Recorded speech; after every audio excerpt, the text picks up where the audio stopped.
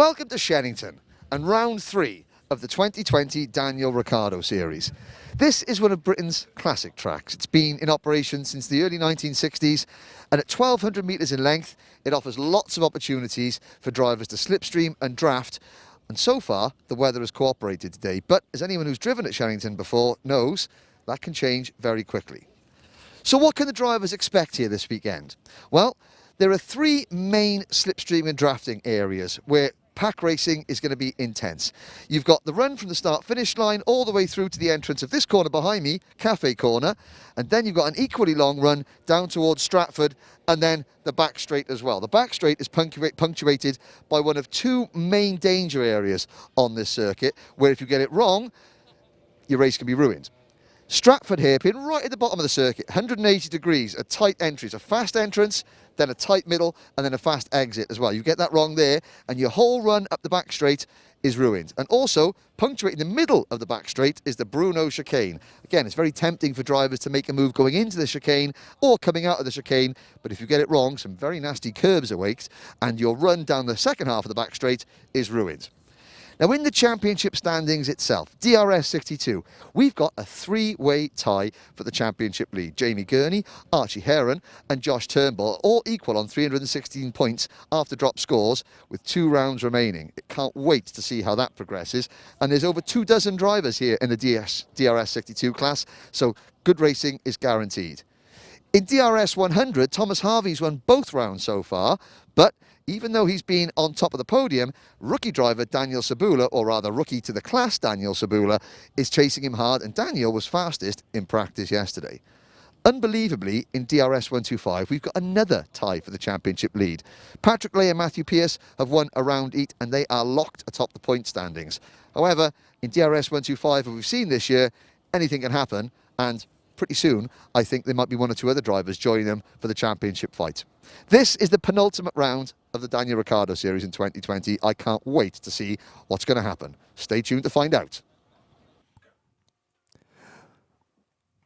Well, good morning, everybody. Welcome to Shenington and round 3 of the 2020 Daniel Ricciardo series. My name's Henry Beaudette, and it gives me great pleasure to be able to bring you today's action, courtesy of our streaming partners at Alpha Live, and you can watch all this on the Daniel Ricciardo series YouTube channel and Facebook page and other social medias. There is a look from the top of the bank at Hanger Corner, looking down towards, on the left-hand side, the start-finish straight, which is known as Park Straight, and then on the right-hand side, the run back up through Hanger Straight. Within the middle of the circuit there, you can see the Bruno chicane. 1,211 metres.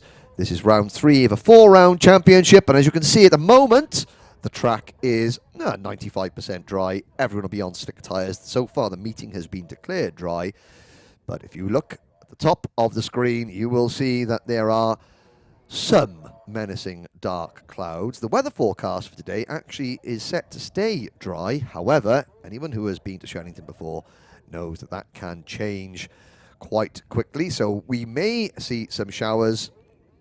We may not. Who knows? There you can see the wind is blowing quite. It's not gale force, but there is a breeze out there. Now that obviously for the not the spectators, because this is a closed event and no spectators are allowed. But for the family members that are allowed into this event in the paddock, the fact there is a breeze means that it's not wonderfully pleasant out there. It's rather chilly. However, for the drivers, that breeze means that if it does rain, the breeze will help dissipate the water off the circuit that little bit quicker. So hopefully we'll have the majority of the day, if not all the day, dry conditions on circuit. So what have we got for you today here? Well, we got 3 classes as usual: DRS 62, DRS 100 and DRS 125. The DRS 62 drivers are on the dummy grid now, ready for their qualifying session. So each driver will compete in 1 timed qualifying session. That will set the grid for the heat race. Every driver has 1 heat race. Then they will go into the pre-final based on what points they scored in the heat races. The pre-final, all the points that the drivers gather today, at the end of the pre-final, you put together, and that will decide the Grand Prix grid. So 4 on-track sessions for each class. We've got 12 sessions to bring you, 9 races, 3 qualifying sessions set to begin very shortly indeed. please stay tuned as we get ready to go racing here for round 3 of the 2020 Daniel Ricciardo Series at this 1,211 metre circuit. Now, Shenington is one of the UK's classic kart tracks. It has been in existence since the very early 1960s. For those of you that want a history lesson, the very first karting event in the UK was held at RAF Lakenheath in 1959, won by a certain Graham Hill, who went on to do a little bit in Formula 1, you know, and 6 Monaco Grand Prix, 2 world titles, own Formula 1 team, father of 1996 Formula 1 world champion Damon Hill. Not much, but just a little bit. Shenington, or Banbury Kart Club as it was known, came into being very shortly after that, and it has been here near the town of Banbury ever since. It has been graced by the greats. Certain Nigel Mansell raced here in the late 1960s before he went on to do a little bit more in karting and racing around the world as well.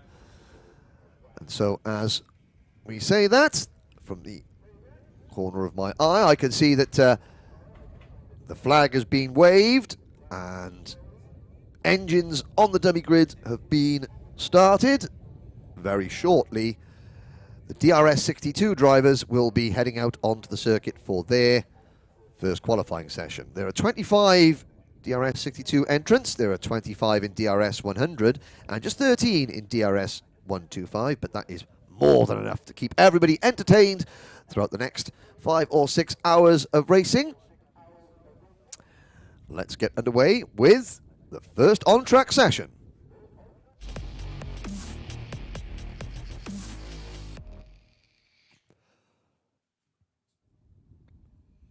DRS 62 qualifying. Now in this class we have a 3-way tie at the head of the standings. Number 3, Archie Heron. Number 4, Jamie Gurney. And number 7, Josh Turnbull. Have equal points after drop scores, because this championship is the best 3 out of 4 scores to count. The opening round at Rissington back in July, Josh Turnbull was the winner. And last time out at Clay Pigeon just a few weeks ago, it was Jamie Gurney who won the race. But Archie Heron, although he had a terrible time at Rissington and only finished 18th after a first corner spin in the final, he recovered while at Clay to finish on the podium, and his consistency through the heat races and pre-finals have put him into contention with the 2 drivers that have taken the 2 final wins so far this year.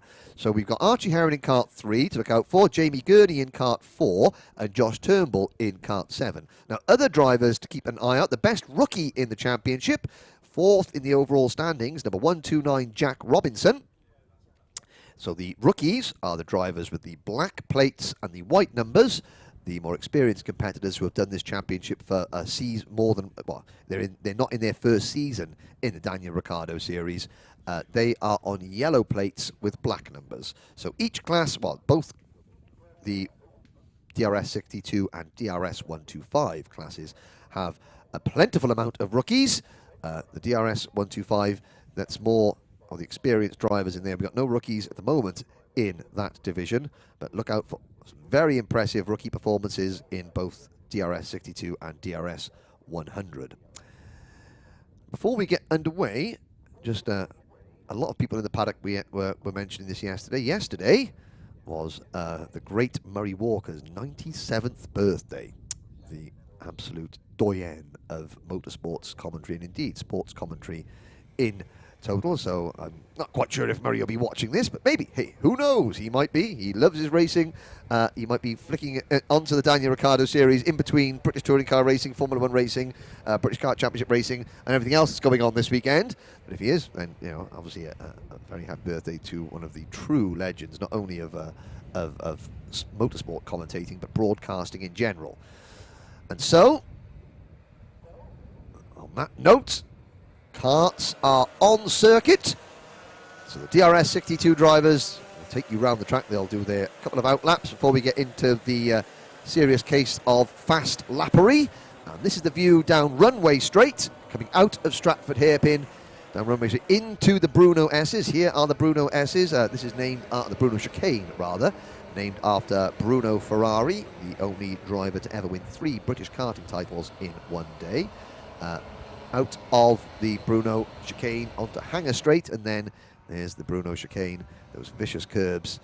Drivers don't want to stay, don't want to venture too close to them, as you're looking at number 106, Jasmine Taylor, going through your screen. She goes out onto the hanger straight, long, fast straight, then it starts turning, the circuit starts turning right into hanger corner, which is still flat out, and then you're late on the brakes into Wilkins, then you're turning, there's a very late apex there, and then you get out onto Park Straight. This is, looking at now, this is Cafe Corner, just below where the commentary position is situated. You come out of Cafe Corner into Pitts Bend, which is right by there, and then on the run down Stratford Straight to Stratford Corner. And again, very fast, straight, hard, late braking zone into 180-degree right-hand hairpin at Stratford Hairpin. Again, we're expecting to see plenty of action at that corner when the racing begins. And then you're up runway straight, a quick flick through the Bruno chicane and out onto hanger straight. So that's it's a very flat circuit, as you can see there. It's quite bumpy, deceptively bumpy, but of course the tarmac is, you know, very well weathered to the tune of almost over 50 years. Now, on your left-hand side of your screens, you can see the differences, that the drivers with the white numbers and the black backgrounds to that, they're championship rookies. The drivers with the yellow plates and the black numbers, they are our more experienced drivers.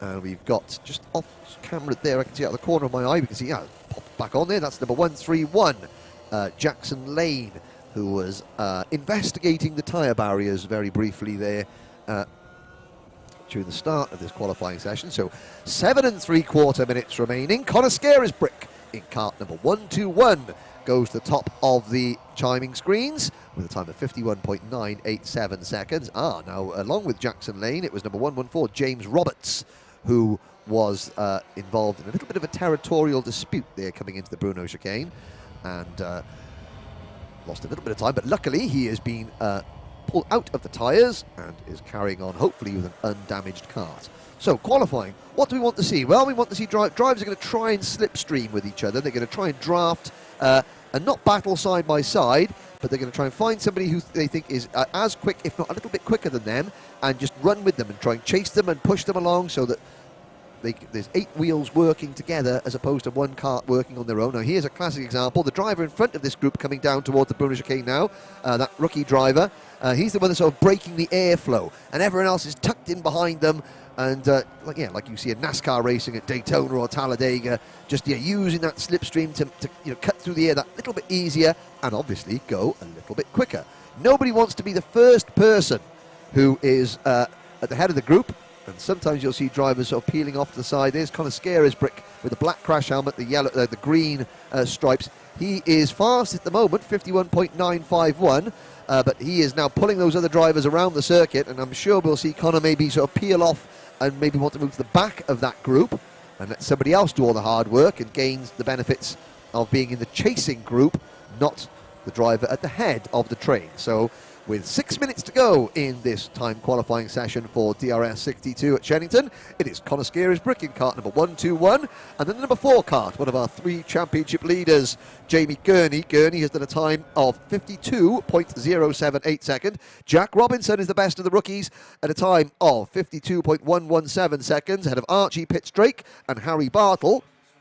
Archie Heron is 6th quickest, Jasmine Taylor 7th, and then Oscar Walsh is 8th fastest with Jamie Scott and Josh Turnbull, another one of our 3 title protagonists, or 3 main title leaders at the moment.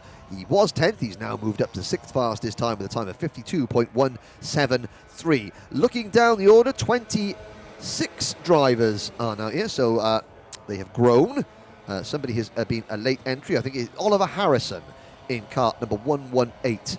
Who has been a late entry. So we're up to 26, an excellent number. And you can see here in the paddock that obviously the family members that are here, all wearing their masks and all doing a very good job of maintaining, maintaining social distancing. It is obviously very hard when you all want to cram around the same viewing area to watch your son or daughter race, but everybody being very well behaved here at Shenington. Back on track, that's off track. On track, our DRS 62 drivers being equally well behaved, and it's a rookie driver. 51.946 for number 119, Archie Pitts-Drake, but that has just been usurped by Jamie Gurney and Archie Heron, 51.723 for Gurney in kart number 4. And we should be seeing Gurney coming into our camera shot out of Stratford Hairpin now. Gurney and Heron, kart number 4 for Gurney, kart number 3 for Heron. Archie Heron, 51.727 seconds. There they go. And they're both chasing the number 7 kart of Josh Turnbull as they go into the Bruno chicane there. Turnbull is 8th fastest at the moment, at the time of 52.173, so he hasn't improved on that mark that he set a couple of laps ago. Here's the entrance to Hanger Bend. Some of the rookie drivers going through there now, but it's number 4, Jamie Gurney, who is leading the pack at the moment. He crosses the line, doesn't improve on this lap. Warning for contact goes out to number 120, Oscar Walsh, who is still there in 7th place. 4 rookies in the top 10 at the moment. The order is Gurney, Heron, Pitts Drake, Robinson, Scarisbrick, Bartle, Walsh, Turnbull, Taylor and Scott with 3.5 minutes to go. So out of the Stratford hairpin, up runway straight goes that group of drivers, including our 1st and 2nd place drivers at the moment in qualifying. Here's the view coming out of Cafe Corner through Pitts Bend there and onto Stratford Straight. You can see the marshals and officials watching to make sure there's no contact driving on circuit. Out of Stratford Corner, up runway straight we go. Those 4 rookies in a line being led by the number 120 kart of Oscar Walsh, who just had a contact warning. Number 110 kart at the back of that train into Hanger Corner. And again, this is where rookie drivers, they're not really doing what they should be in qualifying. They're battling side by side, and of course, it's great to watch, but they're slowing each other down. They need to be sort of line astern, single file, and they cross the line. And any improvements there? Don't think we do. The orange crash helmet there, that is Archie Pitts Drake in kart number 119. He is 4th at the moment, so he's the leading, at the back of that group, he's the leading rookie driver in the class. So again, he's the fastest of this group because he's the back, and the other karts in front of him are pushing the air to each side. Now the lead driver peels over to the side of the circuit and lets the chasing group go. Connor Scarisbrick there in kart number 121, catching this group. Scarisbrick up to 3rd, only 0.05 of a second off provisional pole. 2 minutes remaining. It's still Gurney, Heron and Scarisbrick, 1, 2, 3, and less than 0.05 of a second separate all of them. Looking down to number 101, Jamie Warner, at the bottom end of the top 20. 1.6 seconds separating the top 20 at the moment. Less than 1 second separating the top 14.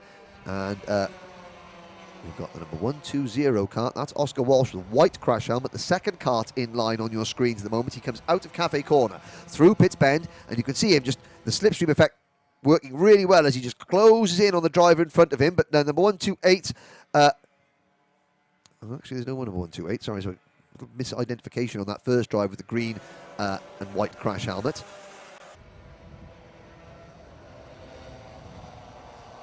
It was number 120, so it's number 120, Oscar Walsh at the head of this group, and now Walsh is slowing these down. Here comes Connor Scarisbrick. So Scarisbrick has got to sacrifice this lap, but he's got to get past these other 2 drivers quickly to get into some clean air. Now he's got past one of them coming into Wilkins. And can he get past the other one? He's going to get a good run on to the start-finish straight. But, I think Connor Scarisbrick has played himself into a bad position here at the start of the final minute of time qualifying in DRS 62. Into Cafe Corner. He's still got Oscar Walsh in front of him. He's going to have to try and push Oscar as much as possible, but he goes to the outside. That is going to cost him a little bit of time. Will he get some help from behind?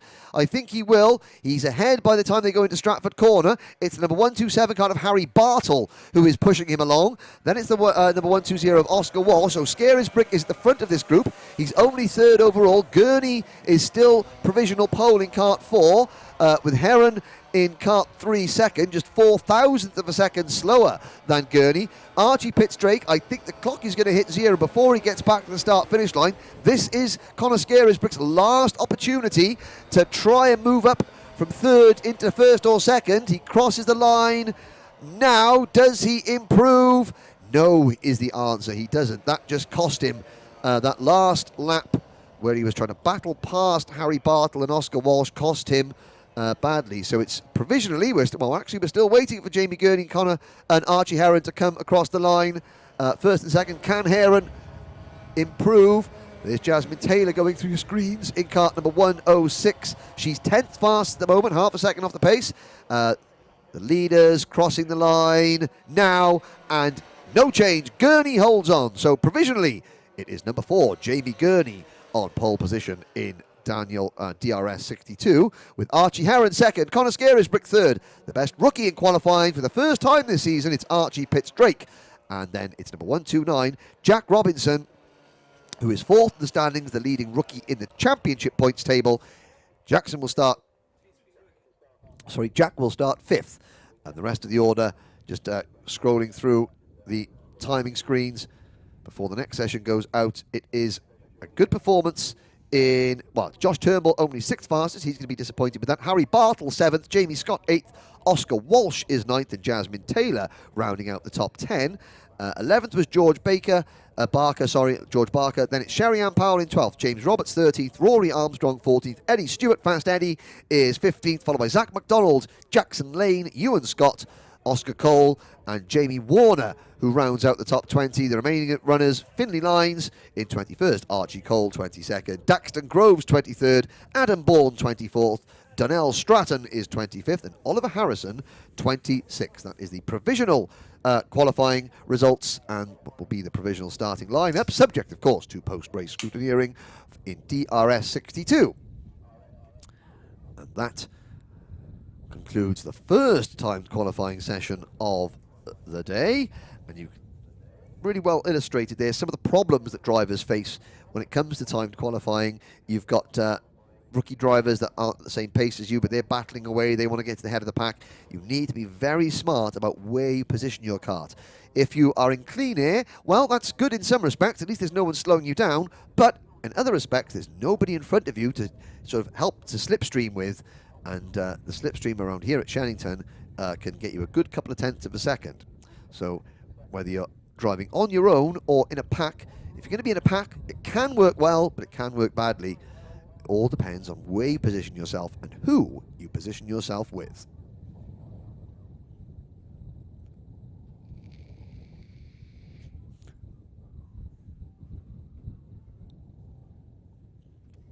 So next up will be DRS 100 qualifying. That will begin at 11:25 in approximately 7 minutes' time. So the drivers will be down on the dummy grid waiting. Before we get into the actual qualifying session, the Daniel Ricciardo Series is a 3-class championship, all using the same Daniel Ricciardo or kart. Now, the DRS62 kart is a cadet kart, but as we're going to find out, this is how you can progress through the championship in the 3 different classes. The Daniel Ricciardo Series is not just a family in terms of its competitors, it's a family in terms of its karts as well. And you can start in this championship at the age of 8 years old and go all the way up until you're, well, 88 years old. With me here from the series itself is Dom, and he's going to take us around the karts involved. This is the DRS62 kart, and this belongs to Eddie Stewart. So Dom, tell us a little bit about the first step. When the drivers are 8 years old, this is what they get into at the championship first of all. Yeah, so the 62 is obviously the first step into the championship. We run these from 8 to 12 years old. There are some variations, crossover from 12 to 13 before you take the step up. Obviously, the setups are very basic. It's just to get them into, you know, hopefully into the future of the sport. And obviously, young gentlemen like this chap here, hopefully find a future in it. Excellent. And again, so it's the 62 is for the engine itself, isn't it? They're all the same family of engines. Obviously, they increase in power, the size of the kart, and the width of the back axle as well. Yeah. So obviously, the 62 is a slightly smaller kart. The 62 is based around the engine. As you say, we step up to the 100s and the 125s. It's all based around the power, and then, you know, simply stepping up as you progress throughout the years, and you get more confident. You get a bit more speed to go with it. Now, Eddie, this is your kart. What's it like to drive? Is it fun? It's really fun. Really fun. Excellent. Okay, well, when you're a little bit older, we'll move along to the next step in the DRS family, the DRS 100 kart. Now, this is the junior kart, isn't it? Yeah, so this is the junior. Again, slightly another step up. Again, a bit more power. The kart gets slightly bigger. Still a very basic setup. You know, we don't go crazy. Keeping it all basic, so you know even the simplest can get in, can jump in it, and can have some fun. And again, so for the junior drivers, again, you've got a little bit of lead on the kart sometimes to make up to the correct weight. Engine's a bit more powerful, obviously a bit wider as well, and the axle's a bit bigger. Yeah, slightly thicker axle. As you say, obviously there are weight categories that the drivers have to hit. You know, for completions of races, qualifying, and those sorts of things. Some juniors need to eat a little bit more to make our lives a little bit easier. But yeah, again, it's just that step up going from your beginner karts to, I suppose you would call them your intermediate karts. Now, Eddie, in a couple of years' time, when you're up there, you're going to be moving from this to this. This look like fun? Yeah. Yes. Now, a long time away, we're going to move on to the final member of the DRS family, the DRS 125 kart, which is just over here. So this is for the 16-year-olds and above. You can race these for as long as you want. Again, so Dom, tell us a little bit more about this chassis. Yeah, again, so the chassis is pretty much identical to the juniors. Again, similar, you know, you've got the axle width, again, the same as the juniors. Your base difference is, again, your engine size. You go from the 100 up to the 125. Simply, again, more power. General progression through the karting series, you go effectively from a slower model to your intermediate model to your, we like to call them experts. Some of their driving, we won't say too much, but yeah, again, the whole thing is about a progression through your karting from, you know, junior all the way up through. And as you say, you can be racing this one into your 50s, your 60s, you know, whenever you want to stop. Now obviously, the DRS is a cadet size chassis, it's a smaller kart. I know that you have to change engines when you move up from 100 to 125. Can you keep the same chassis, or is the chassis different? The chassis is exactly the same. There's no difference between that. Simply, it is the engine upgrade as such. So, you know, you could run this chassis, take it into your senior year by simply changing over the engine. Okay, thank you very much. Now, in a couple of years' time, you'll be in this. In a lot of years' time, you could be in this. Does this look like fun? Yeah. Excellent. Well, there you go. That is a guide through the DRS family of karts, the DRS 62, the DRS 100, and the fearsome DRS 125. Dom, Eddie, thank you very much. Well, a big thank you to Eddie Stewart and Lee from the Daniel Ricciardo series. I was just checking to see if he would say, oh, actually, Henry, no, you're getting my name wrong there. And he didn't. He was a true professional. So thank you there. So as a guide through the DRS family of karts, next up, we will see the awkward middle child of the family. DRS 100 time qualifying coming now.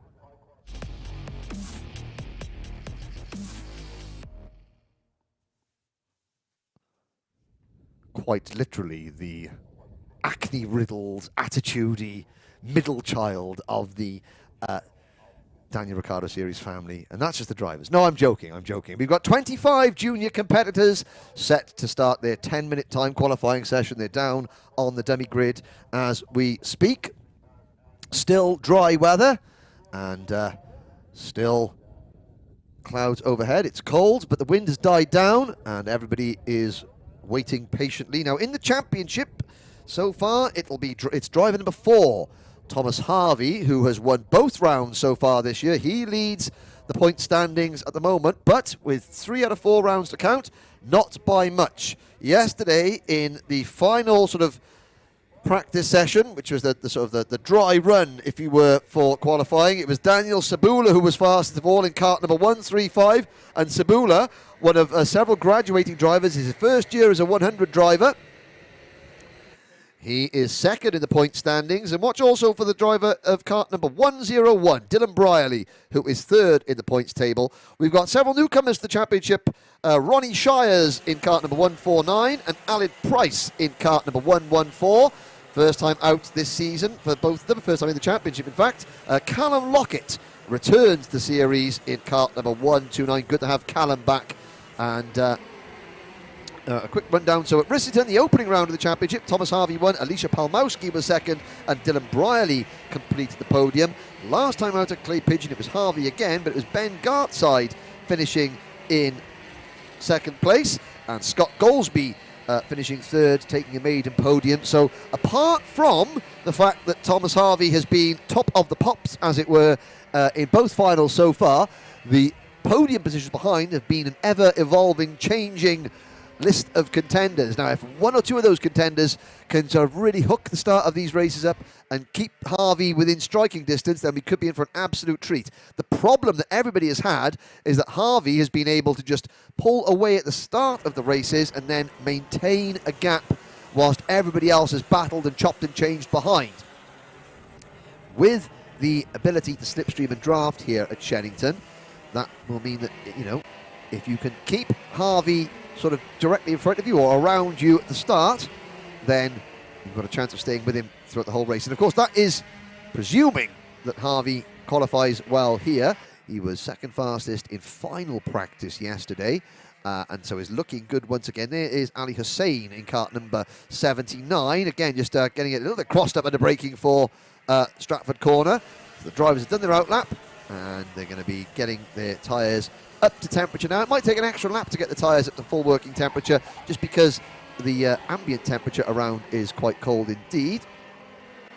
And a great view there from the top of the bank at Hanger Corner. I have to say that our alpha cameraman up there on the bank is doing a sterling job. I hope he's got a nice warm coat on, because it's cold enough when you're down in the paddock and you can see the banking. Now the banking obviously separates, it's there for safety reasons, but it separates the kart circuit from the local glider club, which operates on the other side of the track. So it gives you an idea of just how sort of this barren and bare things can be. There's not a lot of place to take cover. No trees or anything around the place really to shelter yourself from the elements. And so if it's cold down in the paddock, at the top of that banking, it is positively Baltic. And good work there by our camera. So there's Wilkins, of course, named after the late, much-missed Tony Wilkins, who was one of the great raconteurs and figureheads of historic karting in his later years, but obviously, you know, karting since its early days here in the UK, and had many a long interview with Tony, and all you have to do is say, speak, and he would go, and 20 minutes later he would finish, and he would regale you with tales, some of which are absolutely unprintable, about what life was like in karting's formative years. And so that's why the final corner is named Wilkins. Now there's number 114, rookie driver Alid Price. He is making his championship debut this weekend. He's been chased by the number 142 kart there of Daniel Weir. Daniel's best finish so far is a 14th place at Clay Pigeon. At the moment, it is our championship leader, Thomas Harvey, 44.958 seconds, who leads the way. Over half a second quicker than Daniel Sabula in second.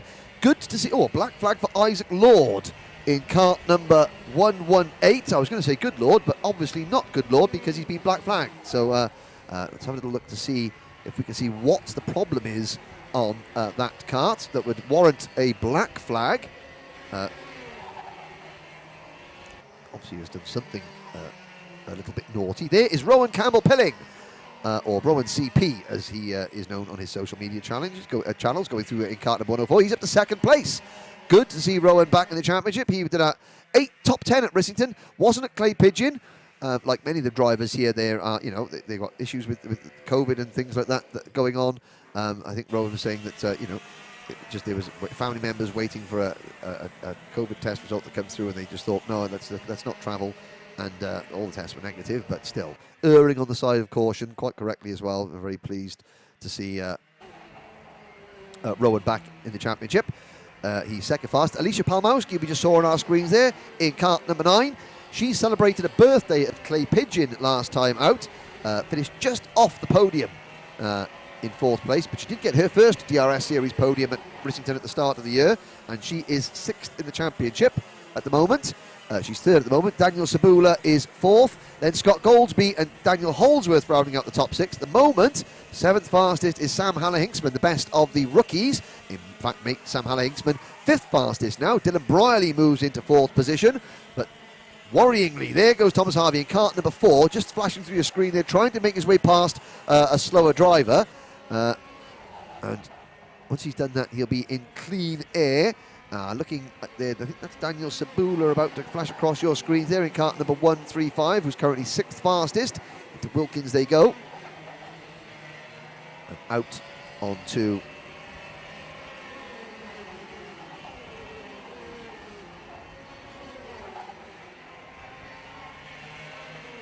but with 4 minutes to go, it is Harvey improving his time, 44.896 seconds. 4.5 tenths quicker than number 104, Rowan Campbell-Pilling. Then Alicia Palmowski, Dylan Brierley, Sam Haller-Hinksman, your top 5. Sabula, Goldsby, Holdsworth, Oscar Walmsley-Jones, and Bryn Calder rounding out the top 10. Bryn Calder, interestingly, it's really good to have Bryn back in the championship. He missed the opening round, but was at Clay Pigeon, finished 16th at Clay Pigeon. And there's Ali Hussein getting it wrong at the entrance to Stratford Corner. He'll not going to be the first person to do that, and he certainly won't be the last this weekend, just to outbreak himself coming into Stratford Corner. But speaking of, there's somebody getting a little bit wide coming over the curbs, coming out of Stratford. One of our rookie drivers, I think that may have been Alan Price in kart number 114, who got a little bit wide there. But speaking of Bryn Calder, saying he was good to have him back in the championship. Now, his dad helps work for Motorbase Performance, does a lot of work there, and was instrumental in rebuilding Rory Butcher's Ford Focus from its massive crash at Silverstone a couple of weeks ago. And Rory is back out racing with the rest of the British touring car mob at Croft this weekend. But I said to Bryn yesterday, I said, I hope your dad remembered to bolt your kart together as well as he's bolted Rory Butcher's Ford Focus together. And the answer was yes, he had. And at the moment, Bryn Calder is just outside the top 10, ahead of Cody Eustace, Aaron Mensah, Anglo-Ghanaian driver in 13th place. Ben Gartside, who finished second at Clay Pigeon, only 14th at the moment. Millie Hart is 15th. Then it's Freddie Cox, Lily Jeffs, Daniel Weir, Ali Hussein, and Callum Lockett rounding out your top 20 at the moment. But Alicia Palmowski goes second with 2 minutes to go. Palmowski only 1/10 of a second slower than Thomas Harvey at the moment.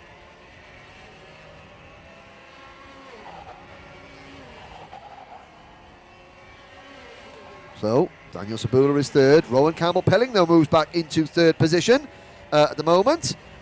It's still Thomas Harvey, 44.896 seconds. Palmowski at 45.006. Campbell-Pilling at 45.178. And then Sabula at 45.309. And Dylan Brierley at 45.387. So Harvey did have a half a second advantage over everybody else. There are now two drivers within 4/10 of a second of him in terms of lap times. 90 seconds to go. Can Alicia Palmowski, can anyone? Here are two of our rookie drivers. There's Millie Hart in kart 147, and chasing Millie is the number 140 kart, fellow rookie, that's Sam Haller-Hinksman. These two drivers, the best two rookies in the overall championship. Hart is 12th in the point standings, Haller-Hinksman is 15th. But at the moment, it's Haller-Hinksman, 6th place, a fantastic 6th place so far for Sam Haller-Hinksman. There's Rowan Campbell-Pilling just coming across your screens and going into Stratford Corner. And Campbell-Pilling still second. Here is Daniel Sabula. Oh, light tyre smoke under braking there as he locks up the rears going into Stratford Corner. 4th at the moment. Daniel Sabula trying to get into the top 3. Here is a look down runway straight. Is now Sam Haller-Hinksman has got past Millie Hart. Millie Hart at the moment is 17th fastest. But it's Harvey at the moment on provisional pole. 10 seconds to go. We haven't seen much of Thomas Harvey. He's been doing his own thing, being keeping out of the way of everybody else and going very, very quickly indeed. The only driver under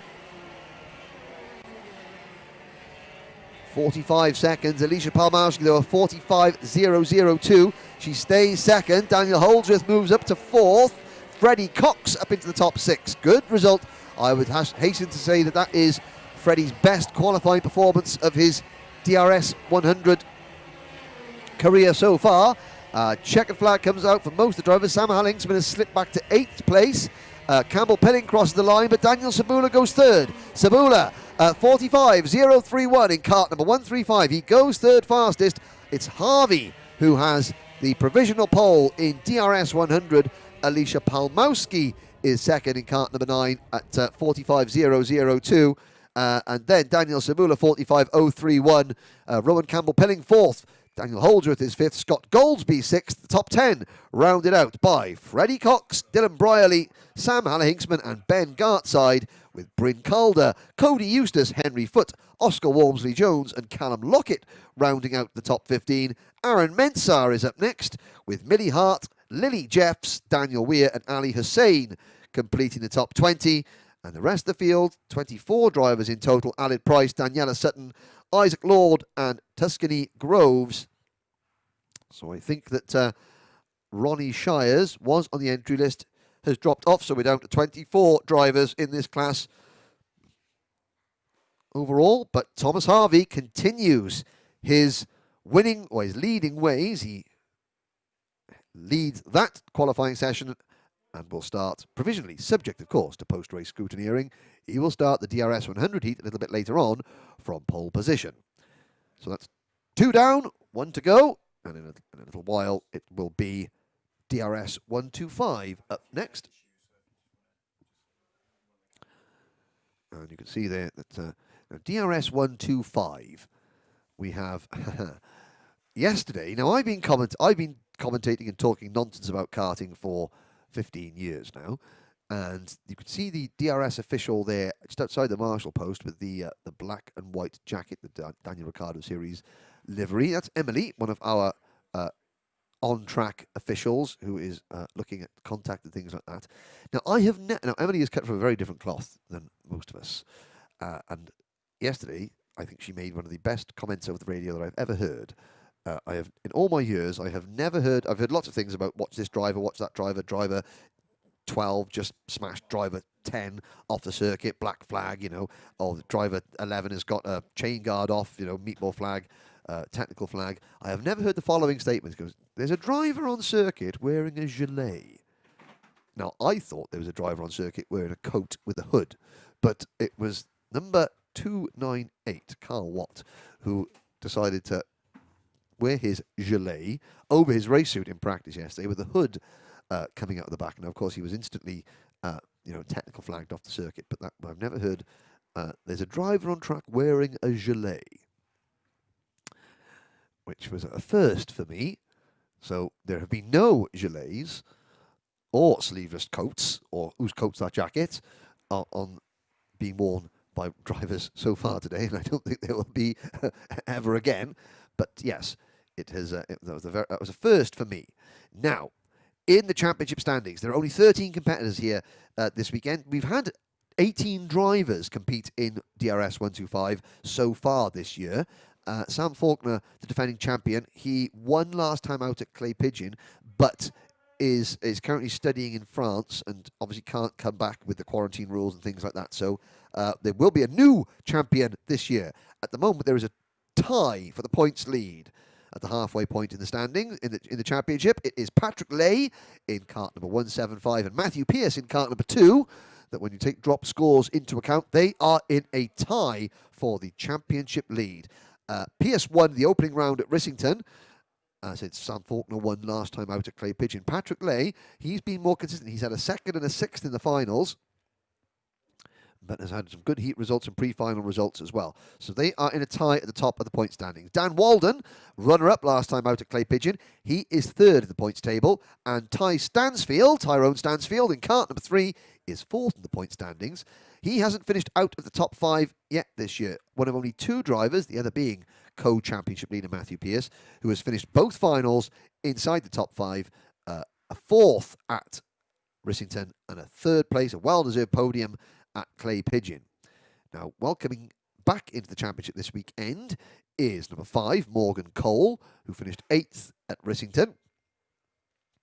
and he's 10th in the championship standings. But look also for number 312, Tom Snape, who was on the podium in the season opener at Rissington, but had some real bad misfortune at Clay Pigeon, wasn't able to really show his true capabilities there.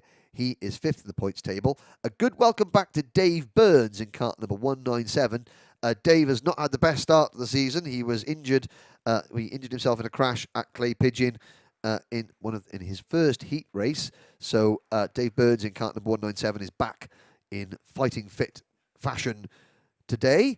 And we'll be looking to really kickstart the second half of this truncated 2020 season. And some dark clouds ahead, but you can see by the fact that there is the track almost looks glowing because there are sunshine patches around the place as well. Hopefully, there will be no spots of rain at all as we look at the Stratford hairpin. Now, beyond the Stratford hairpin, so behind where the camera is, there's an even longer, and so the gearbox layout here at Shenington, which is even longer, that is keeps going and going. And so Stratford Corner is about 200 yards behind. The gearbox Stratford Corner is about 200 yards behind the camera that we're looking at the moment. That is a really long, fearsome part of the circuit. But the direct drive karts are using the shorter of the two circuit variants here, but still you can see that different types of curbing. At the entrance to the corner, there's a flat top, but the middle of the corner, you've got those sawtooth curbs as well, just to dissuade drivers from staying off from hitting the curbs, because of course at the other side of the circuit, this, like many other kart tracks in the UK, older kart tracks, built on the runways of an old World War II airfield. And you can see that there's still, the old airfield, runway tarmac at each side of the circuit is there, but not part of the racing surface. But the reason that the curbs are so vicious is because, drivers, if they can spot an advantage by, deviating out of the white lines, they will invariably take it. So if you put some pretty naughty curbs in there, then that will be the perfect way to, dissuade drivers from exploring more than the prepared track surface, shall we say. So not long to go before DRS 125 qualifying, even though this session is going to be 10 minutes.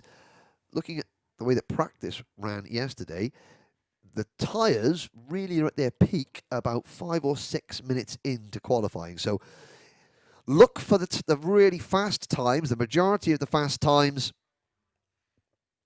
to come in about, minutes 4 and 5, possibly minute 6, depending on when the drivers go out. It's not very often you get last lap changes or minutes, last changes in the last minute or so, but it could happen. All depends on track conditions. As you can see, when we first came to that camera shot at the start of our broadcast, on the exit of Hanger Corner, the track was still darker in colour, and that is because it was still damp from the overnight rain. Now that has gone, so the track is completely dry, and as hopefully the temperature picks up, the track temperature will improve, and that might help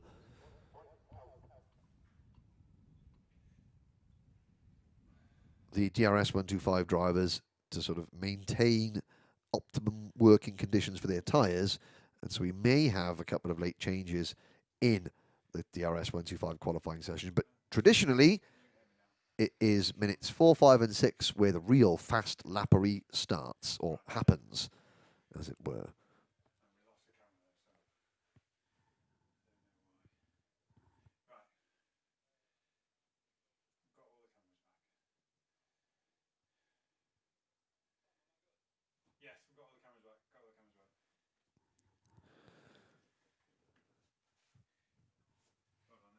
So not too long to go. The next session is due out at 11:44 local time. And right on cue, the whistle is blown down on the starting of the dummy grid. Engines are fired, and in just a few short seconds, we will have karts on track for the third and final qualifying session of the 2020 Daniel Ricciardo Series. Round 3 from Shenington. Here they go, onto their rolling lap. So, a quick rundown of the drivers. Driver number 2 is Matthew Pearce. Driver number 3 is Tyrone Stansfield. Driver number 5 is Morgan Cole. Driver number 6 is Dan Walden. Driver number 8 is Mark Lawrence. Driver 175 is Patrick Lay. 197 is Dave Burns. 279 is Elliot Stanley. 298 is Carl Watt. 304 is Sam Cunliffe. 308 is Corey Elaine. 312 is Tom Snape. And 316 is Jack Rigg. There goes Sam Cunliffe through the screen with the Senna liveried crash helmet. There's Patrick Lay, the front of those 3 karts there. And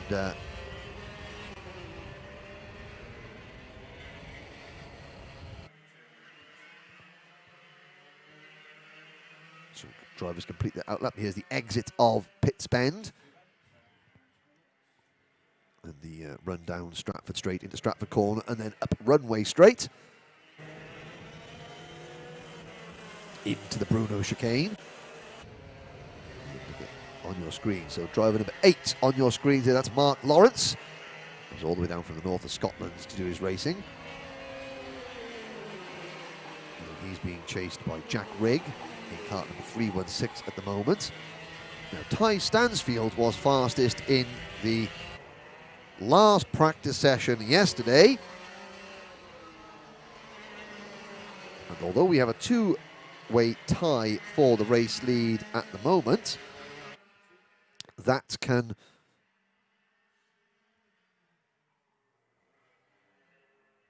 obviously be added to. And even though we've only got 13 drivers racing this weekend, at least half of those, well, more than 50% of the field are potential overall race winners. As Matthew Pearce, with a 44.813 second lap, goes to the top of the timing screens. Instantly replaced, however, by Tyrone Stansfield at 44.258.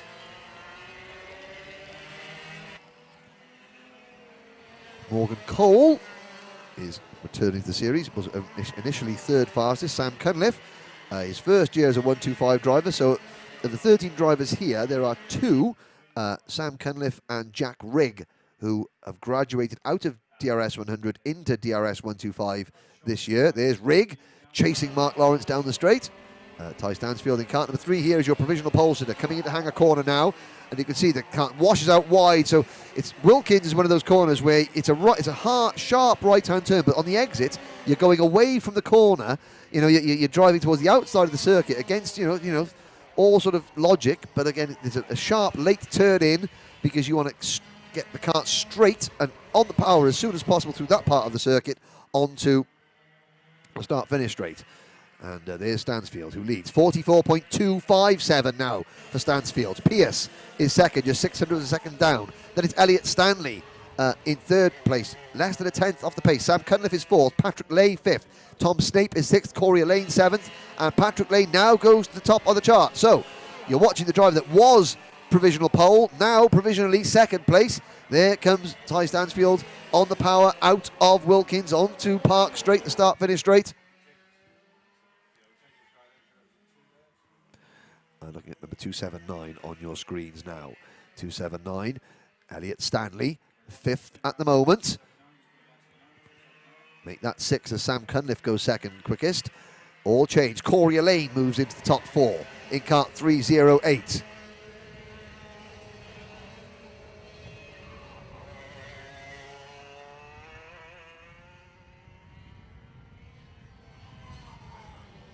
There goes Morgan Cole in kart 5, Mark Lawrence in kart 8, still being chased by Jack Rigg. Jack Rigg, speaking to Jack yesterday, he was saying, it's obviously it's a lot harder in kart 1 in DRS 125. Drivers don't make mistakes as much, and if you make a mistake, it takes a lot longer to sort of regain that time than it did when he was a junior. In junior racing, you can maybe have a half sloppy lap and still regain time, because the chances are all your rivals are going to have just a half sloppy lap as well. And not so in DRS 125. Morgan Cole now chasing Jack Rigg down Stratford Straight. Sam Cunliffe in there, wheel tracks. Cunliffe will look to the inside. Cunliffe is 2nd fastest, but that's not going to help him. It's not going to help Morgan Cole either. So maybe Morgan Cole can get on the rear bumper of Cunliffe's kart now and really push him through the next lap and use that slipstream and that draft, which you can still use in DRS 125. Even though these are the fastest, the most powerful karts, the slipstream will still take effect. Patrick Lay. 43.734 for driver number 175. He's increased his advantage over the chasing pack. He is now 0.3 of a second quicker than his nearest rival, number 304 Samuel Cunliffe. Jack Rigg moves up into 8th place. So 0.8 of a second separates everyone. Oh, and Tyrone Stansfield has stopped. So Tyrone Stansfield, who was provisional pole in kart number 3, he has now stopped that kart on the exit of Cafe Corner, right at the entrance, at the exit to the dummy grid. And his qualifying session is over. Matthew Pearce goes second fastest in kart number 2, 43.998 seconds. Sam Cunliffe, who just making the pass there, coming into Wilkins, is third fastest. Elliot Stanley, a great fourth. Tyrone Stansfield, fifth. Corey Elaine was sixth, now seventh, because Morgan Cole moves into the top 6. So Elaine seventh. Daniel Walden is down in 8th. Disappointing for Daniel so far in kart number 6. 9th is Jack Rigg. 10th is Dave Burns.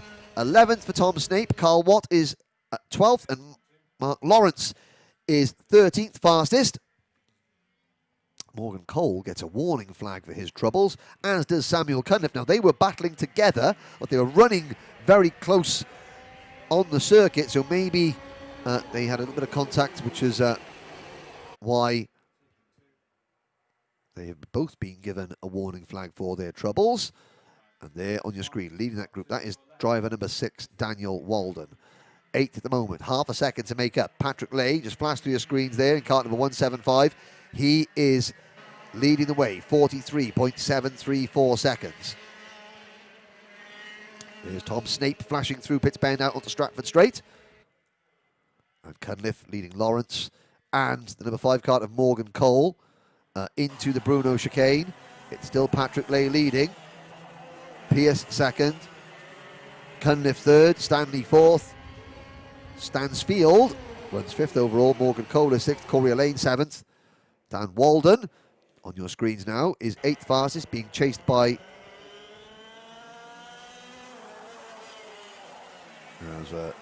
197. Dave Burns just signals to the driver to let him go. 2.5 minutes remain. Are we going to see any improvements? The order is Lay, Pearce, Cunliffe, Stanley, Stansfield, Cole, Elaine, Walden, your top 8. Nobody putting in personal best lap times at the moment. Have the tyres cried enough?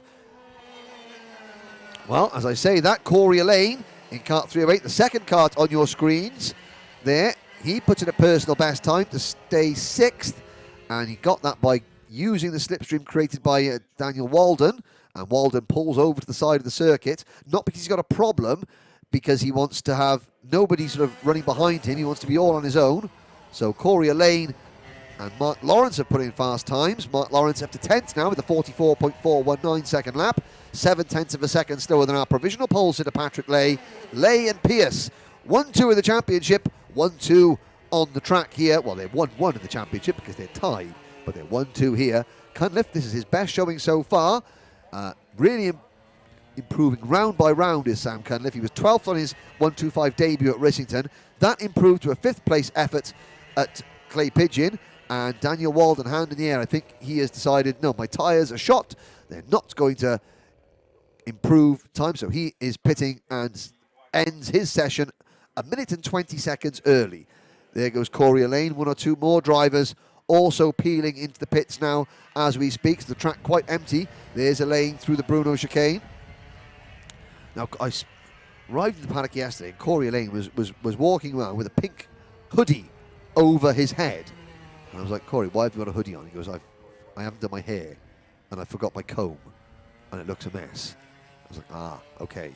So there were no braids for Corey Elaine, and he's just decided to pit. I saw him this morning, and yes, his hair was resplendent, as always. He said, I still haven't found my comb, but we're just, going to go for it.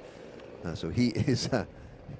comb or no comb, he pits and has qualified a very respectable 6th place at the moment. There's the view of Cafe Corner, the exit of Park Bend.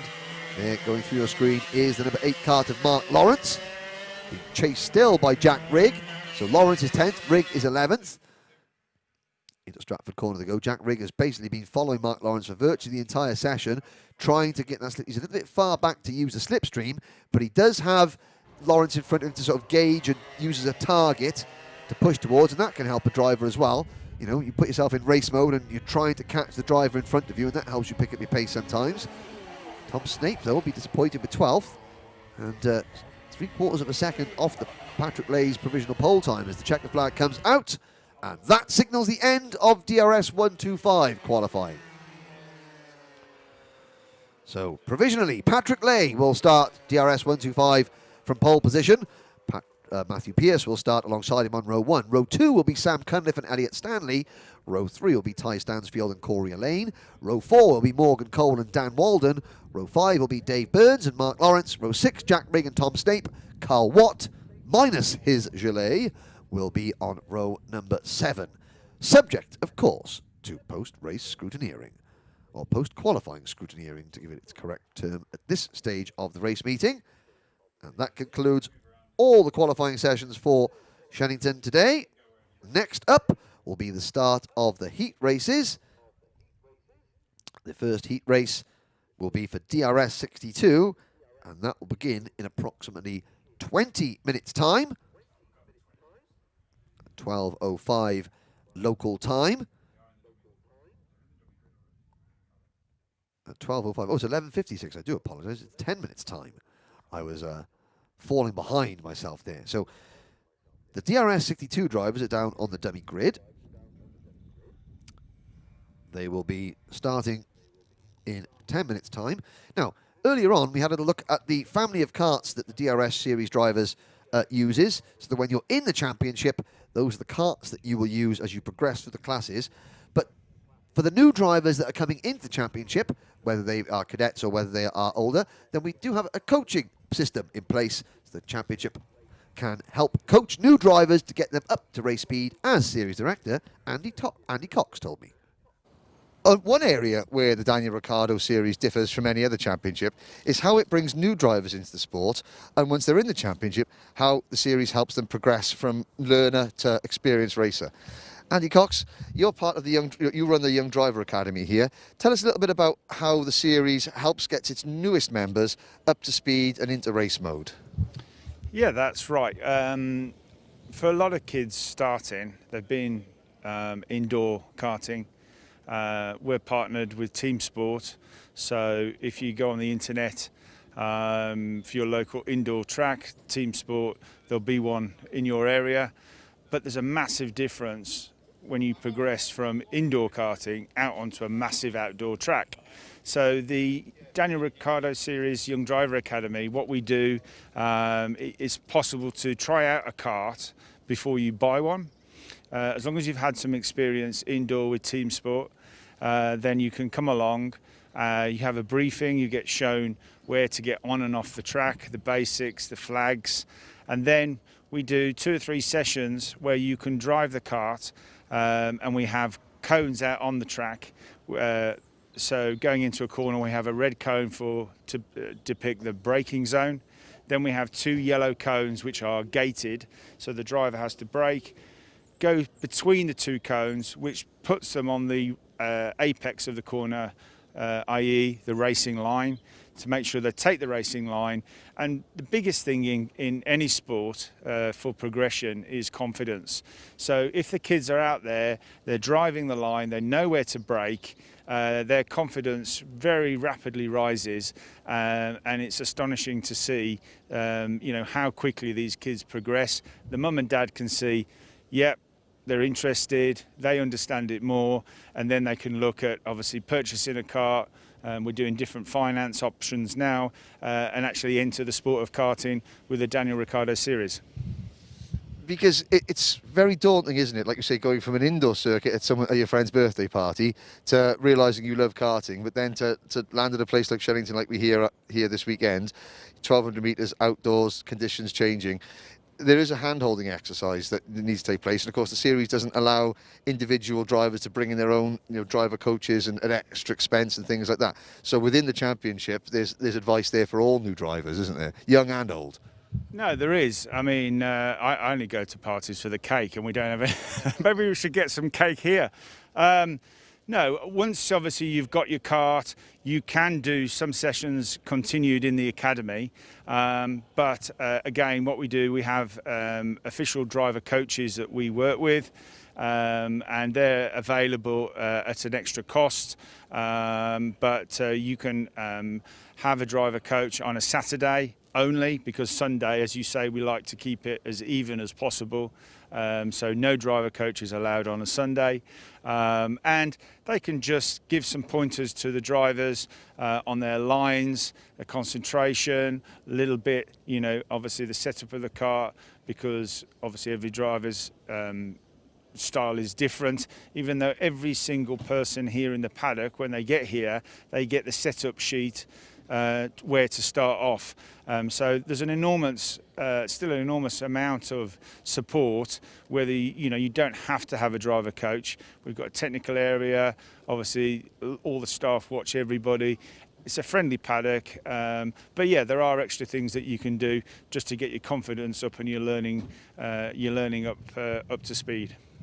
And finally, it goes without saying that it's open to the DRS 100 drivers and DRS 125 drivers, so that so anyone who's thinking of coming into the sport or into the championship, whether they're 8 or 78, there's still that advice there, because getting up to race speed and being safe is obviously very critical. Yeah, I mean, we've got now, the DRS 125 grid is starting to grow again, because that's a class where people will obviously go from DRS 62, DRS 100, then they go to DRS 125, and life is life, and they discover university and beer and other things. And then, you've got the guys that are sort of in their 30s and 40s that want to race. And like you say, a lot of them do go, to team sport for the indoor, or they go to, Daytona for the outdoor, where they just arrive and drive, or Club 100, where they do arrive and drive.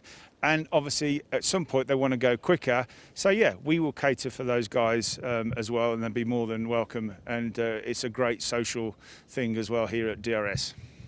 Thank you very much. So there you go.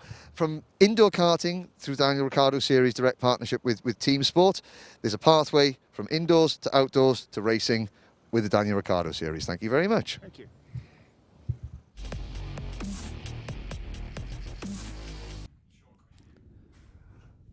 So, Heat 1 for the DRS 62 class. 26 drivers setting down on the dummy grid. The starting lineup as follows. Pole position, Jamie Gurney in kart number 4. Alongside him on the front row, Archie Heron in kart 3. Connor Scarisbrick and leading rookie after qualifying, Archie Pitts-Drake, will start from row number 2. And Jack Robinson and the third of our 3 co-championship leaders, number 7, Josh Turnbull, will start on row number 3. Harry Bartle and Jamie Scott will share row 4, and Oscar Walsh and Jasmine Taylor will start on row 5. George Barker and the driver who is 6th in the championship, Sherry Ann Powell, will start on row number 6. And on row number 7, James Roberts and Rory Armstrong share grids 13 and 14. Fast Eddie Stewart and Zach McDonald go from row number 8, and Jackson Lane and Ewan Scott are on row number 9. Row 10, Oscar Cole and Jamie Warner. Row 11, Finley Lines and Archie Cole. Daxton Groves and Adam Bourne start on row number 12. And on the 13th and final row of the grid, we find 2 more championship rookies in the form of Donnell Stratton and Oliver Harrison. There is Stratton, 54.649 and 55.141 for Harrison. That compares with a lap time of 51.273 for our pole sitter Jamie Gurney. So those 2 novices there, just a little bit off the back of the pace of everything else. There is Archie Heron in kart number 3. On the outside of the front row, Archie Pitts-Drake going through our camera shot. Josh Turnbull, very nice Red Bull livery crash helmet there, in keeping with what? Does he need to get a Renault crash helmet now? He need to get a Ferrari one for next year, I think, or does he? Who knows? Who knows who's going where in the world of Formula 1? But the dummy grid empties, and out onto the circuit go 26 DRS 62 drivers for their first heat race of the day, led by Jamie Gurney and Archie Heron, two of our three co-championship leaders. Now, for drivers like Josh Turnbull, who are a little bit further back, Jasmine Taylor and Sherry-Ann Powell, they will want to try and pick up places at the start if they can, and just tag onto the lead group. Gurney and Heron, they'll be trying to discuss how they can break away. Now, in practice yesterday, the last practice session of the day, we did a few mock rolling starts and rolling laps to make sure that everybody, all the rookies especially, are comfortable with the correct starting procedure. So there is a look of the start-finish straight. Park straight here at Shenington. You can see Andy Cox there signaling with his finger. They're going to go round one more time. So we're going to have a second rolling lap just to get everyone into the correct order and nicely bunched up. So this is around Cafe Corner underneath the commentary position, and then into Pitts Bend. There's Pitts Bend, the run down towards Stratford Straight to Stratford Corner, which we're at now. Will we see any incidents and accidents going into there on the first lap? I certainly hope not. Up runway straight into Bruno Chicane. Again, very tempting to make a move coming into Bruno Chicane, but if you get it wrong and you clout those curbs, you can see beautifully amplified there by our camera crew, coming out of Bruno Chicane, it can really spoil your run onto this straight. This is Hanger Straight, good formation. You then flat out through Hanger Straight, flat out through Hanger Bend here, and then you're still flat out until you get on the brakes as late as possible going into Wilkins. And again, you've got that little apex there, the early apex, but then you're coming wide, even though the corner is getting further away from you. And then it's hard the power all the way out through here to the start line, and we're off and racing. It's a good start from the outside of the front row from Archie Heron. Can he hang it wide with Jamie Gurney going into Cafe Corner? As they all come around Cafe Corner now, it looks like all 26 drivers have safely managed to make it through Cafe Corner. And it's Gurney who still has the lead, with Heron looking to the inside. Scarisbrick is in third. Archie Heron takes the lead. Connor Scarisbrick tries to pass Jamie Gurney for second place, but Gurney holds him off. And now Heron already having to defend up runway straight for the first time as Gurney looks to come back at him. We've got a 5-car breakaway. Turnbull has done exactly what I said he needed to do. He's got up into fourth position from the third row of the grid, and he's in that lead pack. And the leading rookie has gone with them as well. I think that may be number 129 of Jack Robinson. Let's have a little look as they come out. Or is that Harry Bartle? It's Harry Bartle in cart number 127 from 7th on the grid. Bartle up into the top 5. And behind the top 5, there's a big gap all the way back to 6th position. And that is Jasmine Taylor with Archie Pitts-Drake dropping from 4th to 7th. Then it's Jamie Scott, Jack Robinson, Oscar Walsh, and then George Barker, Eddie Stewart 12th. Sherry-Ann Powell hasn't made up much ground in 13th, but look at the top two. So whilst Scarisbrick and the rest have been battling and tripping over each other, this is exactly what Archie Heron and Jamie Gurney wanted. They got a huge gap. And up into third place has come Harry Bartle. Great performance from Bartle, but just look at the amount of clean air there is between the top two and third place. This has possibly given the top two a chance to take this race away from everyone at the front there. That's Jasmine Taylor moving into 4th position.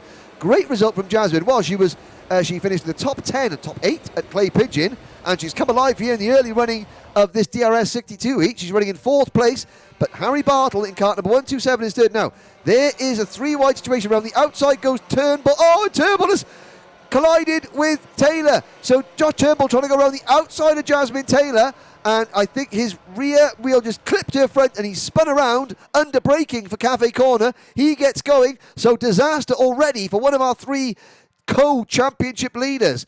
Bartle is still third, and up into 4th place is Archie Pitts-Drake. Jamie Scott is up into 6th, then it's Taylor who slips back to 7th after that little incident, but she carries on. And the top two, Heron and Gurney, 2.5 seconds up the road already, and we are only on lap number 3. So Bartle, Taylor, Pitts-Drake, Turnbull, and next they cross the line, it's still Heron and Gurney. Gurney sets a new fastest lap, 51.768 seconds. They are now 2.7 seconds in front of the third place battle. Bartle, Fitzdrake, Scott, Taylor, Robinson. Scary's Brick down to 8th.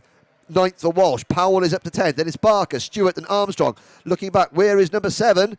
And Josh Turnbull is 26th and last. He's 14.1 seconds behind the race leader. He's 1.5 seconds behind the 25th place kart of Oliver Harrison. How much ground can he make up as we look? They're the two leaders. Harron looking over his shoulder, coming into Hanger Bend there, just to see that they've got a nice big gap. Bartle still runs into Jamie Scott, I think, has got past Archie Fitzdrake. There's the rest of the field flooding through Hanger Corner, and there is Turnbull with that yellow plate, just picking up one of the rookies. That's passing Harrison, and so he moves into 25th position. There goes Scott past the leader. There's Sherry Ann Powell in the number 8 kart. Flashing across your screen. Lots of battling back in the pack. And race leaders, Gurney leads. Here's the battle for third. Scott is now into third place ahead of Bartle. So driver number 6, Jamie Scott, in third position. Bartle trying to come back at him out of Stratford Corner, up runway straight. Scary's Brick has made good ground as well. He's recovered to 5th position. Archie Fitzdrake runs 6th. He's the 4th kart on your screen there. Here are the leaders. Heron, perfect. This is perfect. They're not team formation, they're not teammates, because there are no teams in the Daniel Ricciardo series. Every driver has to run as an individual, but they're working together in perfect unison. Heron pushing the race leader along into Pitts Bend. So Heron, he ducks out there coming through the corner, so he's not unsettling the kart of Jamie Gurney. But now as he come out of Cafe Corner, watch how the second place driver just leans on the rear bumper of the race leader. He's in his slipstream. He pulls out a little bit wide. Gurney defending into the corner ever so slightly. Then he swings out wide to take a late apex out or into Stratford and out again. And they are now 3 seconds in front of Connor Scary's Brick in third position. Scary's Brick has still got Bartle right behind him. Down Hanger Straight they go. Heron tucked into Gurney slipstream. Again, he checks over his shoulders to make sure they're not closing in from behind. Now he knows he can afford to try and make a passing attempt without getting shuffled back. He's going to try and time this. We've got less than 3 minutes to go. He's going to try and time his run on Gurney so that if they do get involved in a battle, the chasing pack here on your screens now cannot catch them. Scary's Brick in third. Bartle doing a fantastic job in 4th place. Fitzdrake is 5th. Is Jamie Scott is in 6th position in kart number 6. Then it's Jack Robinson 7th. Jasmine Taylor runs in 8th. And behind Jasmine Taylor, it's a battle for 9th place between Oscar Walsh in kart number 120 and Sherry Ann Powell in kart number 8. Then it's George Barker, Rory Armstrong, Eddie Stewart, Ewan Scott and Jamie Roberts. Josh Turnbull has regained 6 places and is back up into the top 20. He's still 15 seconds behind the race leader, but he's got a whole gaggle of karts in front of him. So I think with 2 minutes to go, Turnbull is still eyeing a place in the top 15 at least. There come the leaders out of Wilkins. Heron hasn't made his move yet. When will he make his move? They come across Park Straight into turn number 1. There's the second group going across your screens now.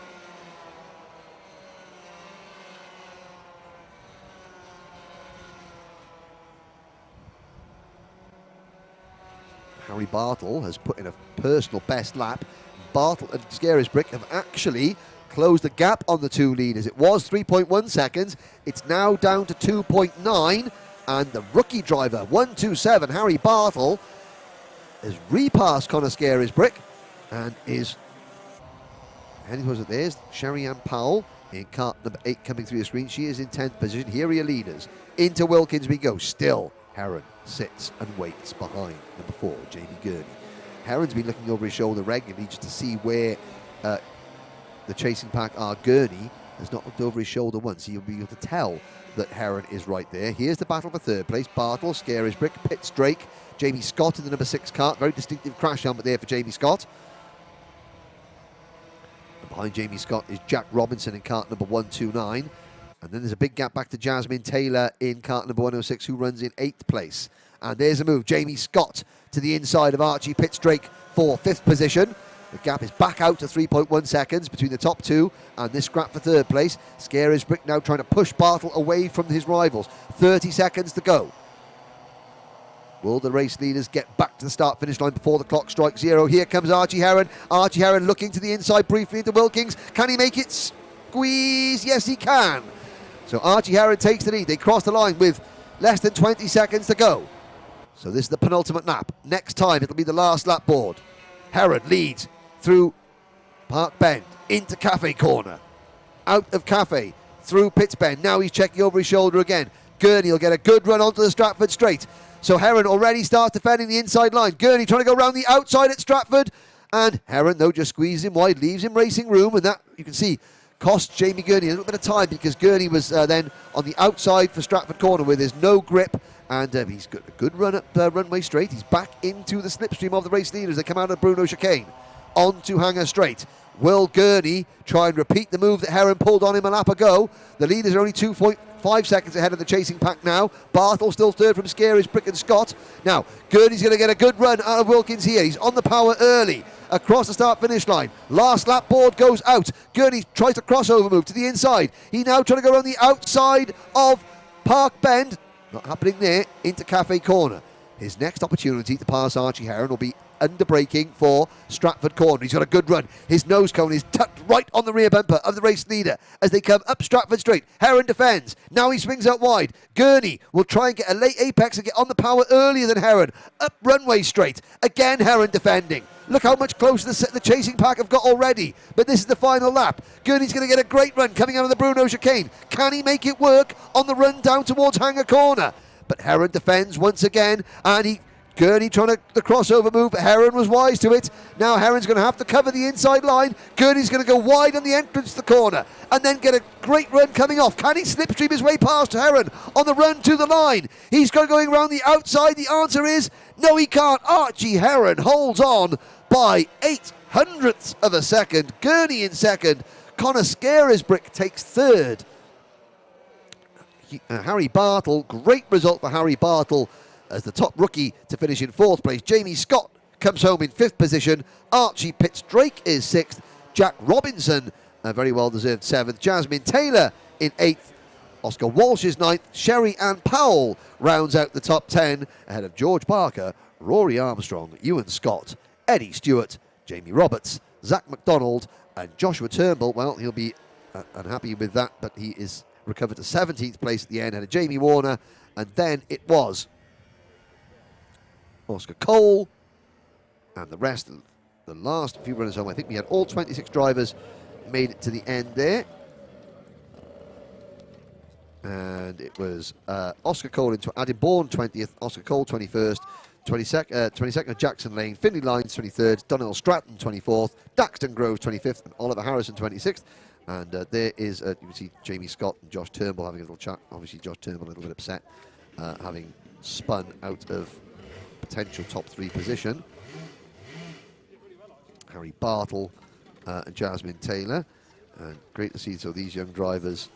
There's a high five for Archie Pitts-Drake in kart number 15. And you can see it's great to see these youngsters, again, aged between 8 and 12, all having a conflab at the end of the race. There's a discussion amongst, I think Josh Turnbull there, sort of like hands in the air. Jasmine Taylor discussing the incident from her perspective. And, there's Jamie Scott. Getting in, just having a chat as well. As number 116, getting ready to put his kart back on his trolley. That's Archie Cole. Oh, Archie Cole, I mean, a lot of these drivers, again, you look at the drivers and think, oh, well, if they're 20th place in the race, as Archie was 19th, then, that means they're not as good as the 18 drivers in front of them. But then you look at the size of Archie Cole, and of course, he's a very tall DRS 62 driver, and therefore, he's a lot heavier, and he's probably over the weight limit, but because he's just so tall, because kids grow at different rates. And then you've got other drivers that are more pint-sized, and that can add lead to the cart to bring them up to minimum weight, and of course you can move the lead around the cart to help the handling and what have you. So that's some of the reasons why. And of course, then as drivers move into the bigger classes, then their height or their width isn't as much of a problem. So there is one race in the books. The next race up will be the heat race for DRS 100, and still the skies overhead remain cloudy, but lots of blue patches trying to creep through those clouds. The dark clouds, they are quite high in the sky, so You know, that's a good sign. You know, it's when you can't see the trees, the background of that shot, you know you're in trouble. You can, but at the moment, the track is dry, the weather is set fair. It's certainly autumnal, but it is dry, and that is what is matters at the moment. So the next race will be DRS 100, and that will be coming up very shortly.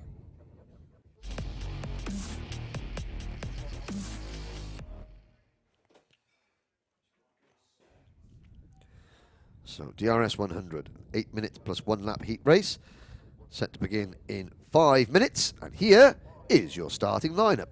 Pole position, championship leader, driver number 4, Thomas Harvey. Alongside Thomas in the front row, I think it's her first front row grid qualifying effort, Alicia Palmowski in kart number 9. Daniel Cebula and Rowan Campbell-Pilling are on row 2. Rowan CP on his social media channels, as he told me this morning. Daniel Holdsworth and Scott Goldsby are on row number 3. And then behind them, Freddie Cox. His best qualifying result since moving out of DRS 62 into DRS 100. He is 7th on the grid. Dylan Brierley is 8th. Sam Haller-Hinksman, the best rookie in the qualifying session, starts 9th alongside Ben Gartside in kart number 130. Ben, who was 2nd at Clay Pigeon last time out, his best ever DRS 100 result. Bryn Calder and Cody Eustace start on row number 6. Henry Foote, all the way from Cornwall, and Oscar Walmsley-Jones are on row number 7. Callum Lockett, making his seasonal debut, starts 15th alongside Aaron Mensah. Millie Hart and Lily Jeffs, Millie and Lily on row number 9. And then on row 10, rounding out the top 20, Daniel Weir and Ali Hussein. Row 11 sees Alid Price making his seasonal debut, and Daniela Sutton. Isaac Lord, another debutant, will start 23rd alongside Tuscany Groves. 24 drivers, all set to do battle over this next 8-minute plus 1 lap heat race. And the drivers are sitting down on the dummy grid as we speak.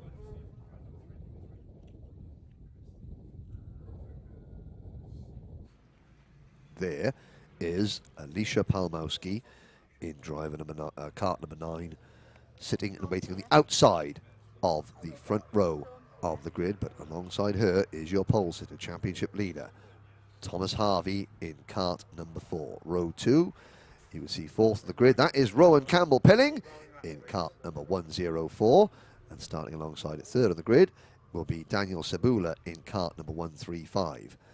There is Scott Goldsby, a great result for the Suzuki-sponsored driver. 3rd last time out at Clay Pigeon. He shares row 3 with this driver. Oh, not that driver, that is Freddie Cox. He will start on the inside of row number 4. Dylan Brierley will start on the outside of row 4, kart 101. Dylan, very solid in the championship so far. He runs 3rd in the points table. Sam Haller-Hinksman, you can see the rookie drivers, black plates, white numbers. That signals that it's their first year in the championship. Sam will be starting 9th. There's Ben Gartside and Cody Eustace in kart number 134 with the Laser Tools sponsorship.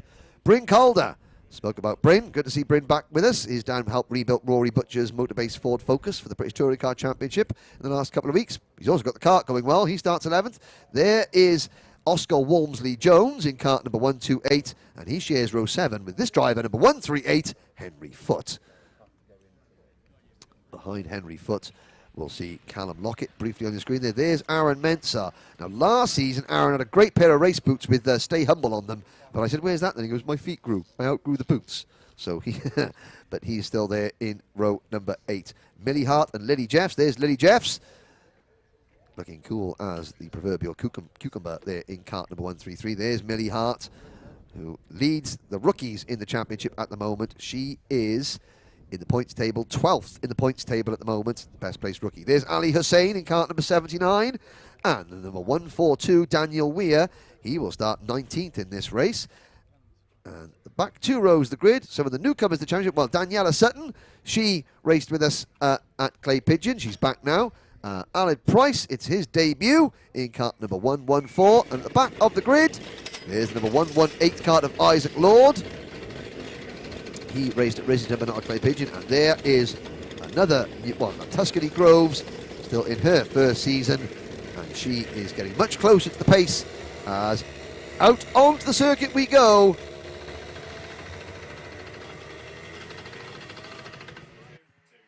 Rolling lap time. Hopefully we'll get... Oh, and there's a problem there for the number 148 of Tuscany Groves. Can she get herself restart? And another driver there. That's the number 114 kart of Aled Price. With a few issues getting off the start line. And you can see that Andy Cox there on hand to try and get that kart restarted. Hopefully they will get that kart going as everybody else is on their rolling lap. I think we'll probably have 2 rolling laps here because we've got Tuscany Groves to see coming through the Bruno chicane there, trying to catch up with everybody else. There's a false start has been given. You can see the drivers with their hand in the air to signify a false start. Now, out of my commentary box window, I'm going to see, I think they have got the number 114 kart. Yes, they do. So, Aled Jones does get into the race. Well done to Andy there for getting Aled's kart restarted and in the race, because it's vitally important, especially for the rookie drivers, that they just get every single lap of experience they can. You know, this is a shortened championship, and opportunities to race are slimmer and lesser than what they would normally be. So every single lap counts for these rookie drivers, just to get them up to as much speed as possible. So here we go then. Now, Rowan Campbell-Pilling is just sliding into position there. Now, Thomas Harvey looks a little bit untidy at the moment, and you can see there. So another rolling lap while we get Aled Price onto the back of the rest of the pack. So Thomas Harvey, again, 2 wins out of 2 finals so far. He needs to just be consistent now. It's down to his rivals to really up their game. And they come around Stratford Corner. All 24 drivers safely off the demi-grid. Alicia Palmowski in kart number 9 starts alongside on row number 1. This is her best qualifying position. Can she get... What, can she hang on the outside of Park Bend? Because obviously the pole sitter will have the inside line through turn number 1. But if she can hang on to the outside line and not allow Thomas Harvey to get a full kart length in front of her, she'll have the inside line for turn number 2. Rowan Campbell-Pilling in kart number 104 there. Secondary, he is absolutely planted on the rear bumper of Palmowski's kart to give her a big push across the start-finish line. Lights out, we're off and racing. Here we go then, into turn number 1. Palmowski is on the outside. Can she keep it on the inside now for Cafe Corner? No! Thomas Harvey does sweep around the outside of the second corner to keep hold of the lead. It was a good effort from Palmowski, but now not quite good enough. Rowan Campbell-Pilling there in 3rd position into turn number 1. You can see Harvey already 10 kart lengths clear coming out of Stratford Corner. Now up the runway straight. Palmowski has got to get help from Campbell-Pilling in 3rd. It's Daniel Sabula in 4th place. So the number 9, the number 104 and the number 135 have all got to work together now. So Sabula has got to get on the rear bumper of Campbell-Pilling's kart and push him up to Palmowski, and in turn try to work together to stop driver number 4, Thomas Harvey, from breaking away at the very start of this race. Can they peg him back? Everyone safely through the opening lap of this 1200-metre circuit. Down is Scott Goldsby chasing Sabula in 5th position. So Goldsby in 5th has got Brierley behind him in 6th, Holdsworth 7th, Ben Gartside 8th, Eustace is 9th, Freddie Cox is 10th, Sam Haller-Hinks going to slip back to 11th place, ahead of Oscar Walmsley-Jones, Bryn Calder, Callum Lockett, Ali Hussein and Henry Foote. But the end of lap number 1, Thomas Harvey's lead was nearly 7/10 of a second. There goes Goldsby, being pushed along, well, being chased by Brierley, 5th and 6th on your in the race. Sabula looks to the inside of Campbell-Pilling, going in, no, and Campbell-Pilling goes to the inside of Palmowski, so Alicia Palmowski gets shuffled wide there. Rowan Campbell-Pilling into P2. Best performance so far from this young driver. And Sabula having to fight Scott Goldsby and Sabula side by side coming out of Cafe Corner. That is the battle for 4th and 5th positions. Harvey leads. Campbell-Pilling in 2nd. Palmowski 3rd. Sabula 4th. Goldsby up the inside of Sabula into Stratford Corner. There goes number 130, Ben Gartside. Oh, and Sabula runs wide there and over the curbs. And that has cost Daniel Sabula several places.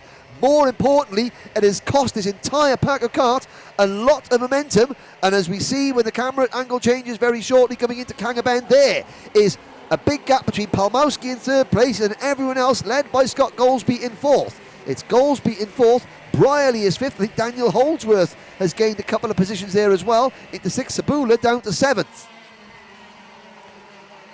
But Goldsby leads this group on circuit out of Cafe Corner. Daniel Holdsworth in kart number 132 is right behind Scott in fifth position. Sabula down to sixth, just in front of Dylan Brierley.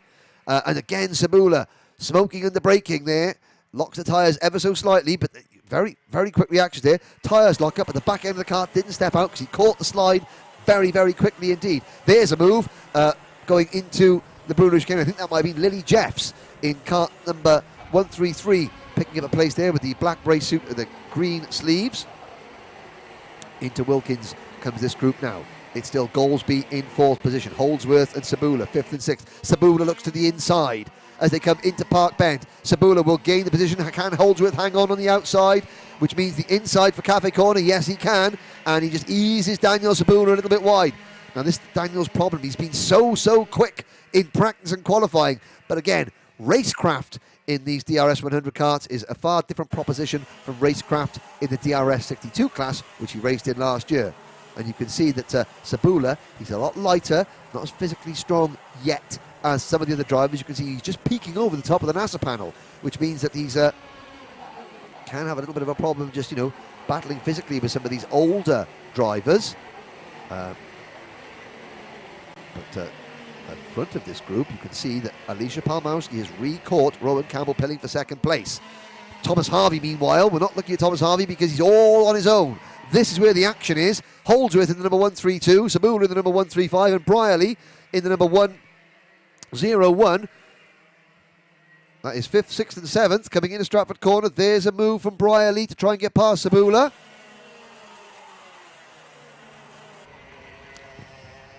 But Goldsby in kart number 139 holding off this group, coming through the Bruno chicane on lap number 6. Thomas Harvey's lead now 1.8 seconds over Rowan Campbell-Pilling, but I think Alicia Palmowski was sizing up Rowan for a move there, coming into Wilkins. And has Alicia Palmowski made the move for second? We'll find out very shortly. Thomas Harvey sets a new fastest lap. Yes, Palmowski is through. There is the evidence. Palmowski in kart number 9 leads the number 104, second and third on your track, but they are falling away from the race leader. Thomas Harvey, 2.5 seconds nearly up the road. Campbell-Pilling comes underneath Palmowski, retakes second place going into Stratford, but Palmowski has a great run, completes the crossover move. Perfect synergy there from Palmowski to regain the place she lost on the exit of that corner. And now she has a good run down Hanger Straight, so Campbell-Pilling will tuck back in. Will Rowan Campbell-Pilling look up the inside into Wilkins now? I mean, there's no point working together because they're not going to catch Thomas Harvey. Less than 3 minutes to go, and Thomas Harvey leads by 2.5 seconds. It's going to be more than that because they've been battling. It's going to be now 3.1 seconds. Campbell-Pilling back to the inside. Great move there from Rowan Campbell-Pilling going through turn number 1. Out of Cafe Corner, Palmowski will now try and fight back. Millie Hart gets a warning flag for her trouble. She is down in 20th position.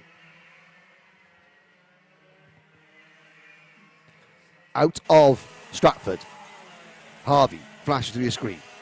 Then it's Campbell-Pilling in kart 104, Palmowski in kart 9. And the more they battle, the closer the chasing group gets. Led by number 139, Scott Goldsby, and chased by number 135, Daniel Sabula. So Sabula has finally fended off the challenge of Dylan Brierley in 7th place. Ben Gartside runs 8th.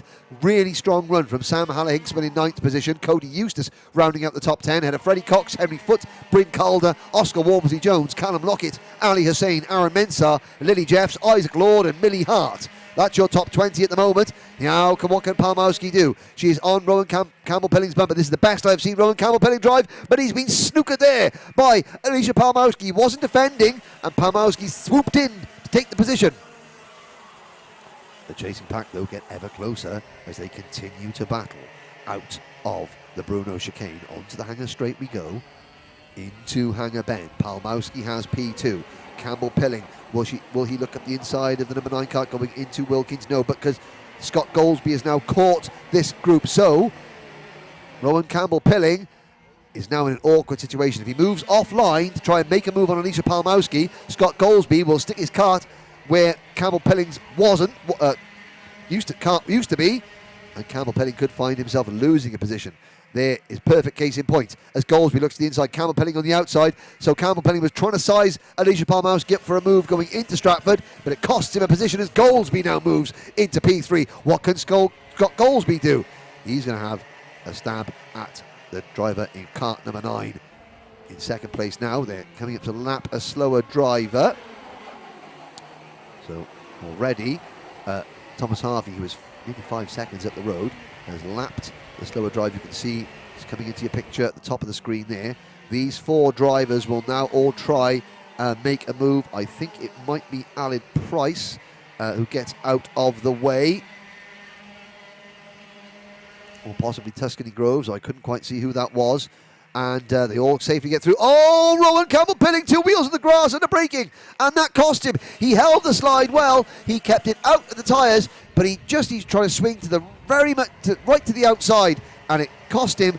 He slots back in. He's lost 4 or 5 positions there, but it's going to be Thomas Harvey on lap number 11, who is away at the front there. The clock strikes 0. Palmowski defending second place. Scott Goldsby will get a good run on Palmowski coming out of Wilkins now as we start the last lap. And I think that might be Daniel Holdsworth in cart number 132 in 4th place. Yes, it is. So Holdsworth will just watch and see if Goldsby and Palmowski slow each other down. But Thomas Harvey comes out of Stratford Corner. Been a perfect drive, and so far it's going just to plan. No one can touch Thomas Harvey. He's got the entire length of runway straight all to himself. Who is going to emerge in second place? They come into Bruno's. It's still Palmowski from Goldsby, from Holdsworth, with Sabula right behind them in 5th position. Briley and Campbell-Pilling 6th and 7th. Palmowski has to defending to hang a corner. She's going to keep it very, very tight to the inside line. Goldsby can't swing out too wide because Holdsworth will pass him. Sabula was making a move. Harvey has taken the win after 12 laps. Palmowski takes second. Third for Goldsby. Sabula passes Holdsworth at the final corner to take 4th place. Holdsworth down to 5th. Dylan Briley is in 6th. Rowan Campbell-Pilling is 7th. Best rookie is Sam Haller-Hinksman in 8th. Cody Eustace in 9th. Ben Gartside rounds out the top 10 ahead of Freddie Cox, Bryn Calder, Oscar Walmsley-Jones, Ali Hussein and Callum Lockett, with Aaron Mensah and Lily Jeffs next, Millie Hart 18th and Isaac Lord finishing in 19th place. And as they come into the pits outside the top 19, finishing in 20th place was Daniel Weir, Henry Foote 21st, then Daniela Sutton 22nd, Alid Price 23rd, and Tuscany Groves 24th. And here's a great view of the karts returning to Parc Ferme. And there's Bryn Calder. You can see he's got Bryn, just in case anyone had forgotten, on the back of his race suit. There's Lily Jeffs, all having a look. Millie Hart in the foreground there, still sat in her cart. Cody Eustace with the Laser Tools sponsorship. And then everyone else sort of standing around looking at the end of that race. Now, of course, some of these drivers will go through into the scrutineering bay. And, of course, the scrutineer might just hand-pick a couple of other drivers who finished a little bit further back, just to make sure that everything is legal and they're all on the correct weight. And everybody else will wait in Parc Ferme for their parents or mechanics to come and lift the car up. Now, there's Oscar Walmsley-Jones having a chat with, I think that was Bryn Calder in cart number 103, Cody Eustace and Ben Gartside. Ben Gartside in that white and luminous orange checkered crash helmet design. Ben, well, where did Ben finish in that one? Ben came home in 10th place, so not a great result for Ben there, who finished, of course, 2nd in the final at Clay Pigeon last time out. Everyone else seems to be just, just musing life itself, life, the universe, and everything. And a big thumbs up there for number 140, Sam Haller-Hinksman as well. He should be, because Sam has finished in the top 10 there, leading rookie home by some margin, and great result there for Sam.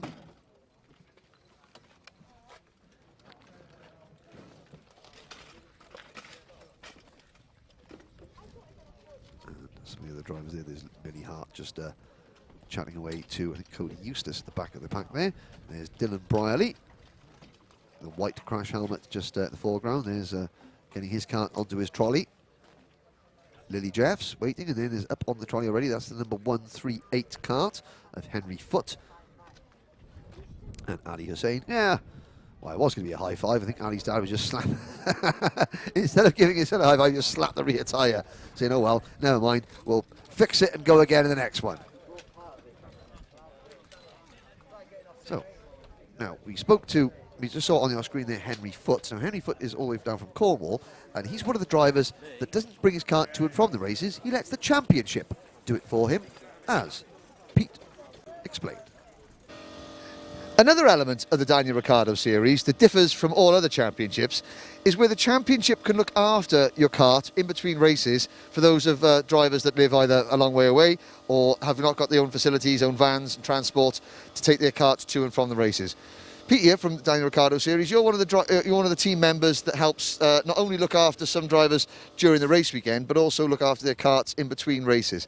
How does that help, and what is your sort of main role? Obviously, the main role is I prepare all these karts in the week, and obviously we store them, the facility there. Obviously they get prepped, and obviously they're ready to go out. Obviously they can either then, if they want to hire a van, if they've got their own vehicle, they can go test themselves. Obviously then they pre-book that in and they can take it away. Obviously we got guys then from like Scotland down to Cornwall. Obviously transport, so they could provide a van or a vehicle to stay in.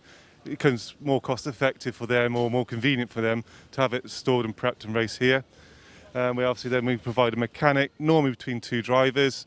So if they've got no mechanical skills, they don't have to purchase tools, so it saves them a cost that way. And obviously one of the drivers, some of the parents want to learn, so obviously we can show them bits by bit.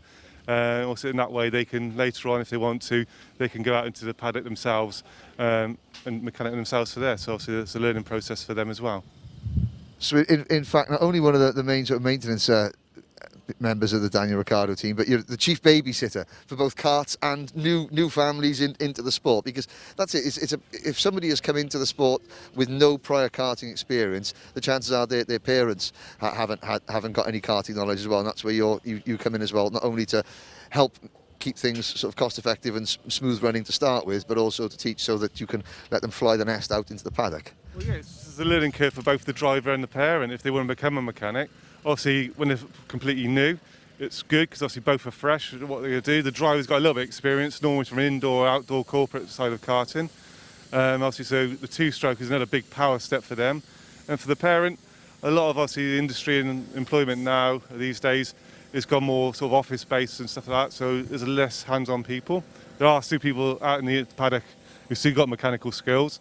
And we do offer the facility there where if they need some help or tuition, we have done on the technical area where if they got something they can't fix or deal with or they need some advice, and obviously they can see John, and that's what he's there solely for, so you can approach him and obviously get some advice or been shown how to repair something as well. So yeah, you can keep your costs down that way as well. And then finally, by the time they get to the next race, they've got a kart that is prepared, ready, that you've already sort of checked over, that will hit the track running. There's no last minute problems either for them. No, obviously we have a checklist, obviously for insurance purposes, there's a whole criteria. It's a bit like an MOT and a car service. You go through the checks, checking everything off. Certain parts we replace regularly, and obviously certain parts, then obviously as time goes on, then there's a replacement period for those parts to be replaced and go through there. So obviously, yeah, every kart is more or less like new for when it comes out and ready to go, and should have no problems.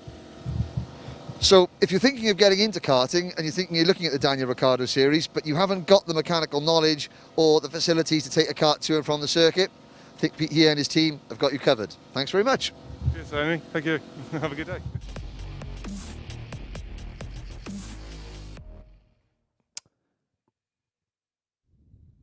So next up, the opening heat for DRS 125. The grid as follows: pole position and sharing on the outside of the front row. The two drivers that are locked together at the top of the point standings: Patrick Lay in kart 175 and Matthew Pearce in kart 2. But Lay has top spot on the grid. Sam Cunliffe and Elliot Stanley will share row 2. It's their best performances of the season so far. Tyrone Stansfield, who was very, very quick in practice yesterday, led the first half of qualifying before something happened mechanically with his kart. He starts 5th alongside Corey Elaine. Row 7. Returning to the championship From the People's Republic of Thailand, we are Morgan Cole and Dan Walden sharing row number 4. Dave Burns and Mark Lawrence are on row 5. Jack Rigg and Tom Snape are on row 6, rounding out this 13-kart field. Without his gilet on is driver number 298, Carl Watt. Here we go then. Rolling lap, 8 minutes plus 1 lap for DRS 125, their heat race. And the drivers on their rolling lap getting themselves up to speed. I would imagine that we'll probably get 2 rolling lap in just to get the tyres up to temperature. After this race, there will be a break in proceedings. This afternoon, we'll be back with the pre-finals and the Grand Prix events themselves. So yes, 2 rolling laps. So 175, Patrick Lay. Second in the opening round of the championship at Rissington. 6th, but that 6th has got a bit of an asterisk over it because Patrick Lay was in a great scrap. Then he spun, and then he came back to 6th position and would have probably, you know, another lap or 2 and he would have been in the top 4. But he is looking to get his 2nd podium of the season in the Grand Prix events anyway, but his first win of the season, Matthew Pearce, has been, well, he won the opening round at Rissington, 4th in at Clay Pigeon. Ty Stansfield has been the picture of consistency, but he's only 5th in the championship. Dan Walden, who started the season with the 9th, finished 2nd at Clay Pigeon in kart number 6, but he starts on the 4th row of the grid here, so it's been a bit of a case of feast or famine for Dan this year. But here we go, Patrick Lay and Matthew Pearce, tied at the championship standings at the moment, tied together on the front row of the grid for the start of this DRS 125 heat race, and the lights are out. We're off and racing. It's a good start from Patrick Lay, who cuts across to the outside to stop Matthew Pearce from getting alongside him and trying to get the inside line for Cafe Corner. So Patrick Lay holds on to the race lead through the first corner down towards Stratford Hairpin for the first time. Pearce in 2nd, change for 3rd place there, and I think that may have been Corey Lane moving up in kart number 308. No, let's have a little look at the next time around. The number in 3rd position, but it's the 2 leaders. The top 2 leaders are the drivers who started from the front row of the grid. And it's Patrick Lay leading, Matthew Pearce in 2nd. Now behind him there has been a couple of spinners who just see on the left-hand side of your screen who got together at the Bruno chicane. But it's Elliot Stanley who is up into 3rd place. Good start from Elliot Stanley. Sam Cunliffe is 4th. Tyrone Stansfield is 5th. Morgan Cole 6th. Corey Lane 7th. Dan Walden is 8th. And it was Carl Watt and Mark Lawrence who got together on the opening lap. They both carried on some distance behind the rest of the pack. But it is Lay and Pearce, 1-2, being chased by Elliot Stanley through the Bruno chicane.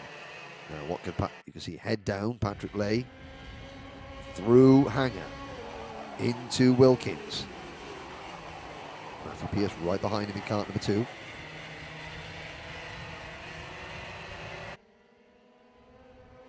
Dan Walden getting a penalty. Now that could be for start line formation. Breaking start line formation early, so Dan Walden does get a penalty. Now Tyrone Stansfield there gesticulating at Sam Cunliffe, saying probably, what are you doing defending, lad? Don't defend. I'll work with you. But Sam Cunliffe is used to racing in DRS 100, thinking, well, no. You know, you can see Stansfield there dropping away from the top 3. So Elliot Stanley in the number 279 kart, closing in on the 2 leaders. Great drive so far from Elliot. Stanley's finished 7th and 8th in the 2 finals so far. He's only 11th in the point standings, but if he carries on doing this, that will become a top 10 points paying position in the championship at the end of today easily. And he's actually closing in on Matthew Pearce. So Patrick Lay pulling away from Matthew Pearce at the moment. And Dan Walden up on the curbs there coming through Park Bend. You can see kart up on 2 wheels briefly, but he is able to carry on. He is now trying to chase down Corey Elaine. Elaine is trying to pass the number 5 kart of Morgan Cole, who in turn is trying to pass the number 3 kart of Tyrone Stansfield, who is trying to pass the number 304 kart of Sam Cunliffe. Now, of course, Cunliffe, you can see there, very distinctive Ayrton Senna style crash helmet, the yellow, green and black livery. This is his first season out of DRS 100, so he's a first-year senior driver, and he's in his best position so far, is Cunliffe. He had a 5th place finish in the final at Clay Pigeon, but he's only 8th in the championship. He finds himself running 4th here and is trying to hold on to it, but he's been passed round the outside. Who is that going around the outside? That is Morgan Cole. Wow, Morgan makes up 2 places in one go there around the outside of both Cunliffe and Stansfield. So Tyrone Stansfield's lost a place there to Dan Walden. He's lost 2 places, in fact, one to Walden and one to Morgan Cole. Now Morgan Cole into the top 4. Will he try and chase after the 3 leaders? Cunliffe is right in his wheel tracks, however. The gaps at the front. Patrick Lay, 0.6 of a second in front of Matthew Pearce, who is half a second in front of Elliot Stanley. Stanley is 1.8 seconds in front of this battle on your screen now. Number 5, Morgan Cole. Number 304, Sam Cunliffe. And number 6, Dan Walden. Corey Elaine is 8th. Tom Snape is 9th.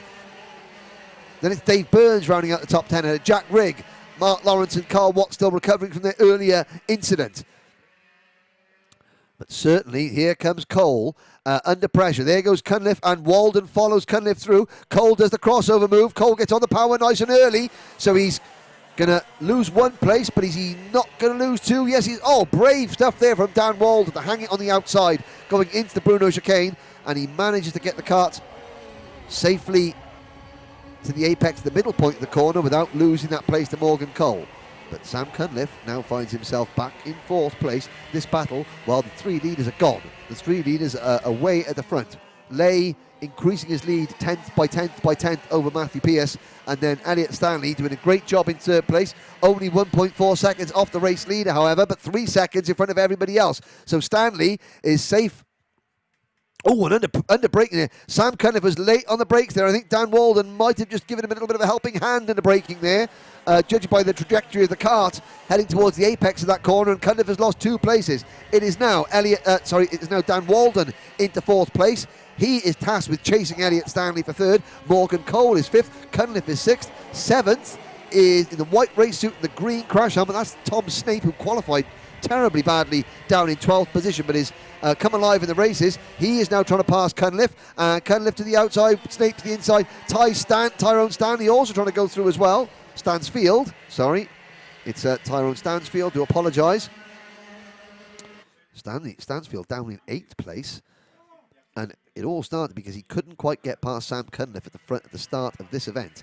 And he's still behind Cunliffe, and he's still having a little look to try and get past the 304 kart. He's probably going to be very frustrated, but again, Sam Cunliffe, it's his position. He has the right to defend that position, as long as he's not being dangerous, and he's not. He's just being defensive, and that's what he's supposed to do. Don't just roll over and give these drivers a position. Tickling your belly as they drive past. No, you hold on to it, and that is what Cunliffe is doing, even though it's costing him time. And Stansfield literally almost sat in the seat with Sam Cunliffe. He's so close to him. Up, down, up through Pitts Bend, down Stratford Straight, into Stratford Hairpin. And behind Dan Walden, Tom Snape passes Morgan Cole for 5th position. So Snape from 12th to 5th now. Great recovery, and Stansfield has got Corey Elaine right behind him. Ty Stansfield still chasing Sam Cunliffe. There's Dan Walden in kart number 6, 4th position. He's got a little bit of breathing space over Tom Snape, although Tom Snape has been one of the fastest on the circuit. Just a quick check of the lap times. We've got 90 seconds to go. Patrick Lay, you're not missing anything at the front, because Patrick Lay still leads Matthew Pearce now by 1.5 seconds. Elliot Stanley, another 1.5 seconds back in 3rd place. Tom Snape's best lap is a 44.0, as I suspected. Apart from Patrick Lay, fastest driver in this race so far has been Tom Snape. And Elliot Stanley closing in on Matthew Pearce. Well, I don't think this battle of a 2nd place is done yet. Elliot Stanley has got the bit between his teeth. There are your leaders coming through Hanger Bend. Lay, Pearce, Stanley. Number 279, Elliot Stanley chasing Matthew Pearce. This is the highest that Elliot Stanley has been at any point in a DRS 125 race this season. 30 seconds to go. He's in 3rd place. He's got 2nd place within striking distance. What does he do? Matthew Pearce, very, very experienced driver, is not just going to roll over and let him take the position. Stanley's going to have to work very hard for it without overcooking it and spoiling his best drive of the season so far. Walden runs 4th. Snape is 5th. Cole 6th, Stansfield 7th, Cunliffe now 8th. So Tyrone Stansfield finally has got past Sam Cunliffe, but they're now 3 seconds behind Morgan Cole. And Stansfield is not going to improve on 7th place at the moment. Cunliffe is 8th, Burns 9th, Rigg 10th, Elaine has slipped back to 11th, then it is Lawrence and Watt. But as we start the final lap, Elliot Stanley is running out of time to try and make a move on Matthew Pearce, and Pearce, in fact, does a good lap and increases his advantage over the number 279 kart to 0.4 of a second, while Patrick Lay is going to move into the outright championship lead with this result. But it's still early days yet. We've got 2 more races to go in each class. Here's the battle. Sam Cunliffe has got back past Tyrone Stansfield. Oh, well, I mean, for Tyrone Stansfield, Sam Cunliffe has been very much the fly in the ointment. Good battling for both drivers there. They're going to finish 7th and 8th, but I'm not quite sure in what order, as Patrick Lay comes across the line to take the win. Matthew Pearce 2nd, Elliot Stanley, best ever result in 3rd place. That is Dan Walden 4th, Tom Snape in 5th, Morgan Cole is 6th, and Cunliffe does beat Stansfield to the line for 7th place. Dave Burns comes home in 9th, Corey Elaine rounds out the top 10, and Jack Riggan there finally crossed the line after their opening lap incident, Mark Lawrence and Carl Watt. But good to see all 13 DRS 125 drivers safely across the line at the end of the race. But a win for Patrick Lay. Matthew Pearce couldn't quite stay with Lay, but had enough to keep Elliot Stanley at bay. Now here are Carl Watt and Mark Lawrence as they come into the pits. And you can see that the drivers, oh, there's a bit of a chat there. I think that's, sorry, that's Carl Watt saying, oh, I'm sorry about that, mate, I'm sorry. And Mark Lawrence going, oh, you're all right, man, you're all right. We'll do it again. That's my sort of very bad Scottish accent. But Mark Lawrence there. So it's good to see the sportsmanship. And of course, that's what it's all about. These drivers, you know, they're very competitive, but they are, you know, racing a sport of this. Tyrone Stansfield, with the two drivers of the black race suits there standing at next to the fence. You've got Tyrone Stansfield just taking his overall off now. Sam Cunliffe standing next to him, and Tyrone Stansfield couldn't even bring himself to look at Sam Cunliffe. But again, Sam wasn't doing anything wrong. Sam was just defending his position. He qualified well, but maybe not as quick in race trim and having to defend every inch of the way. But there is your provisional DRS 125 heat race winner, Patrick Lay, and new provisional DRS 125 championship leader. As we get to the end of this morning's proceedings, we are going to take a break here at the circuit. But when we come back here on the Alpha live stream of round 3 of the 2020 Daniel Ricciardo series at Shenington, we will be into the pre-finals for each class, and then the Grand Prix themselves. 6 races to go. We'll be back in about 30 minutes' time. Thank you for joining us.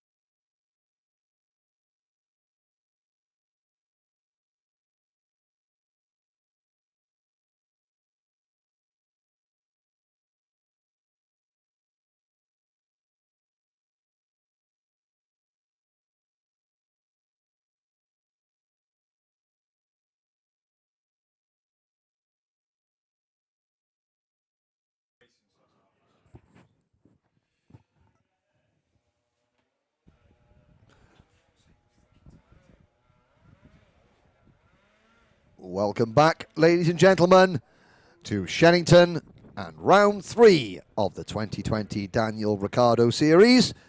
You're looking at a dry and, I have to say, increasingly bright Shenington circuit. The view up runway straight with the entrance to the Bruno chicane right in the foreground of the camera shot there.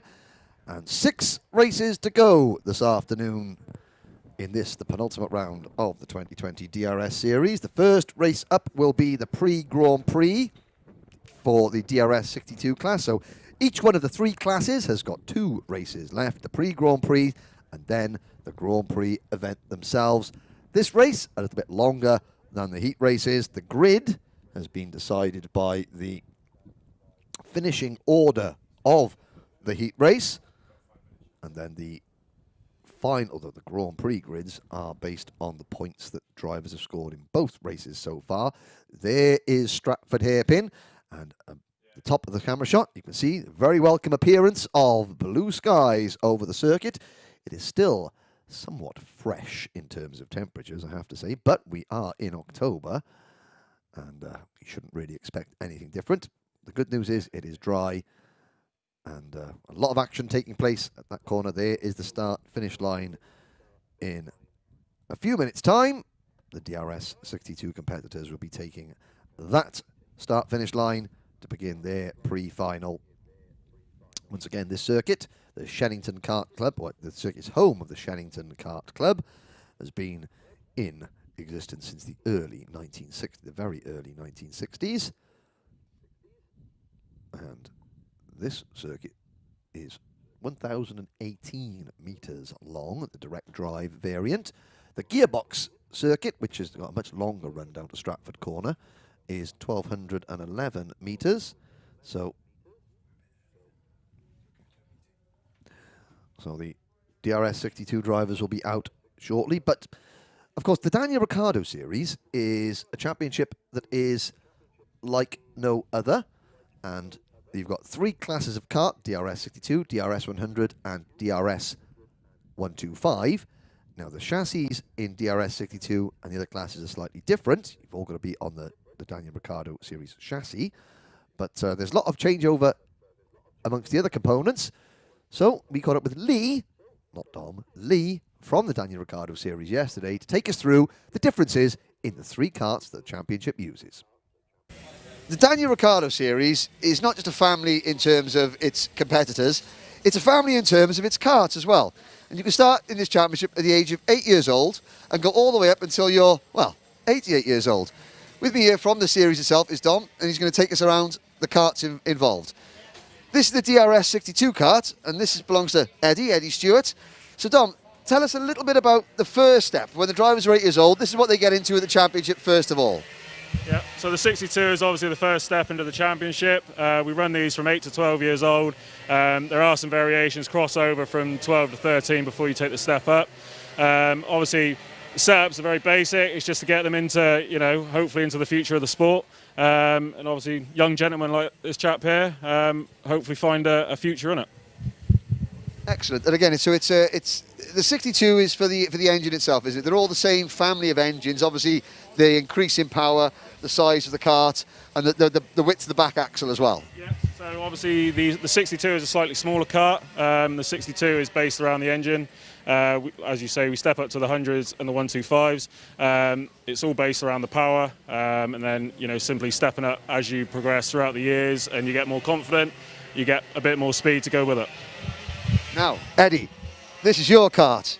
What's it like to drive? Is it fun? It's really fun. Really fun. Excellent. Okay, well, when you're a little bit older, we'll move along to the next step in the DRS family, the DRS 100 kart. Now, this is the junior kart, isn't it? Yeah, so this is the junior. Again, slightly another step up. Again, a bit more power. The kart gets slightly bigger. Still a very basic setup. We don't go crazy. Keeping it all basic, so even the simplest can get in, can jump in it, and can have some fun. And again, so for the junior drivers, again, you've got a little bit of lead on the kart sometimes to make up to the correct weight. Engine's a bit more powerful, obviously a bit wider as well, and the axle's a bit bigger. Yeah, slightly thicker axle. As you say, obviously there are weight categories that the drivers have to hit, for completions of races, qualifying and those sorts of things. Some juniors need to eat a little bit more to make our lives a little bit easier. But yeah, again, it's just that step up going from your beginner karts to, I suppose you would call them your intermediate karts. Now, Eddie, in a couple of years' time, when you're up there, you're going to be moving from this to this. This look like fun? Yeah. Yes. Now, a long time away, we're going to move on to the final member of the DRS family, the DRS 125 kart, which is just over here. So this is for the 16-year-olds and above. You can race these for as long as you want. Again, so Dom, tell us a little bit more about this chassis. Yeah, again, so the chassis is pretty much identical to the juniors. Again, similar, you've got the axle width, again, the same as the juniors. Your base difference is, again, your engine size. You go from the 100 up to the 125. Simply, again, more power. General progression through the karting series. You go effectively from a slower model to your intermediate model to your, we like to call them experts. Some of their driving, we won't say too much, but yeah, again, the whole thing is about a progression through your karting from junior all the way up through. And as you say, you can be racing this one into your 50s, your 60s, whenever you want to stop. Now obviously, the DRS is a cadet size chassis. It's a smaller kart. I know that you have to change engines when you move up from 100 to 125. Can you keep the same chassis, or is the chassis different? The chassis is exactly the same. There's no difference between that. Simply, it is the engine upgrade as such. So you could run this chassis, take it into your senior year by simply changing over the engine. Okay, thank you very much. Now, in a couple of years' time, you'll be in this. In a lot of years' time, you could be in this. Does this look like fun? Yeah. Excellent. Well, there you go. That is a guide through the DRS family of karts, the DRS 62, the DRS 100, and the fearsome DRS 125. Dom, Eddie, thank you very much. So, there is a look at the karts that we use here in the Daniel Ricciardo series.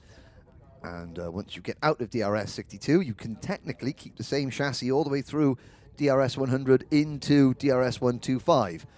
And a lot of the components as well the same. And of course, each of the classes, every round, there is a set gear ratio, set sprocket, set things that you can use so that people don't have to buy lots of spare parts. You're all on equal equipment and equal settings. There is some adjustments that each driver can and the mechanic can make, obviously, but a lot of the basics are kept the same each round so that nobody can sort of go off and buy 10 different sprockets and spend 10 different lots of money to try and get an advantage. All down to the pilot in the middle of the kart who makes the difference. So there, again, from the top of the bank at Hanger Corner, looking down towards Hanger Bend. 26 DRS 62 competitors are set to take on this next race. A couple of engines just being fired down on the grid as we wait, but so Hanger Bend, Hanger Straight, there's the start finish straight. Again, this Shenington circuit laid out on old runways, which was part of the World War II air base that was here at Shenington a long time ago. And just the other side of the embankment is the Shenington Glider Club. Don't think we've not got any gliders out today because of obviously the COVID restrictions, but kart racing under the Motorsport UK permit is allowed. No spectators, this is a closed event, so we hope that you're watching the live pictures courtesy of our live streaming partners, Alpha Live. So each driver is only allowed, I think, 1 or 2 people that have got to be nominated pre-event here, and everywhere in the paddock you have to wear your mask. When you haven't got your crash helmet on, drivers don't have to wear their masks underneath their crash helmets, but if they take their crash helmets off, it's mask straight on. And of course, all the family members have got to maintain social distancing around the paddock. Even the parking in the paddock has been amended so that everyone has got more space between their vans and what have you. The only awning in the paddock is the Daniel Ricciardo Series awning itself, and of course that has got open sides, so there's no enclosed spaces. And I have to say that Andy Cox, Jane Moore, and the rest of the team here at the Daniel Ricciardo Series has done a fantastic job in what is very, very trying circumstances. And of course, you know, the drivers, there are drivers that have got karts. There are 140 people registered for this championship. We've got 63 here today. A lot of drivers, you know, a lot of other family members and drivers have had, you know, job issues, you know, employment issues. Some drivers can't come to the circuits. They're in various states of local lockdown and what have you, or family members that are isolating. And, you know, it's been a very trying time for everybody. But if you're watching back home and you are a competitor in this championship, hello. We miss you, and we hope to see you back again soon. The last round of the championship will be on October the 31st and November the 1st at Whilton Mill to round out this season. And we hope to see all of the drivers here and their families, and many more that aren't racing here this weekend, back with us then. And then next year, 2021, fingers crossed, that there will be some degree of normality will have resumed. But enough of that. This is the afternoon session of round 3 of the 2020 Daniel Ricciardo Series at Shenington. Pre-finals up very soon. DRS 62 will be the first of those.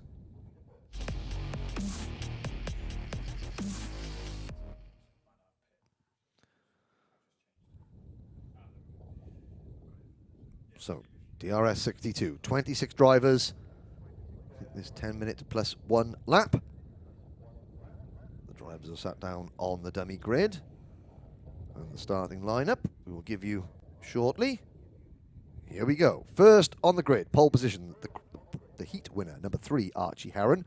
Jamie Gurney, who was neck and neck with Archie all the way through that first heat, will start on the outside of row 1. Connor Scarisbrick and Harry Bartle. Harry Bartle on row 2, with Connor the best rookie in the championship in that first heat race in kart number 127. Great performance from Harry, with Jamie Scott and Archie Pitts-Drake going from row 3. Jack Robinson and Jasmine Taylor will start on row 4. Another good result for Jasmine, an excellent performance from the rookie driver Jack Robinson. As well, his fellow rookie Oscar Walsh starting 9th, and Sherry Ann Powell rounding out the top 10. George Barker and Rory Armstrong will start from row number 6. Ewan Scott and Fast Eddie Stewart, who helped us with our video that we produced yesterday. Eddie will start kart 111 from the outside of row 7. James Roberts and Zach McDonald will start on row 8. Watch for number 7, Joshua Turnbull, who was competing right at the front of the heat race, then had a spin, went down to 26th, recovered to 17th in kart number 7. Watch him to make good progress in this next race. He starts on row 9 alongside Jamie Warner. Archie Cole and Adam Bourne will share row 10. Oscar Cole and Jackson Lane will be on row 11. Finley Lines and Donnell Stratton will start from row number 12. And on the 13th and the final row of the grid, we have Daxton Groves and Oliver Harrison. That is your starting lineup for this next race. And there is your pole sitter. Driver number 3, Archie Heron. And Archie just looking across there at his nearest rival, number 4, Jamie Gurney. Don't forget, at the start of today, the Archie and Jamie were tied with Josh Turnbull for the championship lead. There's Connor Scarisbrick just giving a thumbs up to the camera, and Harry Bartle in kart number 127 with the Lewis Hamilton design crash helmet. There is Jamie Scott in kart number 6. He starts on the 3rd row alongside number 119, Archie Pitts-Drake. Again, the drivers with the black plates and the white numbers, they are championship rookies. Jack Robinson goes from row 4 alongside number 106, very impressive, Jasmine Taylor. Now, rounding out the top 10, Oscar Walsh. Oscar, who is making his debut this weekend. Very impressive indeed. And Sherry Ann Powell, very easy to spot Sherry Ann Powell, 6th in the championship for Sherry so far. George Barker will start on row 6 alongside number 123, Rory Armstrong. Armstrong is on the outside of row 6. There's Ewan Scott in kart number 92. Big smile there from Ewan. And the kart that featured in our feature yesterday, a thumbs up from Fast Eddie. Eddie Stewart starts at the outside of row number 7.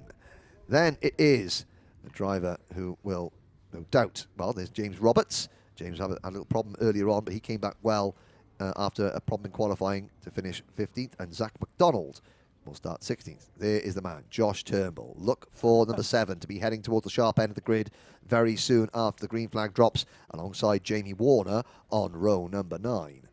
Row 10, we have Archie. Here's Archie Cole in kart number 116, and Adam Bourne in kart number 122. So all these rookies down at the back of the grid, just learning their craft as they go. Number 125, Oscar Cole is up next. I see a lot of these Lewis Hamilton-style crash helmets we're seeing. And Jackson Lane, nice iridium visor for Jackson. Finley Lines is up next. I wonder who that critter is on the side of his crash helmet. And Donnell Stratton, first year in the championship for Donnell in kart number 86. Daxton Groves, he starts 25th in kart number 126. And starting shotgun on the field. A very late entry here, but he's here and he's doing a great job. That is number 118, Oliver Harrison. Looking at the camera with a little bit of suspicion there was Oliver. Not quite sure what he made of all that. But there is your full starting lineup. And there is the look on the dummy grid. So that is what the drivers all see. At the front of the grid, Grid Marshal Megan Tupholme will give them the signal to start engines at the correct time, and then the grid gate will open at the correct time, and onto the circuit they go. Now what is that crash helmet on number 130? Finley Lines. Let's have a look. Now let's have a look at that critter on the side of it. Very nice crash helmet there with the green. But who was that alien on the side? I'm sure that is for drivers or people that are of a younger generation. He's even pointing. He's going forward. Yep, I'm going forward. Who's the smiling alien? I don't know who that is. I would imagine it is part of the Maximum Group Net advertising and marketing departments. He's pointing to his sponsor. Very switched on there. Here they go. Now they've had one row. Now the drivers off on us. Well, there's Sherry Ann Powell. Another thumbs up for Sherry Ann. Now, are they looking up? Does that mean that there's a glider somewhere? Or is there a flying pig? Or is there rain approaching? Or are they just looking at the sky in wonderment? But there is championship director. That's what they were looking at. There's some sort of aircraft flying overhead. They're probably thinking, are they going to dump a parachutist out over the circuit? Because, no, maybe not today. But I have to say that these drivers are about to start. One of the most important, not the most important race of the day. That is the Grand Prix, but it's a very important race, and they all know that this is being broadcast on live stream around the world, effectively on the various social media channels. They've got family members, they've got friends, they've got sponsors. They've got complete strangers just watching the racing, watching the kart racing, and they're all aged between 8 and 12, and most of them, I have to say, look absolutely relaxed and not feeling the pressure at all, which is great to see. Because this championship, although it is a national championship, and of course it is sponsored and headed by Formula 1 driver Daniel Ricciardo, but they are all just, it's a friendly championship. It is a series that prides itself on being, a friendly atmosphere in the paddock where we all work together and that nobody can sort of buy an advantage, as it were. And the drivers are just enjoying that as we now wait as the Union flag flutters in the breeze. Good cable tying techniques, I've got to say, on this thing, but those cable ties, there we are. So there is the Shenington Glider Club, which is next door. During the races, they do land just the other side of the embankment, so that the embankment to the left of the drivers on runway straight and hangar straight. These gliders, they come in and out, up and down all day. Now, of course, not as many gliders flying on a windy day such as this, but again, they're just overhead, and again, the drivers are all, it helps distract them, it takes them, not overthinking things or worrying too much. There is Pete in the middle of that. Now, Pete, we did an interview with Pete yesterday. We'll play that a little bit later on. He's one of the Daniel Ricciardo Series team members who looks after several karts for the competitors on behalf of the championship during the racing. And there is the signal. Engine notes rise. Visors come down. Last thumbs up from Conor Scarisbrick. Now they get their business heads on. And They'll be heading out onto the circuit very shortly. Here we go. They leave the dummy grid. All 26 drivers safely off the grid and onto the circuit. Now the butterflies start to churn around in their stomachs as we're on the rolling lap. So will we have one rolling lap, possibly two? The drivers spent the last practice session yesterday doing lots of sort of dummy race starts to get them all experienced. Some of the newcomers to the championship, just to get them, you know, fully up to speed with what we expect of them on the rolling lap, and to make sure that they're all. Now the polls said Archie Heron and Jamie Gurney have got this field slowed down nice and early. Could we have a start at the first time of asking? That would be very good indeed. They've done a good job of the two front row drivers to get the field nice and slow. They're going to come into your view very shortly. And there's the signal, so we are going to go around again. So again, the formation looked good, but we're going to go around and have a second rolling lap. All 26 drivers there, so they go through Park Bend. This is Cafe Corner now. You can see that two-story little brown building there. That is where the commentary position are, where the production crew for Alpha are working out of. They go out of Cafe Corner through Pitts Bend. Now the run down Stratford Straight towards this corner. Stratford Corner. They come out of Stratford Corner, then onto Runway Straight. The gliders will be taking off and landing just the other side of that banking. And then up Stratford Straight, up Runway Straight rather, into the Bruno chicane, named after the late, great Bruno Ferrari, the only driver in karting history to win 3 British titles on the same day back in 1967, I believe. They come onto Hanger Straight, into Hanger Bend, Hanger Corner. Now I have to say that they used to be, before those tyres were there, there used to be a gravel trap on the or a bark trap on the exit of Hanger Corner, and 21 years ago, a Welsh commentator may have investigated that bark trap during his karting career. Enough of that. Let's go racing. Lights are out. It's go! And it's Archie Heron with a good start. Jamie Gurney around the outside. Gurney's going to hang on and take the lead. There's one or two drivers running wide as they come through the first corner, but by and large, everyone through Cafe Corner cleanly. And Jamie Gurney has got the jump on poleman Archie Heron. And at the back of the group there, you can see a couple of drivers spinning. There's one driver backwards in the tyres. That's the number 80, that's the number 63 kart of George Barker. The leaders, and somebody else is off as well at the back of the field, but the leaders coming into then. Where has number 127 come from? That is Harry Bartle. What a start from Harry Bartle. And the Battenberg flags are out. So the yellow and black quartered flags. But whilst I was looking at the Harry Bartle must have got a great run going down into Stratford Corner, and the rookie leads this race. Archie Heron second, Connor Scarisbrick is third, Jamie Gurney is fourth. The poleman, well, the poleman is back up to second, but Gurney, who started second, led into corner number 2, now finds himself in 4th place with Archie Pitts-Drake in 5th. And the good news is that drivers are up and out of their karts, and they're okay. Now behind the top 5, behind Archie Pitts-Drake, we've got Jamie Scott is 6th, Jack Robinson is 7th, 8th for Oscar Walsh, 8th for Jasmine Taylor, 9th for Oscar Walsh, 10th is Sherry Ann Powell. Already, Josh Turnbull has gained 6 positions and is up in 11th place in kart number 7. Watch for Josh to make good progress. This is sort of, in a way, it's good news. Even though the clock is running down, the leaders aren't getting away. They're still in one big group. There at the back of the pack is the number 63 kart of George Barker, who was one of the 2 drivers that spun early on. I'm looking at, he started on row 6. I'm just trying to see who was the driver that was in the tyres but out of his kart and okay.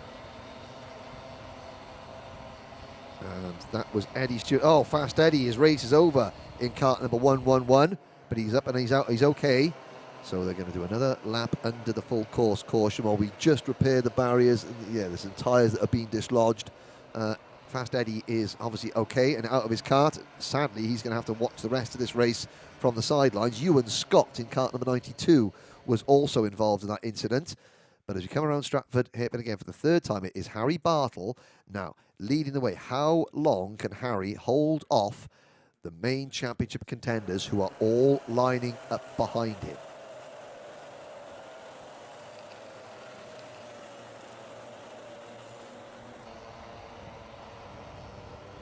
So you can see the left-hand side of your screen there, the DRS officials helping Eddie, just making sure that he's back in a safe place to watch the rest of this race.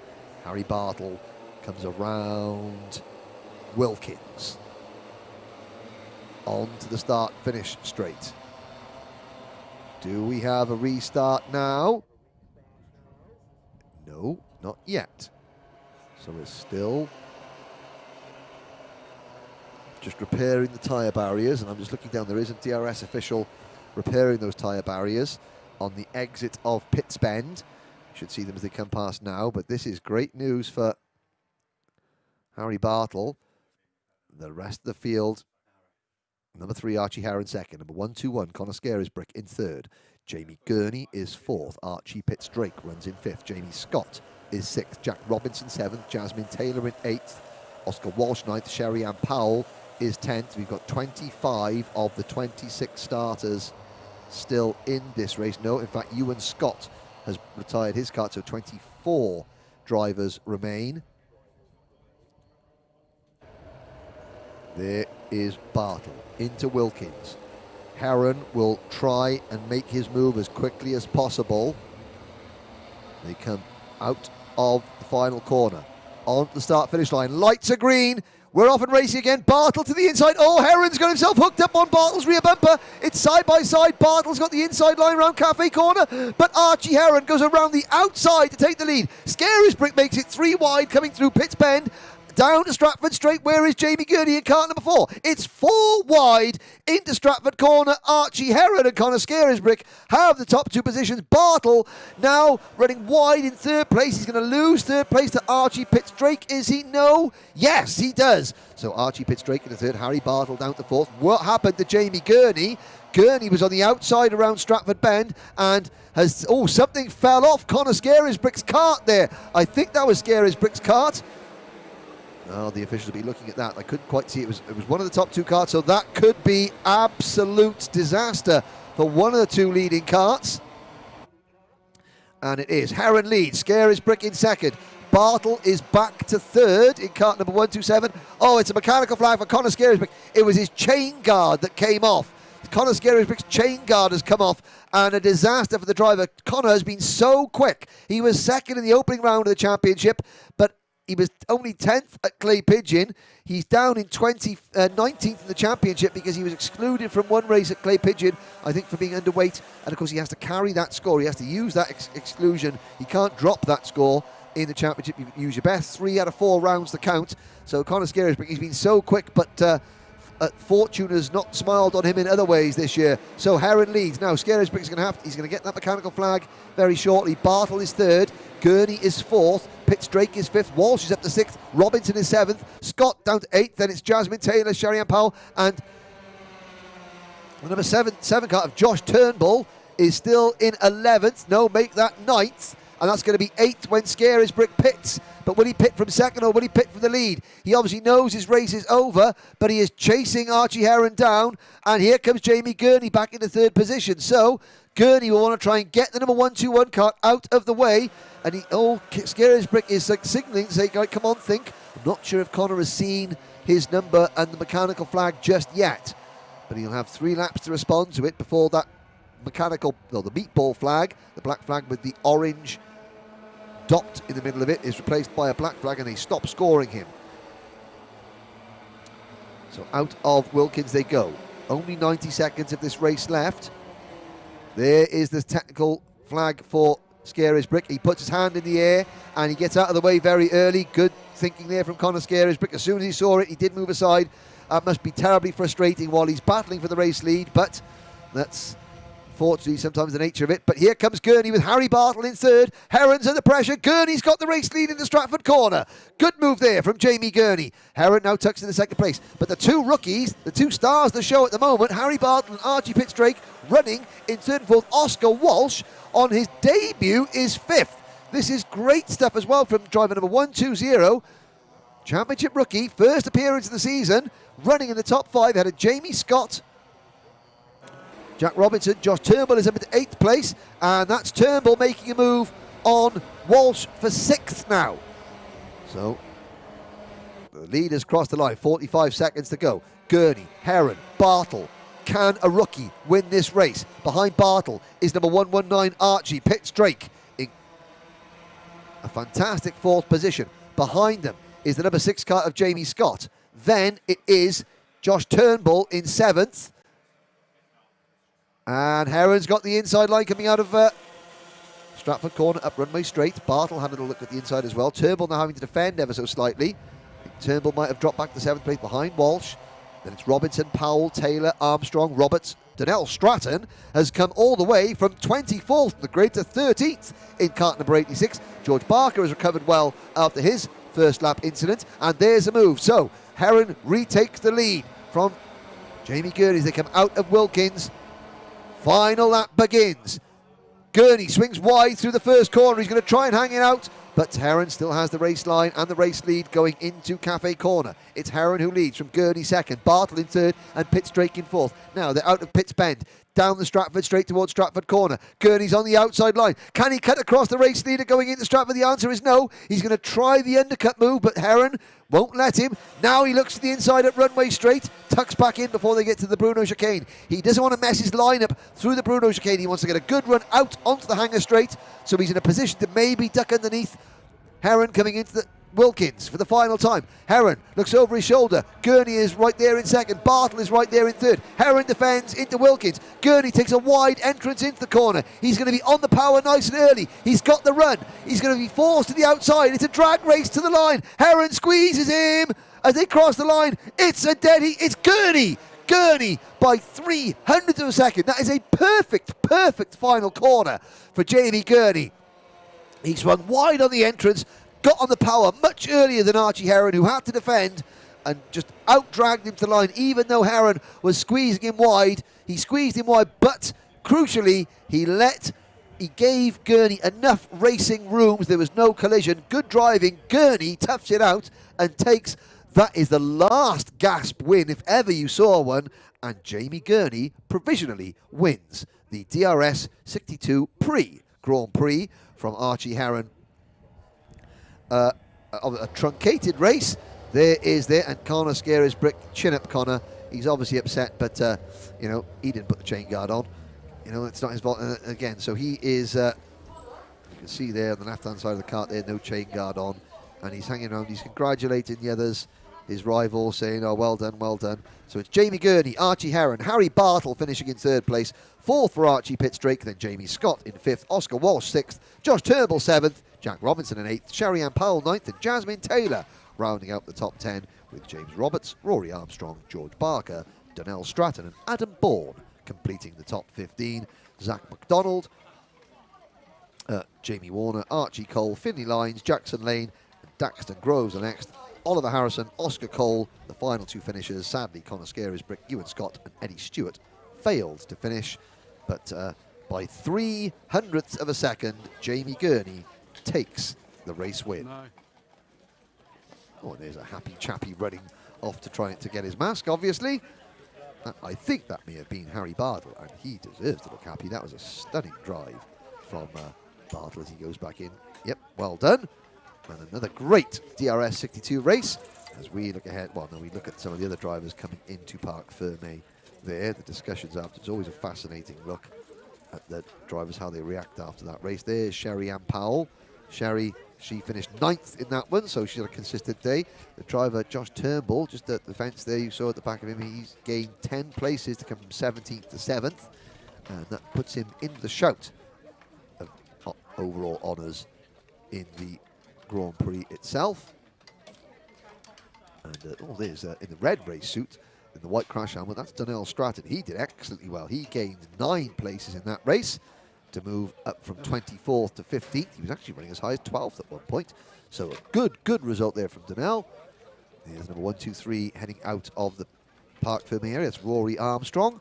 So once the scrutineer has said, yep, you can go, the carts will go back to their, their family awnings.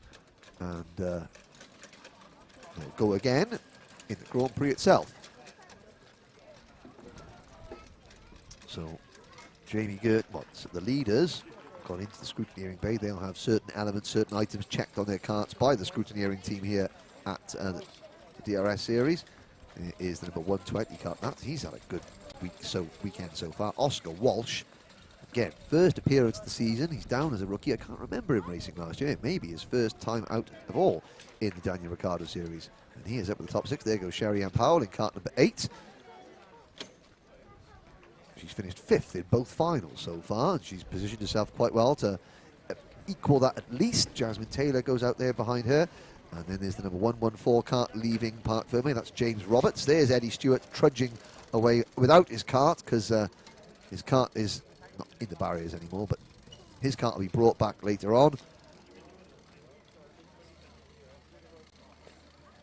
So everyone goes back to refettle their machinery ahead of the last DRS 62 race of the day, which will be the Grand Prix a little bit later on this afternoon.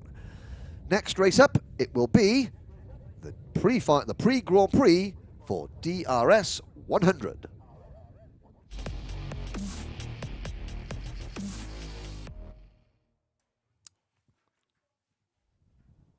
"24 drivers set to do battle in this next race.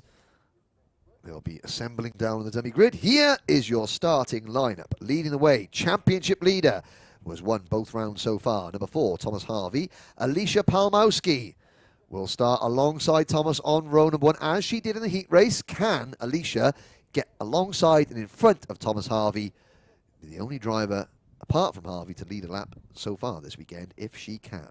Scott Goldsby and Daniel Sabula share row number 2.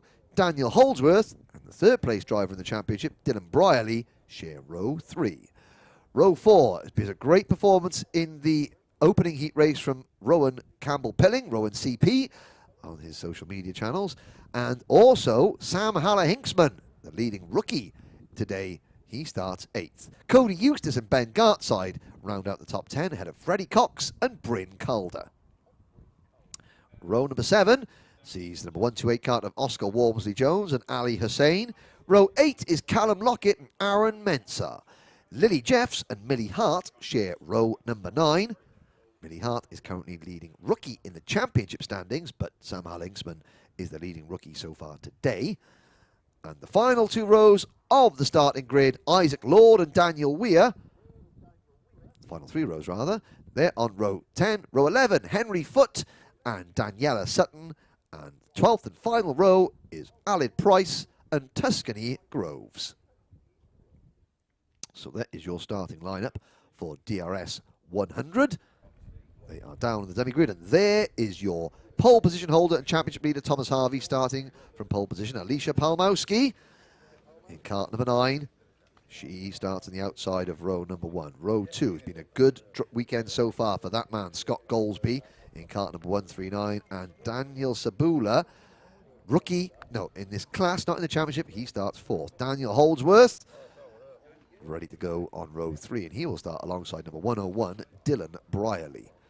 Row 4, we'll see Rowan Campbell-Pilling. Rowan's worked really hard in his racing. He's got a lot fitter, he's lost quite a bit of weight, and he is reaping the benefits on the track as well. He starts alongside the leading rookie. There he is, Sam Haller-Hinksman. Cody Eustace is in cart number 134. In 9th of the grid, the Laser Tool sponsored driver. And Ben Gartside, that very distinctive white and orange checkered crash helmet design, starts on the outside of row 5. Freddie Cox, his best performance so far since moving out of DRS 62 to DRS 100, starting 11th. And Bryn Calder coming back to the championship. Give us a smile, Bryn. Maybe not. Oscar Walmsley-Jones is next in cart number 128. It's been a good weekend so far for Oscar. And Ali Hussein, he's been very spectacular into the Stratford hairpin all day. Callum Lockett, with that very distinctive Michael Schumacher designed crash helmet. And Aaron Mensah, the Anglo-Ghanaian driver, in cart number 146. Lily Jeffs is up next in cart number 133. And starting alongside Lily is Millie Hart in cart number 147. She's going to start 18th on the grid. 19th will be Isaac Lord. Isaac, he raced with us at Rissington Then it is Daniel Weir in kart number 142. Henry Foote, Daniela Sutton next. There is Daniela Sutton briefly. And there is the number 138 of Henry Foote. Rounding out the field, number 114 is Alid Price. And Tuscany Groves, she rounds out the field in kart number 148. And it does look as though everybody's got their engine fired. Hopefully everyone gets off the dummy grid without any issues. Yep, exhaust smoke fills the air. What a wonderful cocktail. Out onto the grid we go for the rolling lap, and then the DRS 100 pre-Grand Prix.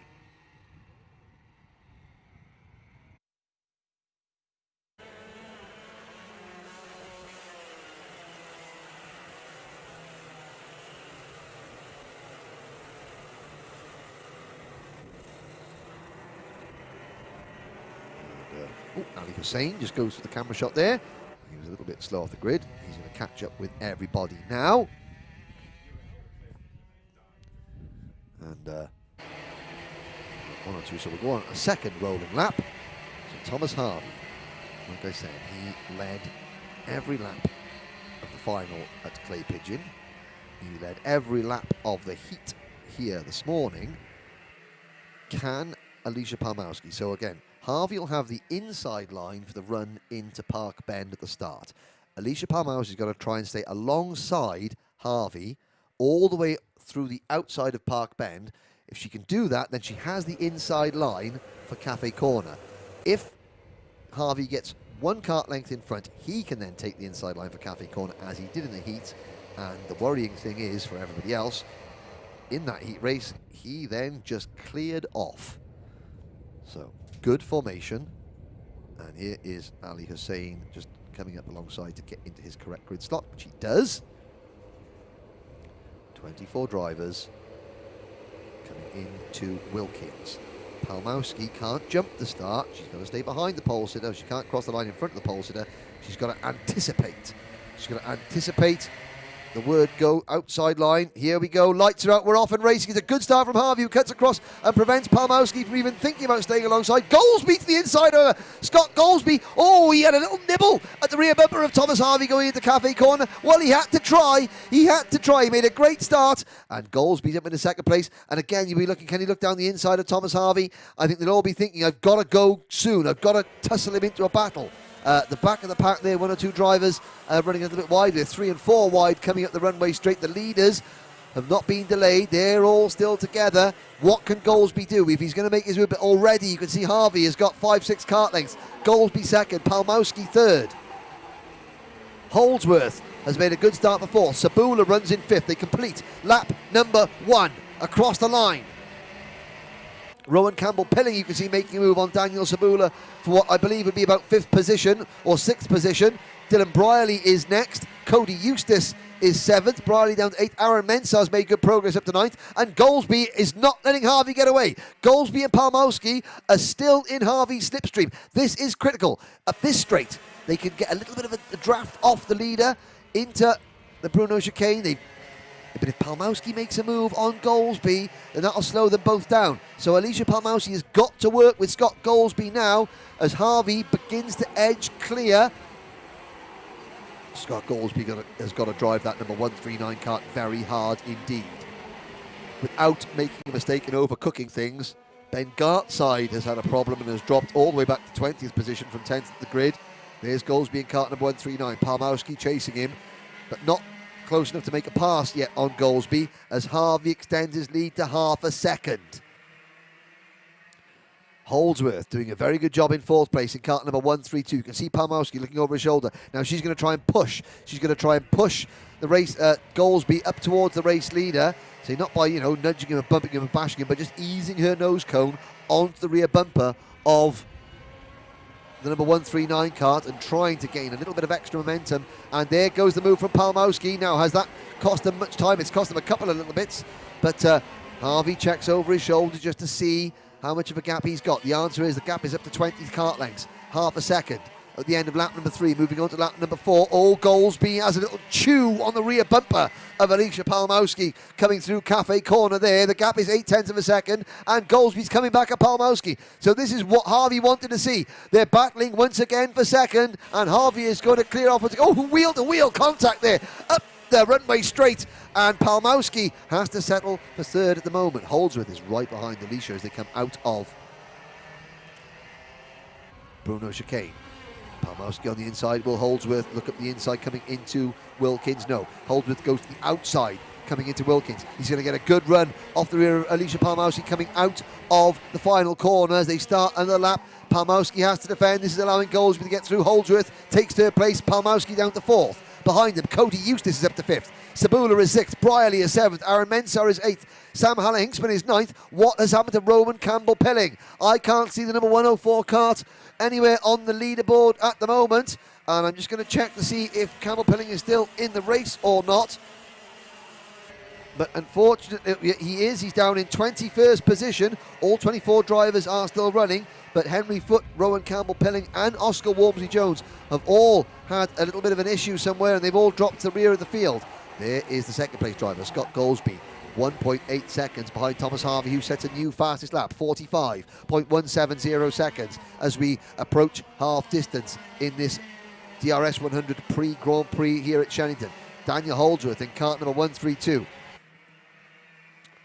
Got a very relaxed driving style as Daniel Holdsworth, you know. So is Scott Goldsby. In fact, all the leaders there, very similar driving styles. They're not clutching the top of the steering wheel. They're not sitting forward in the kart and hustling around. They're letting the kart do the work. So that's a signal that the kart is well set up. Daniel Sabula behind them. He is being far more aggressive in the kart as a move there from Sam Haller-Hinksman. Sam Haller-Hinksman passes Aaron Mensah. Mensah trying to come back at Haller-Hinksman. That is the battle for 8th to 9th place. Ali Hussein just behind them in 10th. Freddie Cox runs 11th. Lily Jeffs and Millie Hart are up into 12th and 13th. Good performance there from Lily and Millie. Then it's Ben Gartside in 14th. Isaac Lord has done well in 15th place.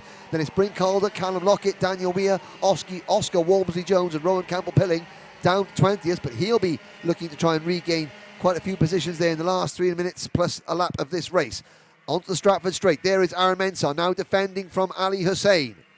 Hussein's going to get a good run at the runway straight. Hussein's got the inside line. Has he got the speed? No. Mensah stays in front as they go into braking for the Bruno S's. There is the leading rookie, Sam Haller-Hinksman, having a fantastic run so far in the top 10. The leading group, well, it's a chasing pack because Harvey is leading by 2.76 seconds. There is Mensah and Hussein still battling away. Haller-Hinksman, this is his best performance of the season so far by a long way. He finished 19th in his debut at Rissington, 12th at Clay Pigeon, and now he is running firmly in the top 10. He's 8th here at the moment. Behind him is Mensah and Hussein, two drivers that graduated out of DRS 62 last year. In fact, the third of those drivers, Freddie Cox in kart number 144, so 146, the 79 and the 144, they all raced in DRS 62 last year. They've all moved up to DRS 100 this year, and they're battling neck and neck for 9th, 10th and 11th in this race. Lily Jeffs putting in a good show behind them in 12th place. This is the best performance we've seen from Lily. She was 15th in the season open. It didn't race at Clay Pigeon, but she's back here and she's in the top 12. Ben Gartside is 13th, but some way behind. There's Lily Jeffs, looking more aggressive than I'm used to seeing, I have to say. So good show so far from Jeffs. And she's trying to get past these 3 DRS 62 graduates. Mensah, Hussein and Cox having a great scrap. They're allowing Sam Haller-Hinksman in 8th place to get away from them a little bit. And the more they battle, the closer that to the pursuing Ben Gartside will get to them. Gartside is back to 13th, ahead of Millie Hart, Bryn Calder, Isaac Lord and Rowan Campbell-Pilling, who's now 17th.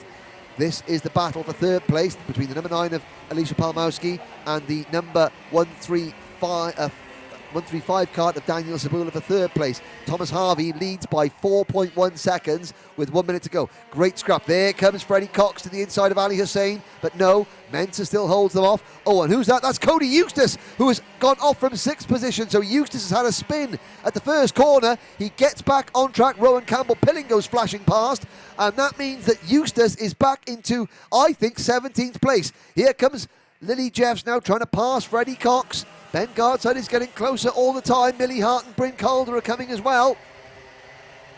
A whole gaggle of them. 7, 8 drivers come out of the Bruno chicane. And ahead of them, Alicia Palmowski has passed Scott Goldsby for second. So Palmowski now holds on to second. Goldsby back to third. Sabula in fourth. We've got a 3-car battle for second, third and fourth. Goldsby back into P2 as they come out of the Cafe corner. Sabula capitalises as Palmowski slips from second to fourth rather, and Sabula trying to go around the outside of Goldsby going into Stratford corner. He gets a good run at runway straight. Goldsby crosses across the front of him to defend, and Sabula has to sit and wait as the clock strikes 0. Palmowski right behind Sabula in fourth. Holdsworth and Brierley run 5th and 6th. Now Sabula looks to the inside, going into Wilkins. Last lap board goes out for the race leader, Thomas Harvey. Here is the battle for second now, and it is Goldsby, Palmowski and Sabula, second, third and fourth. Then Holdsworth and Brierley. Hinksman is next. Down towards Stratford corner goes the leader. Here comes the scrap for second. Goldsby's going to have to defend. Palmowski can't make her move yet at Stratford corner. She's going to sit on Goldsby's rear bumper. Will she duck out to make a move going into the Bruno chicane? No is the answer. She's going to stay on the racing line, get a good run onto Hanger Straight. Her next opportunity is trying to dive up the inside going into Wilkins. Watch her try and dive up the inside coming out of this part of the corner. No, she doesn't. There is Holdsworth. There is Brierley behind them. Thomas Harvey takes the checkered flag. He's won this race. Who's going to be second? It's going to be Goldsby by half a kart length from Palmowski, with Sabula in fourth place. Holdsworth is fifth. Brierley is sixth. Sam Haller-Hinksman, fantastic result in seventh place for Haller-Hinksman. And that great battle for eighth place that we were watching goes eventually to Ali Hussein. From Freddie Cox in ninth, Lily Jeffs in 11th. Millie Hart is 12th. Bryn Calder is Millie Hart is 11th. Bryn Calder is 12th, Ben Gartside 13th, Aaron Mensah slips to 14th at the end there. Rowan Campbell-Pilling is 15th. Cody Eustace, after his spin, finishes in 16th position. 17th is Isaac Lord. Callum Lockett is 18th. Oscar Walmsley-Jones, 19th. Daniel Weir rounds out the top 20. Henry Foote is 21st. Alan Price, 22nd. Daniela Sutton, 23rd. And Tuscany Groves finishes in 24th place. And there, red and black race suit, white crash helmet, Thomas Harvey, focused, job done once again for Thomas Harvey. He's now got Scott Goldsby and Alicia Palmowski. You know, high five there. Good race between the two of them. They enjoyed that. And I think they realised that they probably all thought this as well. Thomas is quicker. He's the quickest kart here. And unless something happens and he makes a mistake or something falls off the kart, we're fighting for second, so let's make it a good fight for second. Obviously, every driver wants to win, but sometimes you get a driver that is just a class above everybody else, and that has been the case of Thomas Harvey in DRS 100 this year.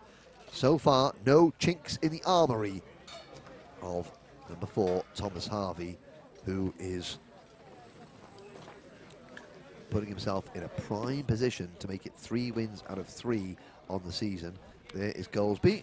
Well done to Scott Goldsby. He has come on leaps and bounds this year and is driving really, really well. They're very smart race suit there. Lots of sponsorship from Suzuki on that kart. Likewise, plenty of sponsors.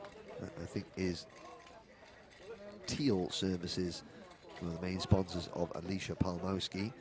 And so the scrutineer has come in and said we want to check this and check that on each of the 3 karts. So the karts go into the 1 holding pen. And Palmowski, they're all having a little debrief session. You know what happened there? Well, you know, I had a good start, and I know you tried to get around the outside of me, but you weren't. I wasn't going to give you that racing line. Alicia Palmowski goes, no, that's all right. I was, you know, prepared to stick a nose in if need be, but you closed the door, and then it was a good race from Goldsby, and then they're saying, well, look at Goldsby. Goldsby got a great start, and, you know, he almost took the lead, and, yeah, all good friendly, which is what you want to see at the end of every kart race. Obviously, emotions occasionally run high. You've got 24 very competitive young drivers there who all want to win, and occasionally they trip over each other, but by and large, another clean race. There's Nick Hart, who's going to go and collect Millie's kart at the end of that one. There's Dylan Brierley's kart going back towards the paddock. Dylan, again, third of the championship in kart number 101. He is racking up the consistent points finishes, which is what you need. There is, I have to say, a questionable choice of corduroy from Mr. Sabula, as you can see with the blue puffer jacket on there, getting the number 135 cart there. My grandmother had a pair of curtains that looked like that back in about 1987. That's all I'm going to say. All I'm going to say. But hey, Daniel's doing a fantastic job graduating out of this class. He's one of the youngest drivers in the field. He's certainly the most diminutive height-wise, but he is really giving it great guns with the rest of the runners as we're watching.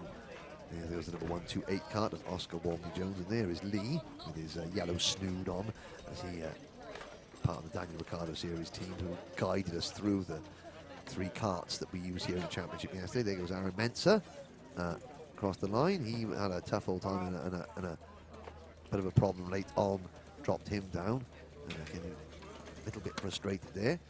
But the post-race procedure goes ahead, so the scrutineering team will say, right, we want to take this item off, we're going to measure this, we're going to measure that to make sure it's all within regulations. So the mechanics will do as they're told. There goes the air box off the cart, so they can look inside the carb and things like that. It's the price you pay for being quick and finishing the top 3. So you have to take apart your cart and rebuild it almost every race when the scrutineer tells you to. But of course, wouldn't have it any other way. Making sure that parity and fairness are maintained. So, a good DRS 100 pre-final. Still, though, nobody has found the answer to Thomas Harvey. He will take pole position going into the Grand Prix a little bit later on.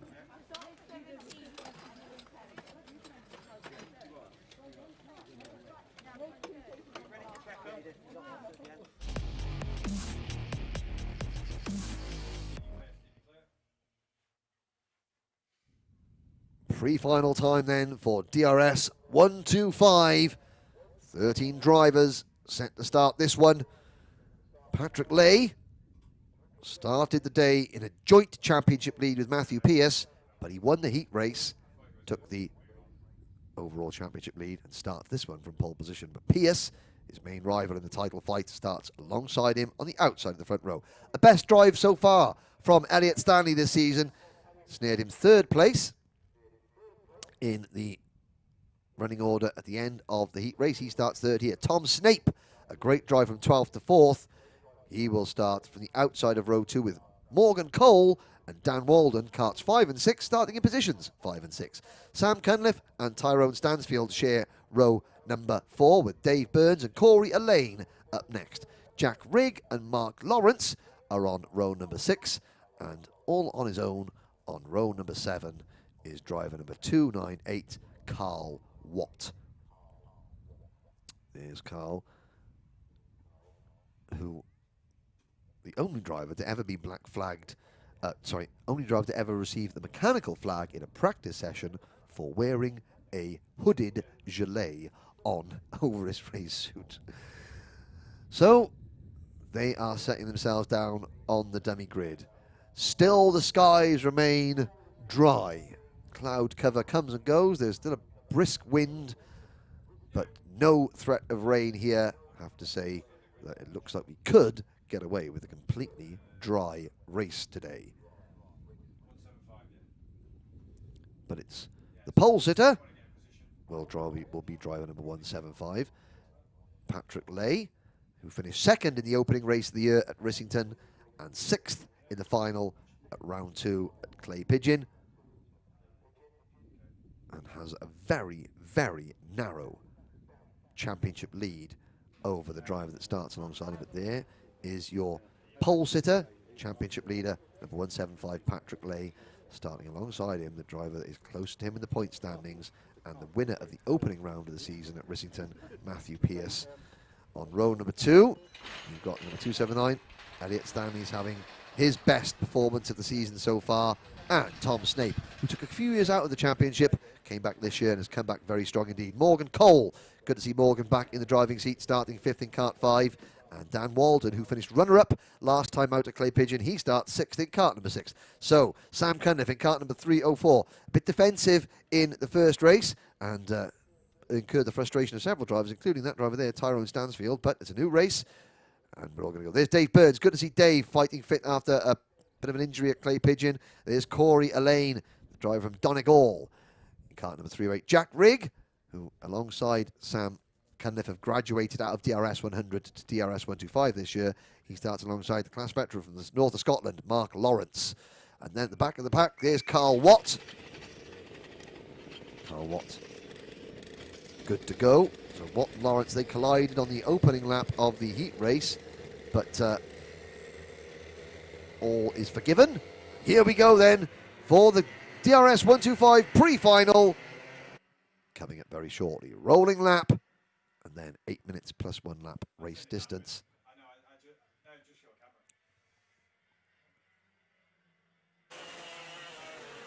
Will we get 1 or 2? I think we'll probably have 2 rolling laps, just to get everyone a chance to get their tyres up to a safe operating temperature. The finals were 10 minutes plus a lap, but this is the pre-final.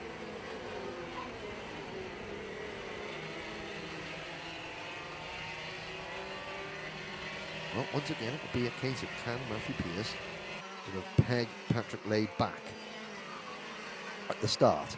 Lay got that great start in the heat race and was just able to just ease away. It wasn't Thomas Harvey levels of domination, but it was, you know, a tenth of a second each lap.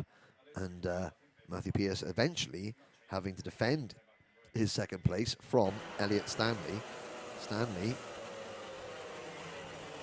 his best finish of the season so far, a 7th place in the final at Rissington. Looking good to improve on that here, but we've got this race to get through before we get to the Grand Prix itself. Now, good formation. 13 drivers, 8 minutes plus 1 lap. They come through Hanger Bend into Wilkins.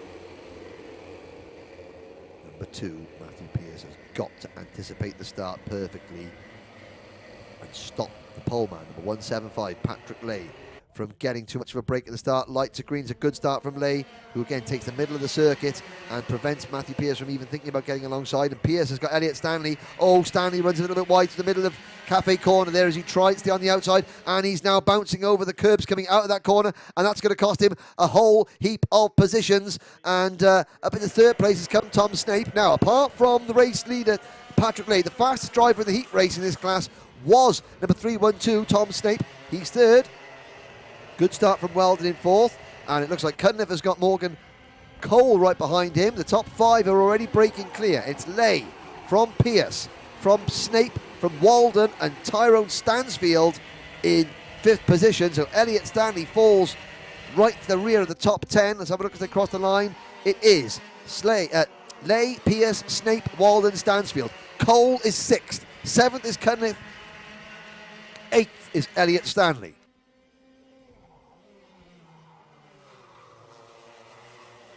Around Stratford Corner for the second time, Matthew Pearce, head down, trying to stay in Patrick Lay's slipstream. Good battling at the back of the pack. Now Morgan Cole in 6th position. He leads the second group of karts. He is 1.5 seconds behind Tyrone Stansfield. As Dan Walden gets a warning for contact. That was just probably a little bit of door handling with Elliot Stanley at Cafe Corner on the first lap, but Stanley trying to go around the outside of Matthew Pearce. And, you know, just a little bit of inexperience cost him there, I have to say, Elliot Stanley, but he is down in 8th place, but he's got a very quick kart. Can he get past Sam Cunliffe? But the top 5 are clear. Then it's Morgan Cole a long way back in 6th position.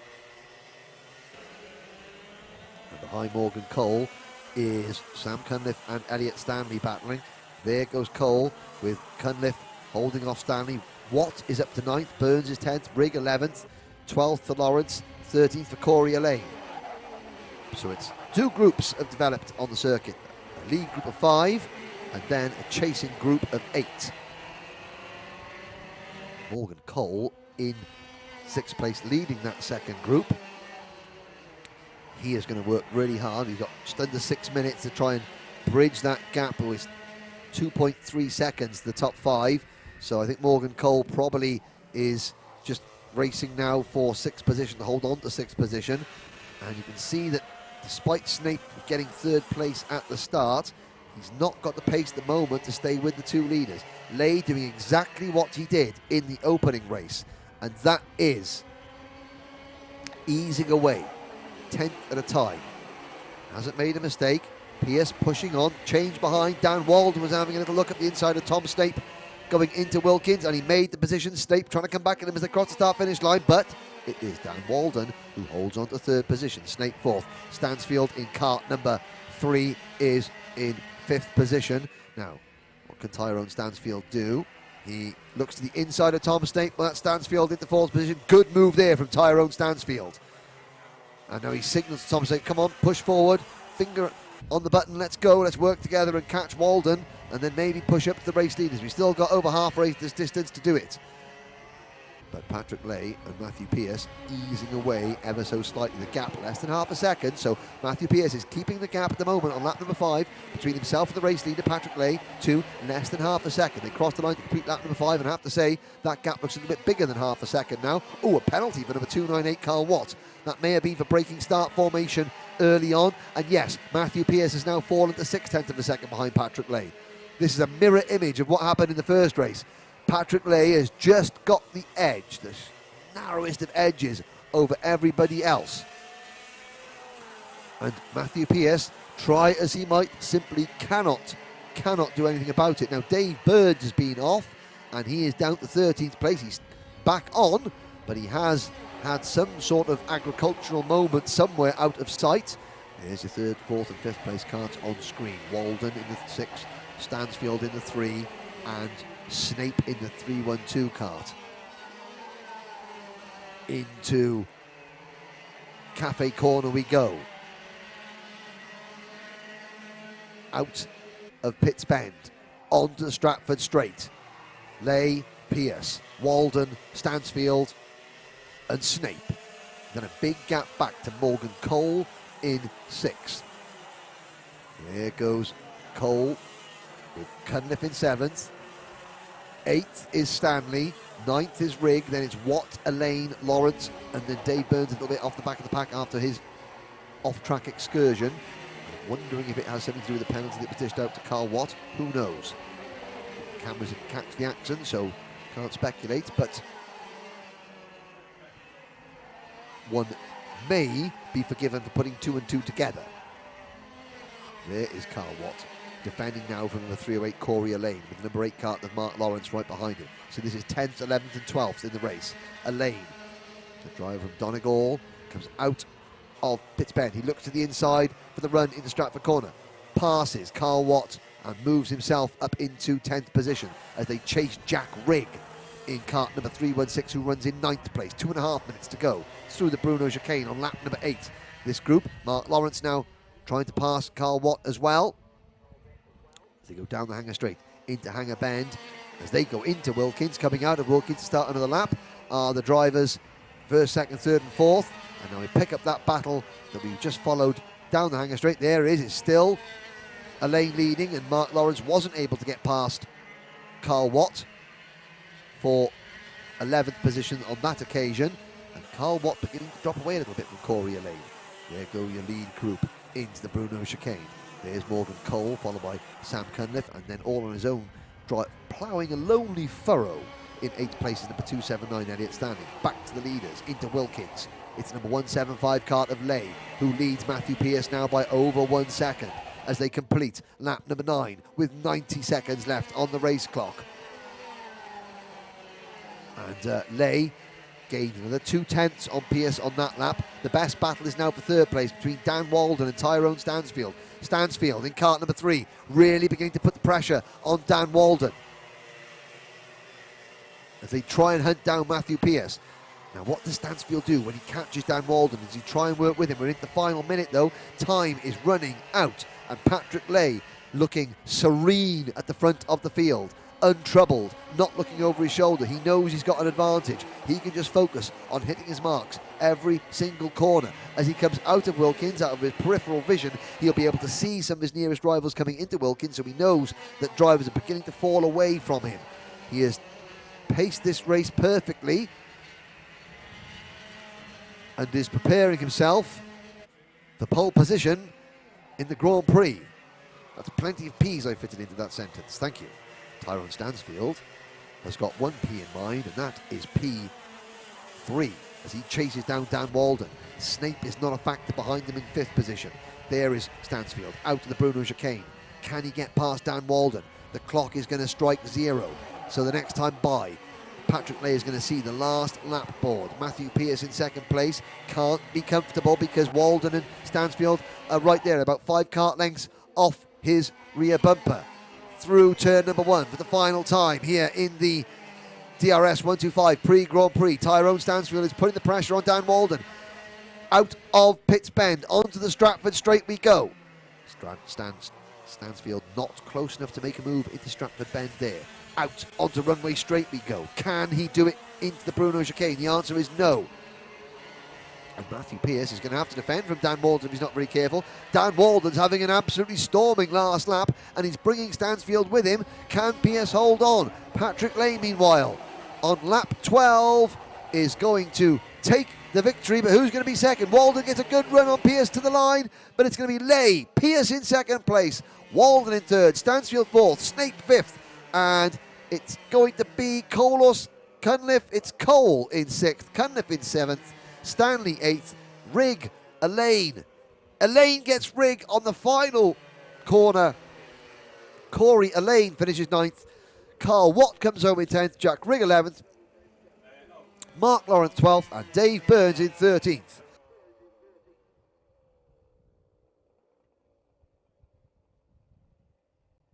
So, 13 drivers start, 13 drivers finish.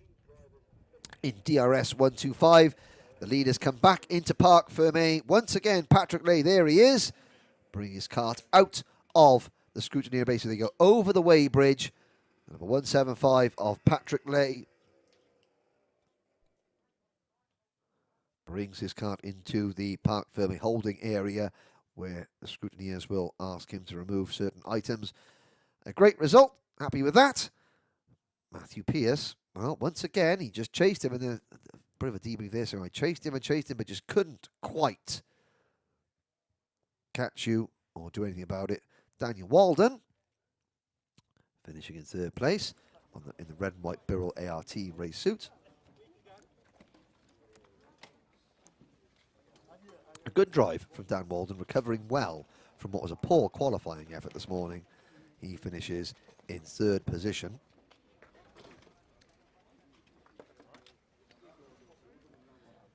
And then on the other side of the fence, you can see the drivers who didn't finish in the top 3. They are all now just getting their race suits off. A couple of conversations going ahead. Shaking hands there, that's Carl Watt and Corey Elaine.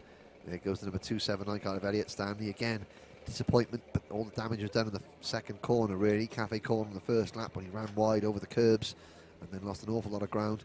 There's Thomas Snape, who, again, didn't make as much progress as I thought he would in that race. But, you know, finishing in 5th there is Tyrone Stansfield. He'll be much happier with that performance, showing just exactly how quick he can be. There's Jack Rigg in kart 316, Corey Elaine. And Corey Elaine and his dad. Now, I have to say, I've never seen Corey Elaine's dad and actor Lenny James in the same room together. I think they may be one and the same. They're not, but they're very, very, they look very similar. Does Lenny James and Corey Elaine's dad. And there's the 2 leaders, the top 2 finishers in that race. Matthew Pearce on the right, Patrick Lay on the left, discussing things very civilly afterwards. Matthew Pearce thinks, oh, you know, I'm going to, one more chance to have a go at you. And Patrick Lay's thinking to himself, oh, I know, well, you know, one more chance, but no. So Patrick Lay, he will start, subject of course to post-race scrutineering, he will start the DRS 125 Grand Prix from pole position. So 3 races to go. The end of the DRS 125 pre-final.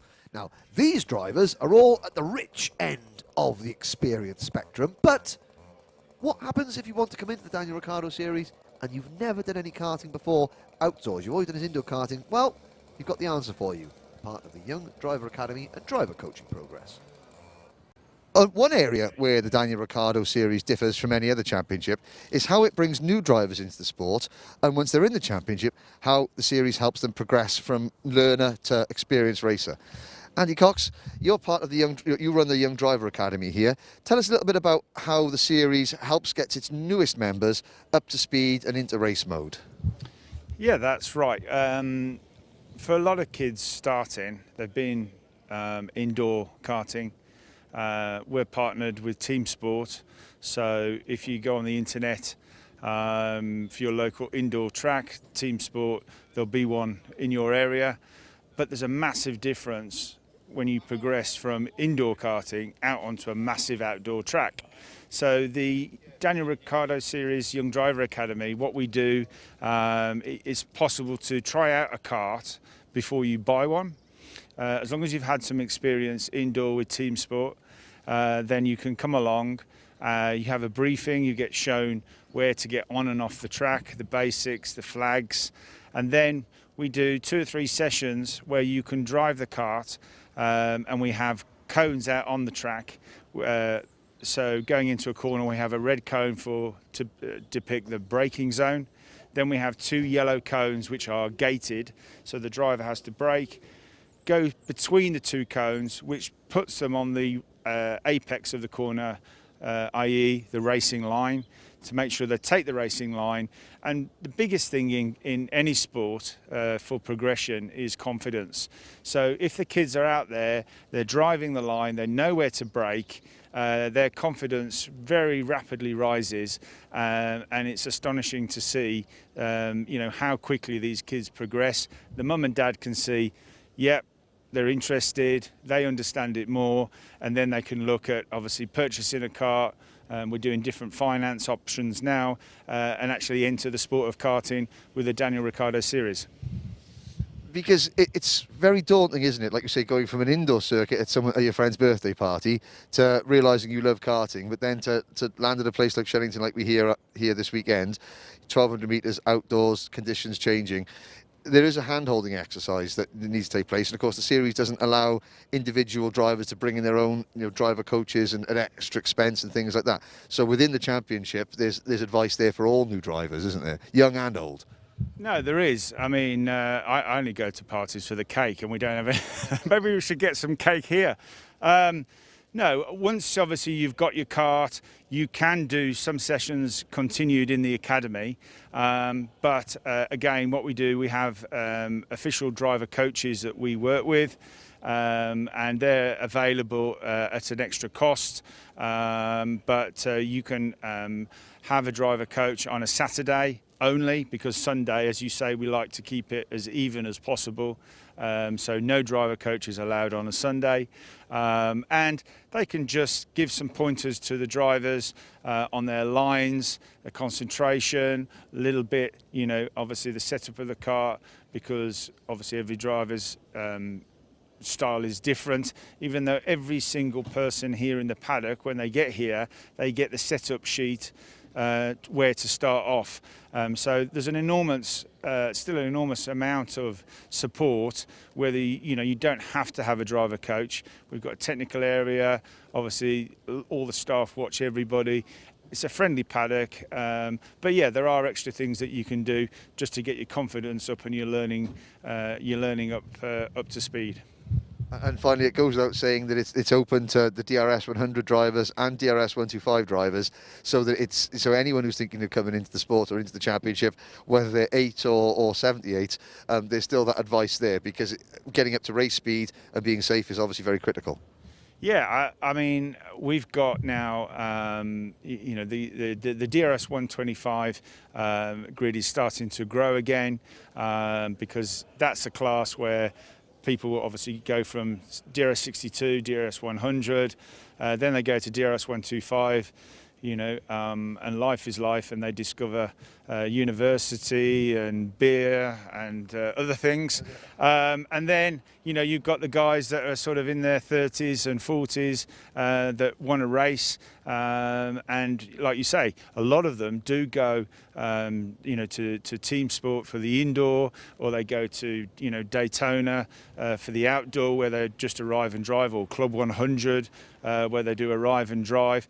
And obviously, at some point, they want to go quicker. So, yeah, we will cater for those guys as well, and they'll be more than welcome. And it's a great social thing as well here at DRS.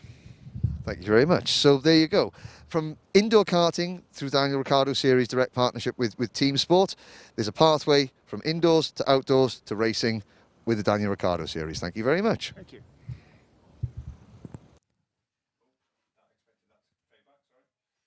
So a lot of the drivers that you're about to see in the next race have been through the Daniel Ricciardo Series Young Driver Academy. And the results are spectacular. So is the racing. And here is your grid. Jamie Gurney starts from pole position alongside Archie Heron. Harry Bartle, what an impressive weekend so far for Harry. He starts third alongside fellow rookie Archie Pitts-Drake. Jamie Scott and Jack Robinson share row number 3. Robinson being the third rookie in the top 6 of the grid for this Grand Prix. Oscar Walsh and Connor Scarisbrick will start on row number 4. Watch for Connor to come back into contention. Jasmine Taylor and Josh Turnbull, likewise Turnbull looking to gain a lot of ground in this one. They start 9th and 10th with Sherry-Ann Powell and George Baker. 11th and 12th, Rory Armstrong and James Roberts will share row 7. Zach McDonald and Jamie Warner will go from row number 8. Eddie Stewart and Ewan Scott are on row number 9. And row 10 is Archie Cole and Jackson Lane. Adam Bourne and Finley Lines will go from row number 11. And then Oscar Cole and Donnell Stratton are on row number 12. Daxton Groves and Oliver Harrison are on row 13. And you know, by Jove, I've got it. The alien on Finley Lines' helmet.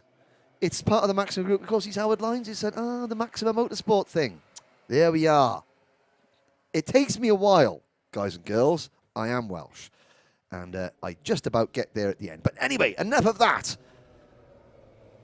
Here is the full grid. Plus 1 green alien. On the rolling lap. The second rolling lap. Number 4, Jamie Gurney. Number 3, Archie Heron. Still locked together in the championship. Joshua Turnbull looking to minimise the damage that he suffered in terms of points this weekend and gain ground from 10th on the grid. Plenty of other contenders as well. Will we get a rookie winner? Harry Bartle and Archie Pitts-Drake on row 2, Jack Robinson on row 3. We're going to find out very, very shortly as we come out of Wilkins. And the yellow flag still waving. Will they go now? Yes, they do. It's a good start from Gurney. Heron's right behind him as well. Very, very closely bunched. Are they all going to get into Cafe Corner cleanly? Yes, they do. Out of Cafe, through Park Bend, down towards Stratton, and here comes Harry Bartle. It's been a great start. There's a move. Harry Bartle takes the lead. Oh, behind, and there's a collision. Oh, cart's over. And 3 or 4 drivers there, and that is going to be, well, the yellow flags are waving. Officials are right there, and I can see the cart is over. The driver is up and out. So the driver is up and out, and it is Archie Pitts-Drake. Red flags, obviously. Now, there are half a dozen drivers that are more there, but most importantly of all, I can see, well, we'll see a full number there, but most importantly, Archie Pitts-Drake, you can see him on your camera shot, walking away from his kart. That is the only thing that matters. We'll try and get there's at least 4 drivers. And Archie Pitts-Drake, well, Harry Bartle made a superb move to take the race lead going into Stratford Corner there. And now you can see that some of the pushers and the assistants in the orange coats there now running over there. So we've got a bit of a kart park there. We've got the number 101 kart of Jamie Warner. The number, is that the 86, I think, of Donnell Stratton in the red race suit there, and the number 104 cart of Zach McDonald. They have all parked up, and they're looking as are they ready to go, or are they allowed back in? We'll have to see what the ruling is. So there's 3 parked carts there, and the driver's being told to get back into them. So we can have a full race start.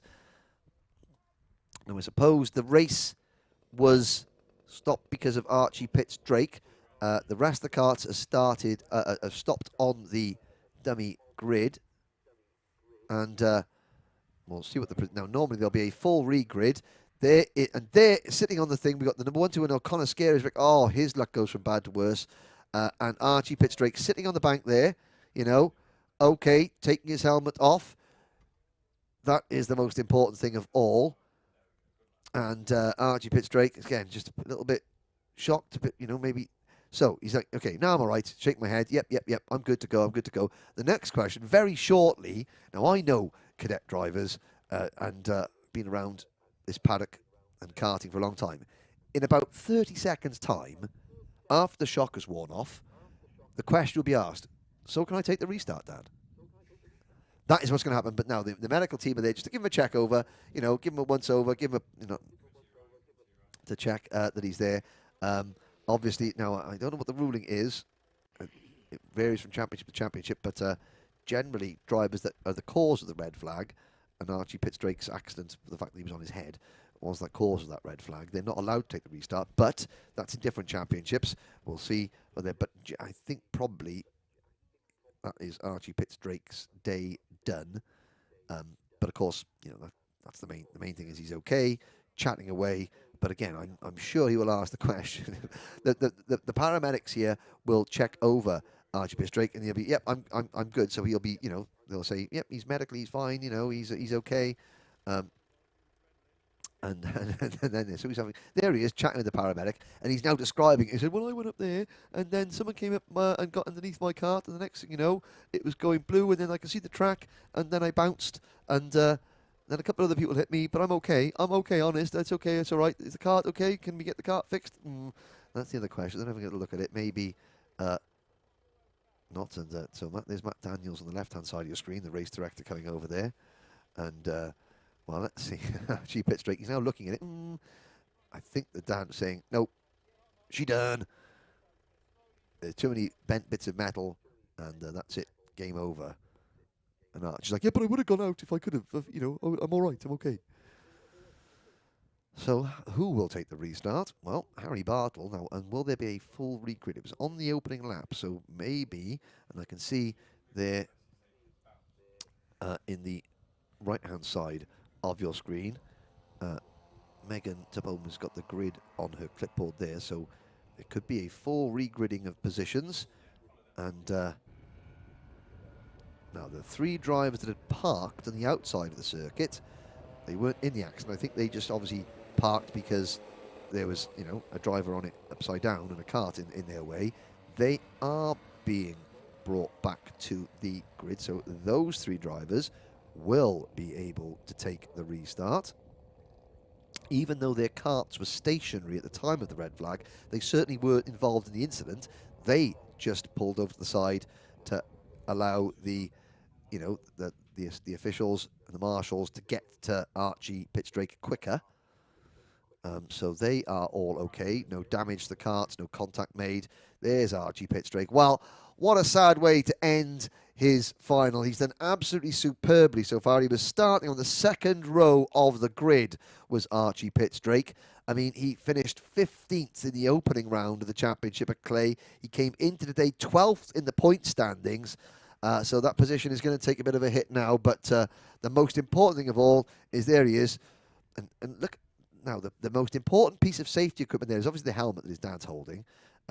But if you look at Archie Pitts-Drake, he's got that hands, head and neck system device on the car on his body. That will obviously add a lot more support for in the event of a driver goes over, to give their neck a lot more support. And because all these young drivers are wearing it, it's a mandatory piece of safety equipment.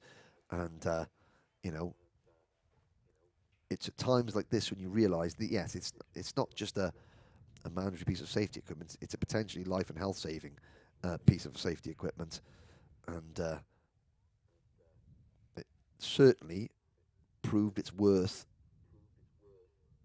on this occasion. Everyone else up and out of their carts, so there's going to be a lot of moving and shuffling. We've got the first 2 rows cleared. You can see the number 127 cart, Harry Bartle, is back behind Jamie Gurney and Archie Heron now. Well, that's twice now in 2 races, the pre-final and the truncated start of this final, where Harry Bartle has taken the race lead. So, you know, there's no excuses now from Jamie and Archie. They know what his game is. You know, he comes out of the starting blocks like Usain Bolt with springs in his shoes. And I'm sure he will try. Yeah, 3rd time will be a charm. Now, oh, look at that. There's a little bit of issues going on there. Look at on the left-hand side of your screen there, there's a committee of DRS 62 drivers. Now, somebody has obviously got a bit of a problem with their bumper of the car. Now, oh, let's have a look, let's have a look, let's help. There's, you know, there's stuff going on. That's, you know, this is, of course, no mechanics on the grid. This is the drivers just sort of helping each other out. You know, ooh, there's Denal Stratton goes over. He has a little look. Can I fix that? You know, can I bend this bit of metal back? And this is fantastic. So I have to say, now I commentate on a multitude of different championships, and you get situations where the bumper of one cart is obviously tucked inside the rear tyre. So you've got 1, 2, 3, 4, 5, 6, 7 drivers all trying to help one of their rivals to get that bumper freed so it's not hitting the rear tyre. Now, again, these drivers, in a few minutes' time, they're going to be back racing wheel to wheel, you know, battling amongst each other, all trying to beat one another, you know, in the race. But before the race starts, they all want to get out there. This is fantastic to watch. You know, there are people in other forms of motorsport, other championships of karting that can learn an awful lot from these youngsters. They're all just sat round. They're all trying to help each other to make sure that that kart is going to be okay to get out there. This is great to watch. Oh, there's Eddie Stewart comes over. He has a little look, you know, and they're all just helping. Now, that's Andy Cochran, they're Father Hen. Let's have a little look as they scatter. And you can see there's the offending rear bumper just on the inside. Now, Andy's saying, we shouldn't really be doing that. But, of course, the driver's like, oh, well, you know, we're doing it. Now, it's a rookie driver that his kart is. Now, he's going to get into his kart. Now, they didn't quite get that fixed, but a man for that, or did they? Is it just bent in a little bit? But what an effort from all those young drivers to just make sure that one of their rivals gets into the race so they can all go and race together. Nobody in this championship wants to win a race because everyone else was in the pit lane with damaged karts. And that is all those young drivers. I mean, last weekend we had an incident at the Gearbox World Cup, which was a disgraceful show of sportsmanship. The exact opposite we have just seen here. Unfortunately, I bet you won't see that on BBC News tomorrow morning, which is a real shame. That's what karting's all about. Uh-oh. There is a problem for Oscar Walsh. He hasn't got himself going.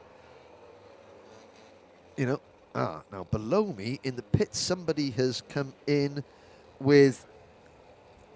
they're all coming back to the pits. They're all coming back to the pits. Jamie Gurney's kart has stopped.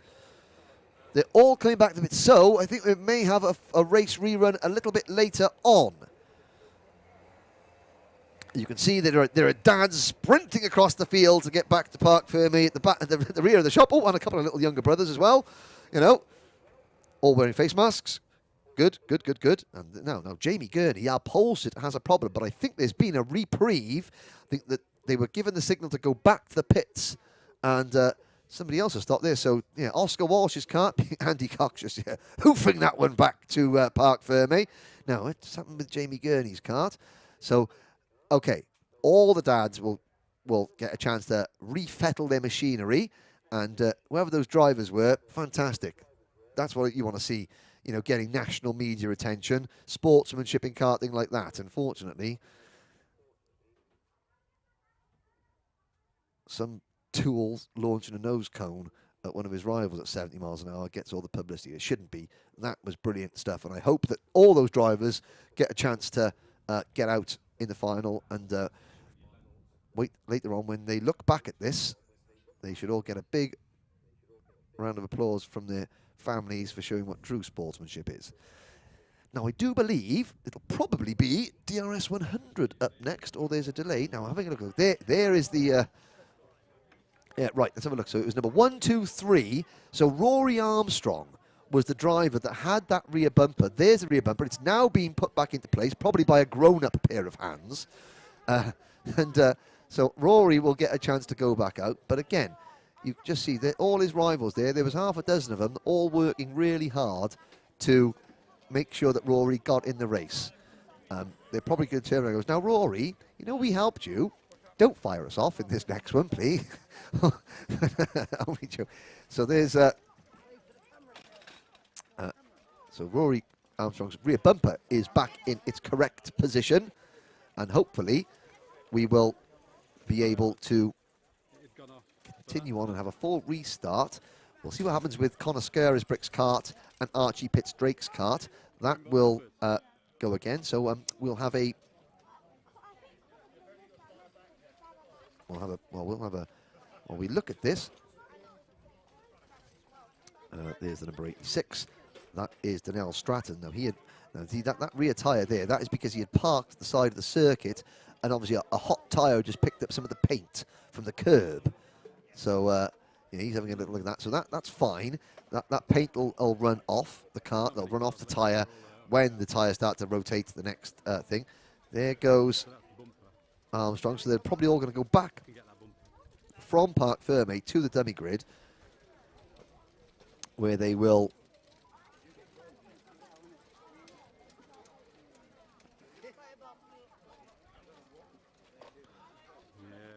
So they're going to go back there now. I think we're going to have, instead of the karts, they're all going to go back, not to the dummy grid, they're going to go back to all into the paddock, and I think the DRS 62 final now will be the last race of the day. I'm getting word that the next race will be, straight on their phones, trying to have a look at that. Let's go back on the live stream and have a little look and see what happened. Yes, so the DRS 100 karts are now coming to the dummy grid. There'll be a brief re-gridding. So we'll wait for that a little bit, but there'll be a brief re-gridding. In the meantime, we've spoken to Andy Cox about the DRS Academy, but let's speak once again to Pete, part of the DRS team, to talk about how the championship looks after the karts of some drivers that are new to the sport and who haven't got the facilities to keep their own karts at home. Another element of the Daniel Ricciardo series that differs from all other championships is where the championship can look after your kart in between races for those of drivers that live either a long way away or have not got their own facilities, own vans and transport to take their karts to and from the races. Pete here from the Daniel Ricciardo series, you're one of the team members that helps not only look after some drivers during the race weekend, but also look after their karts in between races. How does that help, and what is your sort of main role? Obviously, the main role is I prepare all these karts in the week, and obviously we store them, the facility there. Obviously they get prepped, and obviously they're ready to go out. Obviously they can either then, if they want to hire a van, if they've got their own vehicle, they can go test themselves. Obviously then they pre-book that in and they can take it away. Obviously we got guys then from like Scotland down to Cornwall. Obviously transport, they say they could provide a van or a vehicle to stay in. It becomes more cost effective for them or more convenient for them to have it stored and prepped and race here. We provide a mechanic, normally between two drivers. So if they've got no mechanical skills, they don't have to purchase tools, so it saves them a cost that way. And obviously one of the drivers, some of the parents want to learn, so obviously we can show them bits by bit. Also in that way they can, later on if they want to, they can go out into the paddock themselves and mechanic themselves for there. So obviously it's a learning process for them as well. So in fact, not only one of the main sort of maintenance members of the Daniel Ricciardo team, but you're the chief babysitter for both karts and new families into the sport, because that's it. If somebody has come into the sport with no prior karting experience, the chances are their parents haven't got any karting knowledge as well, and that's where you come in as well, not only to help keep things sort of cost effective and smooth running to start with, but also to teach so that you can let them fly the nest out into the paddock. Well, yeah, it's a learning curve for both the driver and the parent if they want to become a mechanic. Obviously, when they're completely new, it's good because obviously both are fresh. What they're going to do, the driver's got a little bit of experience, normally from an indoor, outdoor, corporate side of karting. Obviously, so the two-stroke is another big power step for them. And for the parent, a lot of obviously the industry and employment now these days has gone more sort of office-based and stuff like that, so there's less hands-on people. There are still people out in the paddock who've still got mechanical skills, and we do offer the facility there where if they need some help or tuition, we have done on the technical area where if they got something they can't fix or deal with, or they need some advice, and obviously they can see John, and that's what he's there solely for, so you can approach him and obviously get some advice or been shown how to repair something as well. So yeah, you can keep your costs down that way as well. And then finally, by the time they get to the next race, they've got a kart that is prepared, ready, that you've already sort of checked over, that will hit the track running. There's no last minute problems either for them. No, obviously we have a checklist, obviously for insurance purposes, there's a whole criteria. It's a bit like an MOT and a car service. You go through the checks, checking everything off. Certain parts we replace regularly, and obviously certain parts, then obviously as time goes on, then there's a replacement period for those parts to be replaced and go for there. So obviously, yeah, every kart is more or less like new for when it comes out and ready to go, and should have no problems. So if you're thinking of getting into karting and you're looking at the Daniel Ricciardo series, but you haven't got the mechanical knowledge or the facilities to take a kart to and from the circuit, I think Pete here and his team have got you covered. Thanks very much. Cheers, Henry. Thank you. Have a good day.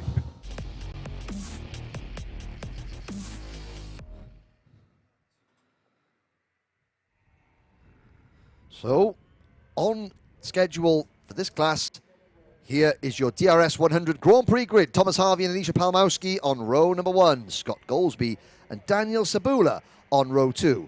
Daniel Holdsworth and Dylan Brierley will start from row number 3. Leading rookie Sam Haller-Hinksman, great performance for him so far. He starts 7th alongside Rowan Campbell-Pilling.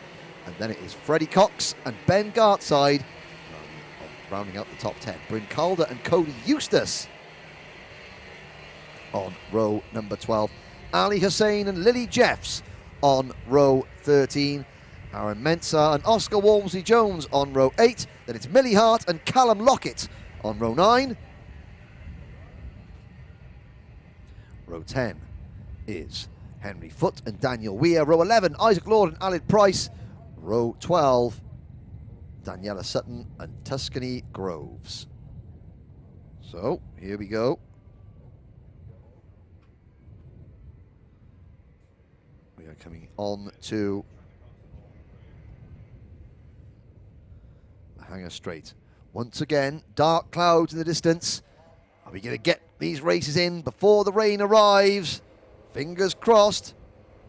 Hope so. Can anybody stop Thomas Harvey from making it 3 wins out of 3 here in DRS 100 so far this season?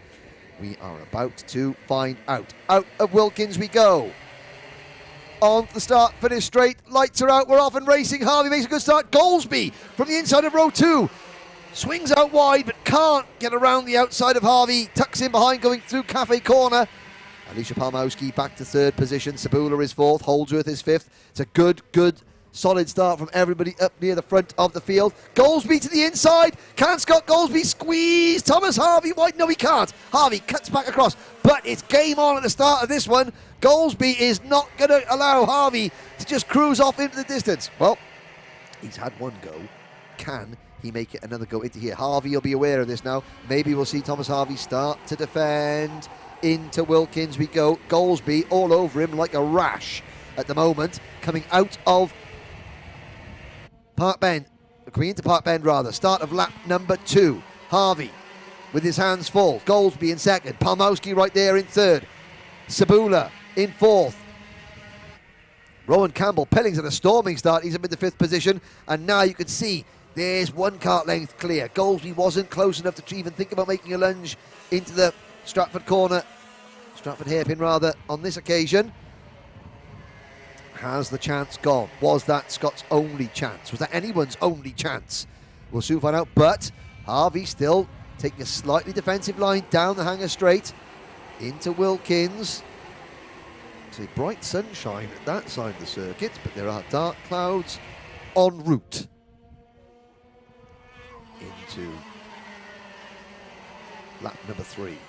Goldsby, Palmowski and Sabula, 2nd, 3rd and 4th. They come out of Pitts Bend onto Stratford Straight. And Goldsby's under pressure. There goes Palmowski up at the P2. Sabula to P3. Goldsby back to 4th. Campbell Pilling is 5th. And you can see that Harvey is now edging away again, ever so slightly. The gap has grown exponentially up to about 15 kart lengths. So what can Alicia Palmowski and Daniel Sabula do? There comes Rowan Campbell Pilling. Oh, they're 3 wide. Oh, Campbell Pilling up over the side of Scott Goldsby. And on the outside, Daniel Sabula was just, he ran out of track there. But Rowan Campbell Pilling, he got to the inside line there. And then the door closed. It was a 3 wide sandwich, and all 3 were left facing the wrong way. Hopefully there's no damage, but a great day for Scott Goldsby has come to an early finish. Well, he's still in the race, but the chances of a podium, I think, are gone. Likewise for Daniel Sabula and Rowan Campbell Pilling as well. Such a shame for all 3 of them. It means that Alicia Palmowski is now 2nd, all on her own. Dylan Brierley up into 3rd place. Holdsworth is 4th. Ben Gartside is 5th. Cody Eustace is 6th. Hannah Hinksman is 7th. And up into the top 10, I think for probably the first time in her career, is Lily Jeffs in 8th place. Followed by Henry Foot 9th. Ali Hussein 10th. Then it is Walmsley Jones, Bryn Calder, Millie Hart. Scott Goldsby is 14th. Isaac Lord 15th. Callum Lockett is 16th.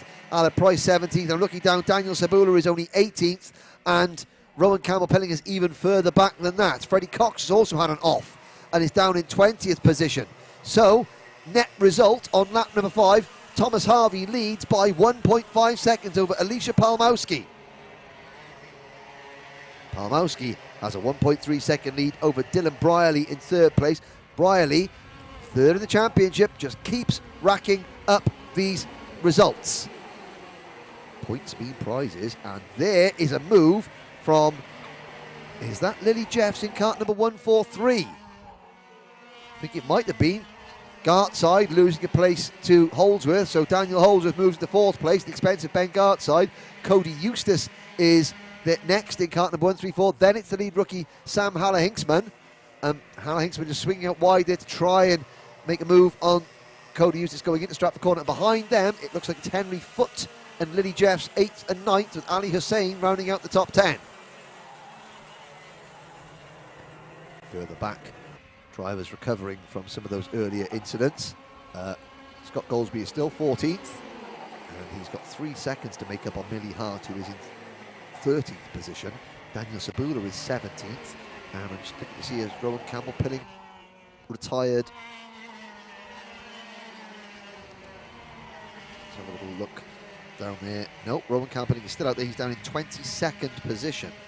So he's got a lot of work to do. He's got 2 seconds to make up on Alan Price and Daniela Sutton at the moment, but the battle is on for 2nd. Well, new fastest lap for Thomas Harvey, 44.973 seconds. And, Rowan Campbell Pilling gets a mechanical flag, so obviously he did some damage to the bodywork of that kart. So out of the race goes Rowan Campbell Pilling. Sad end to what potentially could have been a great day for the number 104 kart.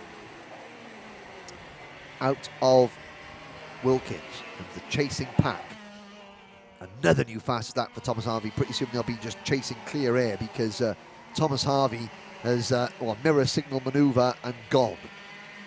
He's 3.5, he's over 3 seconds, nearly 3.5 seconds at the road now, 6.5 minutes remaining. Alicia Palmowski, however, she has got to turn her attention to defending 2nd place from Dylan Brierley in kart number 101. Daniel Holdsworth in kart number 132 is there in 4th. Ben Gartside 5th. Cody Eustace in 6th. Sam Haller-Hinksman is also part of this battle in 7th. There's a gap back to Henry Foot in 8th. Lily Jeff 9th.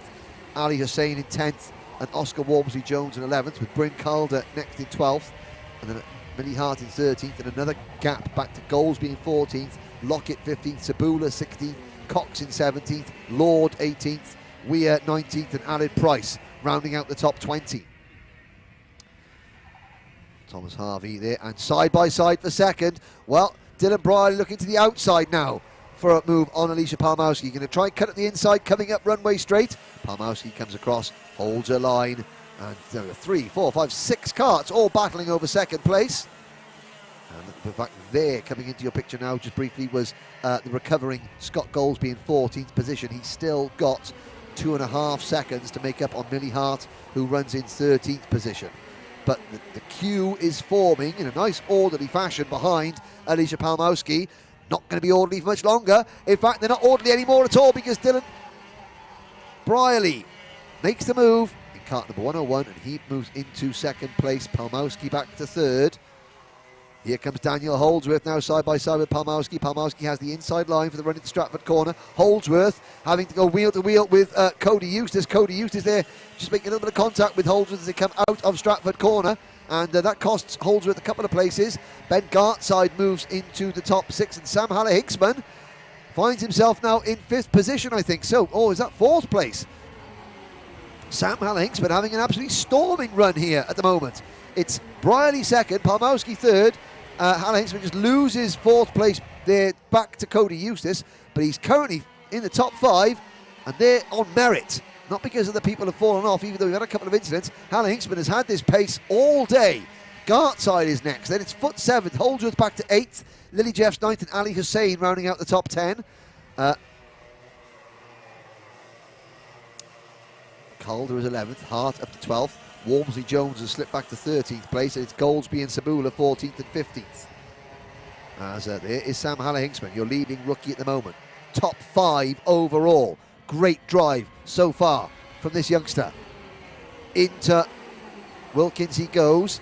Now at the moment he has a couple of kart lengths in hand over Henry Foot, and Henry Foot in kart number 138, the Cornishman, who had a fantastic 7th place finish at Clay Pigeon. Started the year only 21st at Rissington, but has come on leaps and bounds since then. 7th at Clay Pigeon, and is looking to match that, but at the moment he's up at the 5th position. Cody Eustace getting a penalty. So Cody Eustace gets a penalty in kart number 134. Battle on once again for second with 3.5 minutes to go. It's Palmowski in P2, Brierley in P3. Haller-Hinksman is up to 4. So what happened to Cody Eustace? Took my eyes off the screen for a brief minute. Now they're coming on blue flags. Coming up to lap, I believe that'll be Tuscany Groves. So Tuscany will just quite sensibly just move out of the way, like she's been doing all day so far in kart number 148. Good driving there, goes Tuscany out of the way, and Palmowski and Brierley go through once again, 2nd and 3rd. Sam Haller-Hinksman, well, there's Thomas Harvey coming out of Stratford. He's 6.5 seconds at the road because Palmowski has to defend from Dylan Brierley. Who is going to be 4th? Is it going to be Sam Haller-Hinksman, or is it going to be Henry Foot? It's Haller-Hinksman at the moment, still in 4th place. Foot is 5th, Eustace is 6th, Holdsworth 7th, Gartside 8th, Hussein 9th. Lily Jeff is up into the top 10. Calder 11th, Hart 12th, Walmsley Jones 13th, Goldsby and Sabula still 14th and 15th. It's another new fastest lap for Thomas Harvey, 44.86 seconds. He has literally given this field an absolute shellacking today. And as they, well, but as they come out of Pitts Bend onto Stratford Straight, the race leader is coming out of Stratford Corner onto Runway Straight, so we can see where his rivals are. He is 7 seconds up the road. Remarkable performance from Thomas Harvey. We're not watching him too much because it's just clean space around him. It's just empty track all around Thomas Harvey because he is... Oh, there's a move. That is Henry Foot trying to wrestle 4th place away from Sam Haller-Hinksman. Haller-Hinksman holds on. Brierley now into 2nd place. There is your race leader. 1 minute 15 seconds to go. He comes into Stratford Corner. Nobody else in the same camera shot as him. This is really, well, it's a Sunday afternoon stroll in the Oxfordshire countryside for Thomas Harvey. But here is the rabble in 2nd. Palmowski is back into P2 at the expense of Brierley. Brierley down to 3rd again. They're separated by about the width of a cigarette paper. Then it is rookie sensation Haller-Hinksman in 4th with Foot and Eustace right behind him. Now, they cross the line to start lap number 16. 30 seconds to go. Palmowski defending from Brierley. Here's Haller-Hinksman, Foot and Cody Eustace right behind him in number 1 2. Oh, Henry Foot up on the curb there, that unsettles the kart. That is the only invitation that Cody Eustace needs, and he takes 4th position. Foot down to 5th. Side by side again between Palmowski and Dylan Brierley. Great stuff but they're battling, but they're able to keep themselves ahead of the chasing group. Now, Daniel Holdsworth has recovered the 7th place. He is right behind Eustace. Gartside is there as well. Bryn Calder 9th now, so Calder's having a good run. Ali Hussein 10th. Lily Jeffs has slipped back to 11th. Millie Hart is 12th. Then it's Goldsby 13th. Walmsley Jones 14th. Sabula 15th. Freddie Cox 16th. Callum Lockett 17th. Weir 18th. Lord and Price round out the top 20. And again, Palmowski managing to keep Dylan Brierley at bay as we begin the final lap here at Shenington. Palmos is going to have to defend coming onto this straight. She does. Brierley alongside. Can Brierley hold it on round the outside? No, he can't. He's going to try the crossover move. He's got alongside Palmowski. Can he get fully alongside? No, he can't. He has to slot back into line. Palmowski leads him into the Bruno chicane. Dylan Brierley's next opportunity is going to be under braking for Wilkins. He comes onto the hanger straight. Palmowski defends down the straight. Brierley swings out wide, going into the corner. There goes Thomas Harvey. Perfect day for Thomas Harvey. 3 out of 3. Who is going to take second? Palmowski. Yes, best result of Palmowski's career in second. Another fantastic podium for Dylan Brierley as he maintains possibly third, possibly now even second in the championship, because Sabula has dropped down. And Sam Hannah-Hinksman finishes in 4th place. Fantastic result for the leading rookie. P4 overall. Henry Foote, a best ever result for him. He finishes 5th. Cody Eustace is 6th. Daniel Holdsworth down in 7th. Then it's Ben Gartside 8th. Bryn Calder 9th. Ali Hussein in cart number 79. That's his 2nd top 10 result of the season. Millie Hart comes home in 11th.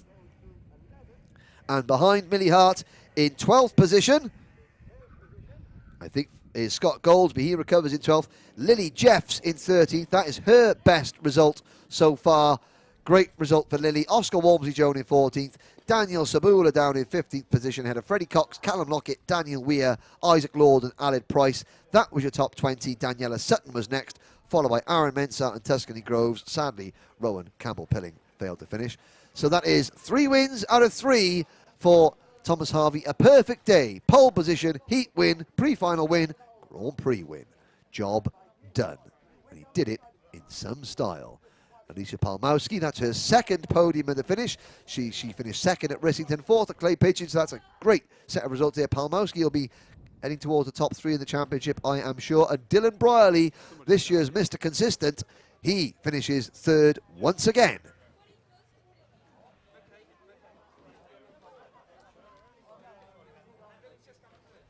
So good effort. There's Thomas Harvey getting his cart onto the trolley. Yep, didn't need those wet tyres today, thank goodness. And he lifts the cart onto its trolley. They'll await now the scrutineer to tell them what checks he wants to make.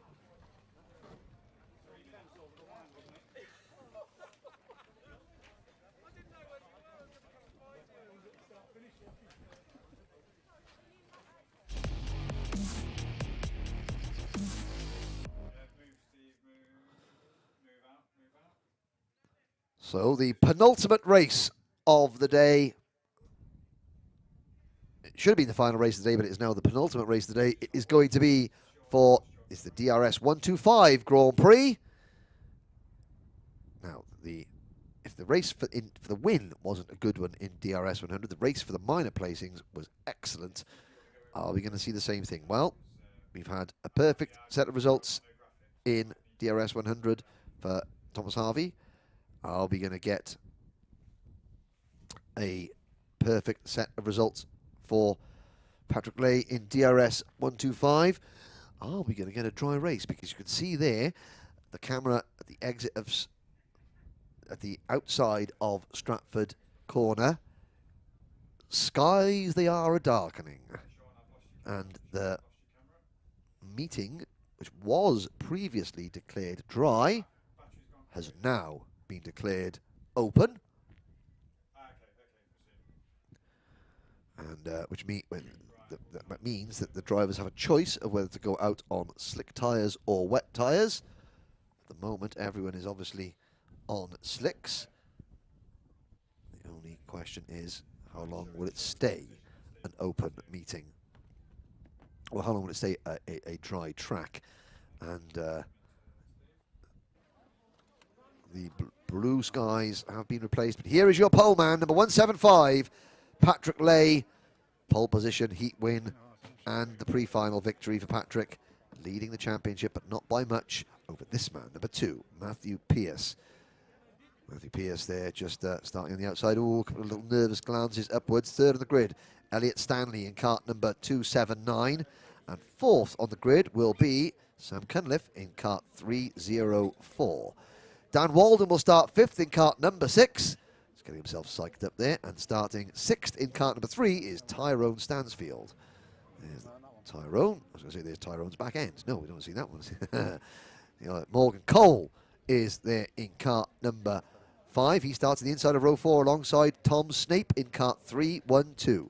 Corey Elaine, the darling of Donegal, starts on the inside of row 5 alongside number 197, Dave Burns. Jack Rigg in cart 316 will start on the inside of row 6 alongside number 8, championship veteran Mark Lawrence, starting grid 12. Carl Watt will start from grid 13 on a dry track, 10 minutes plus 1 lap. The signal is given. Engines are fired. Karts leave the grid, head out onto the circuit. Will they beat the rain home? Let's see.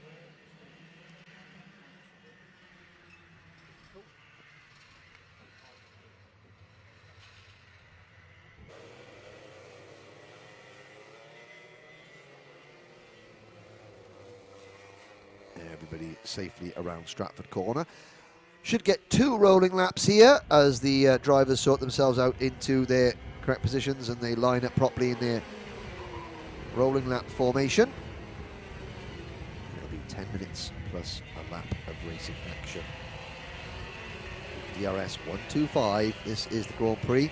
So Patrick Lay came into today in a tie for the points lead with Matthew Pearce, but he has gained ground on his nearest rival so far today and is trying to maintain, or trying to expand his championship lead. And it's very, very dark. So the weather is coming, you can see, well, that's better than I thought it was. There's a couple of dark clouds there just beyond the Stratford hairpin, but, and the more dark clouds, you know, to the right of where you're looking at the camera there, over the banking. So if above us, directly above us, there is an uneasy mixture of white clouds and grey clouds. So let's try it again. This is going to be another rolling lap. It's almost as if the drivers want to have a mixed race with a bit of moisture thrown in for good measure. I'm sure they don't, but again, the quicker they get themselves into formation, the quicker that we can go racing. So, Pearce in cart 2 on the outside of the grid. Lay will have the inside line to turn number 1 in cart number 175. In the pre-final, Patrick Lay was able to not only cover the inside line, he came across the outside of the circuit to take the best racing line into turn number 1, and that sort of held up Pearce's momentum ever so slightly. Let's see if that tactic works again. What about Sam Cunliffe? He's been great at the starts, but then in race pace, he's been a bit defensive. Hasn't always endeared him to some of the other drivers, but he's doing the best he can. He is fighting for every place just as much as everybody else. Here we go again. Lights are out. Now we're off and racing. Lay does cover the middle of the track again. So he takes the lead through turn number 1 into Cafe Corner. Pearce second. Cunliffe battling past Elliot Stanley for third. Stanley doesn't make the same mistake that he did in the pre-final. He doesn't try and run round all the way around the outside. So he is fourth. Here comes Tyrone Stansfield, though, up the inside of Stanley. So Stansfield into fourth. Stanley down to fifth. And it's Walden in sixth. But it's Patrick Lay and Matthew Pearce who have the top 2 positions going into the Bruno chicane on lap number 1. Everybody through the first half a lap cleanly. Carl Watt in cart number 298. He has made up several places already up into P11. But it's Lay, Pearce, Cunliffe and Stansfield, your top 3. They complete lap number 1.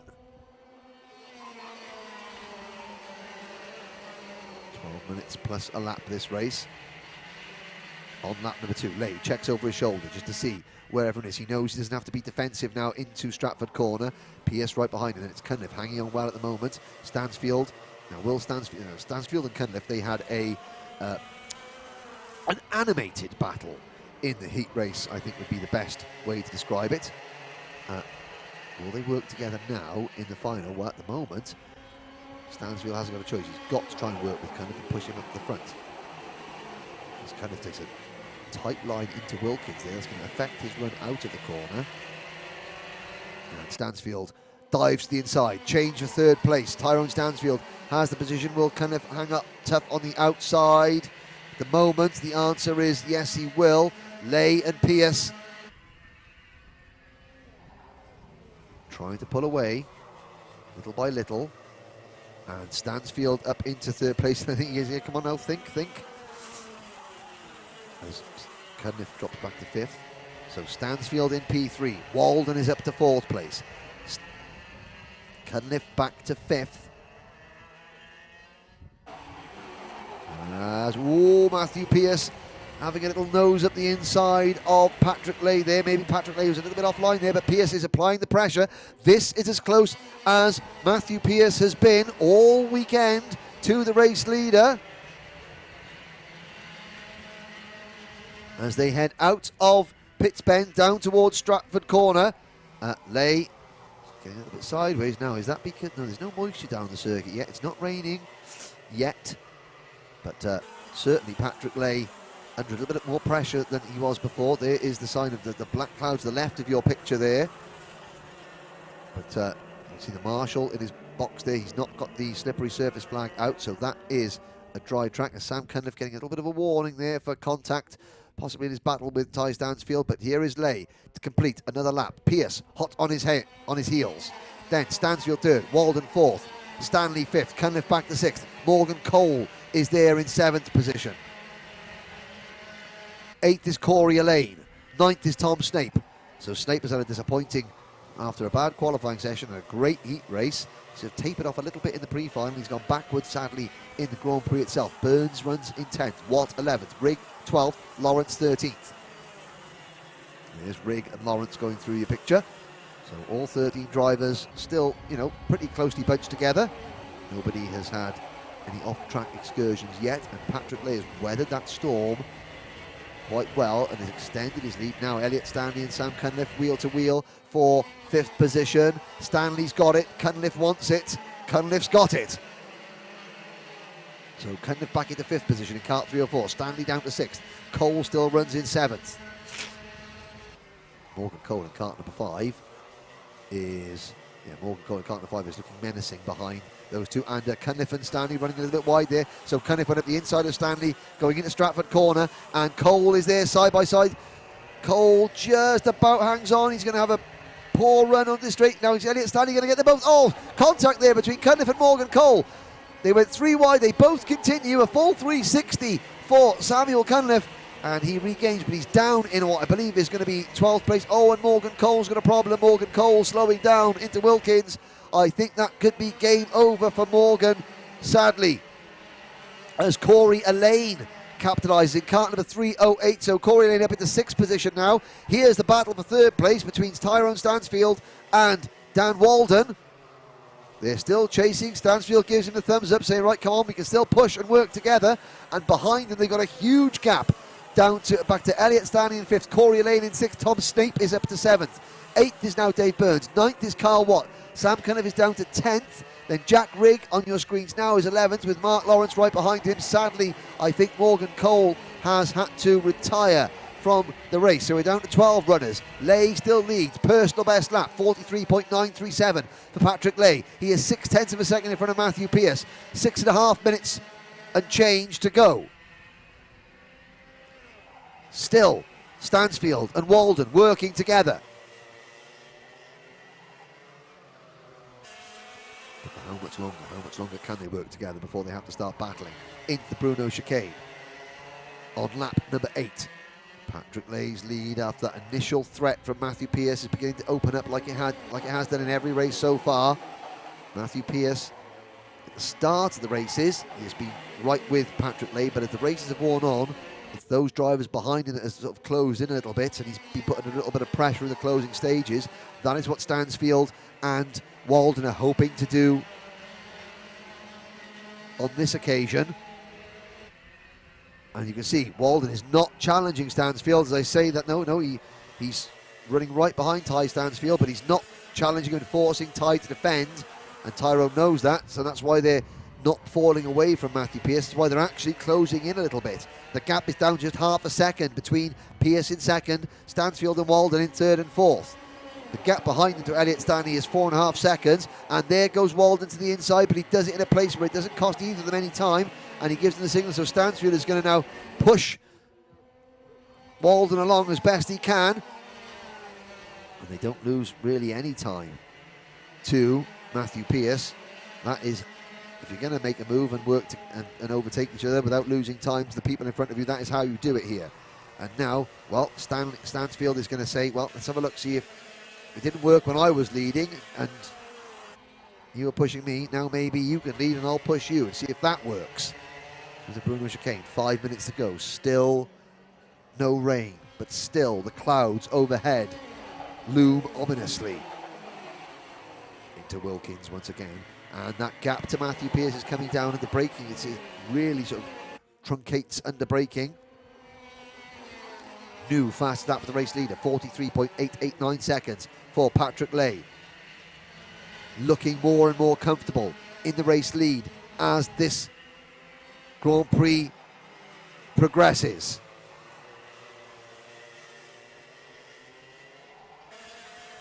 At the top four, well, the best battle is for third place between Whilton and Stansfield. Behind them, here comes the battle for 5th, 6th and 7th. It is Elaine in 5th, Stanley in 6th. 7th for Snape, then it's Burns, Watts, Cunliffe, Rigg, and Mark Lawrence has had to retire as well in kart number 8. So here is the battle on screen between 5th, 6th and 7th. It is number 308, Corey Elaine, leading Elliot Stanley and Tom Snape. Now Corey Elaine's best finish so far was 6th at Rissington. He's on course for a career best effort of 5th here at Shenington, but he's still got 3 3/4 minutes plus a lap to go. Elliot Stanley chasing hard. Elliot Stanley's got a 7th and an 8th in the 2 finals so far, and he's currently running 6th. So again, another driver potentially on course for a best ever result. Elaine having to defend. He was a little bit sloppy coming out of Stratford Corner then, and Stanley is attacking into Hanger Bend. Elaine defending into Wilkins once again. Stanley is right there, and again Snape also now in a position to potentially, if Stanley moves offline to make an attempt to pass Corey Elaine, Tom Snape can capitalise and maybe pick up a place for Elliot Stanley. That's what Stanley's got to worry about. Do I attack or defend? Because I can do both at this particular moment in time. Obviously everyone's initial instinct is to attack. Whilton and Stansfield still chase Matthew Pearce, but the gap between second and third has grown to 7/10 of a second. Patrick Lay in kart number 175 leads by just over a second from number 2 Matthew Pearce. Here is Elaine, and Elaine's got a little bit of breathing space, so maybe Stanley is electing to defend now. 2 3/4 minutes to go. This could give Elaine the break he needs to sew up 5th position. Tom Snape looking particularly aggressive, swings out wide onto the start-finish straight. Now will he tuck up the inside going into Cafe Corner? No, Stanley doesn't give him the opportunity, but Tom Snape looks good coming out of Cafe Corner. Through Pitts Bend, onto Stratford Straight. Will Tom Snape make a move under braking for Stratford Corner? It looks like he is going to. Yes, he does. So Snape moves up into 6th position. Stanley back to 7th. Here is the scrap for 3rd place. Tyrone Stanley and Dan Whilton wheel to wheel. A bit of contact there. Stanley holds on. So Stansfield holds on. And he has reclaimed 3rd place on this lap. Whilton trying to come back at him, but doesn't. Now, what can Tyrone Stansfield do? He has got 1.6 seconds to make up on Matthew Pearce and only 90 seconds plus a lap of this race remaining. I don't think he can do that. Patrick Lay's lead now stands at 1.1 seconds. So he is not slowing down, Patrick Lay. Pearce although Pierce is stretching away from this battle for third place coming into the Bruno chicane now between the number 3 of Stansfield and the number 6 of Whilton, Pierce is not backing up into this group. And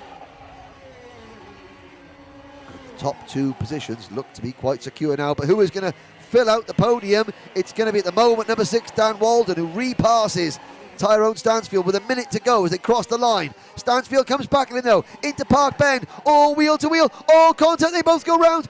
Whilton holds it. Stansfield picks up third place. Whilton, I thought he was going to do a full 360, but he managed to hold that spin. Now he's dropped time, but he hasn't dropped a place. He still runs fourth behind Stansfield, who now runs in third place. Elaine is 5th. 6th is Snape. 7th is Stanley. 8th is Dave Birds, with Cunliffe in 9th. Right behind him, then 10th for Watt, 11th for Jack Rigg. 30 seconds to go. And it was Whilton just trying to go around the outside of Park Bend, going into Cafe Corner there, and he just got hooked around the front of Stansfield's cart, and sort of would have gone round, but he used the nose of Stansfield's cart to get himself straightened up, but it did cost him a little bit of time, but didn't actually cost him a position. But here is your race leader, Patrick Lay, on lap number 17. Again, inch perfect so far from Patrick Lay. He hasn't won a final this year, a 2nd and a 6th, but we are now just moments away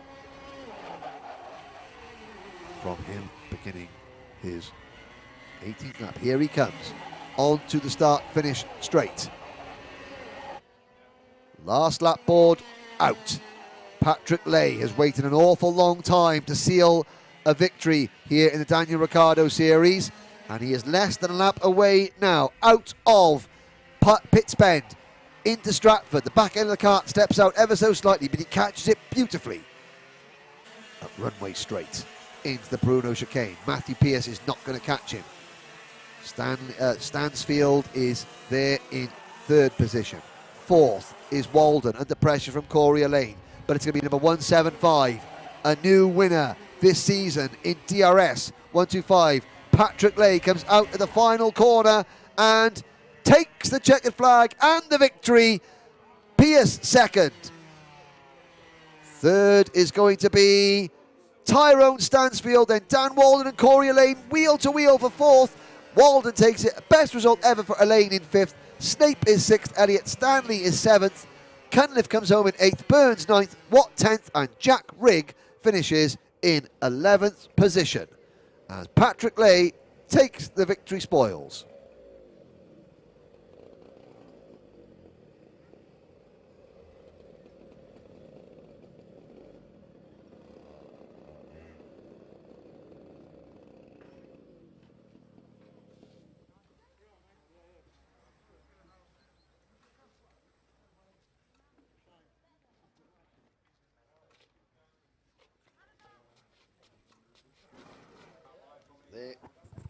There is the view of the victorious Patrick Lay coming through scrutineering into Parc Ferme. And he's been part of this championship for some time as Patrick. And that win, and again, Matthew Pierce will come over and I'm sure congratulate the race winner there. They do indeed, very sporting of the pair of them, as has been the case all day here in the DRS series. Talking about it, and I think Matthew saying, well, just didn't quite have enough there, and without any sort of mistake, there was no chance for him to capitalise and take the win. So the scrutineering team will now say, this is what we want off you, young man, well done, but now take your cart apart for us. Tyrone Stansfield completes the podium in cart number 3, and I think he's going to have a wander across, probably just to speak to Dan Whilton there. They had a great battle. It was a shame that Dan had to have that half spin, but that is what can happen sometimes when it's so closely matched. And now we have got one race to go. That was supposed to be the final race, but the final race of the day, the restarted DRS 62 final, coming up very shortly.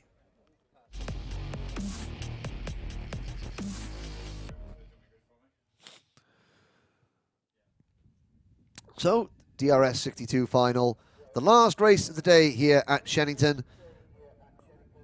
third round of the 2020 Daniel Ricciardo series. And you can see that, fortunately, the skies have lightened again, so the threat of rain has abated, and we should be set fair for another dry race.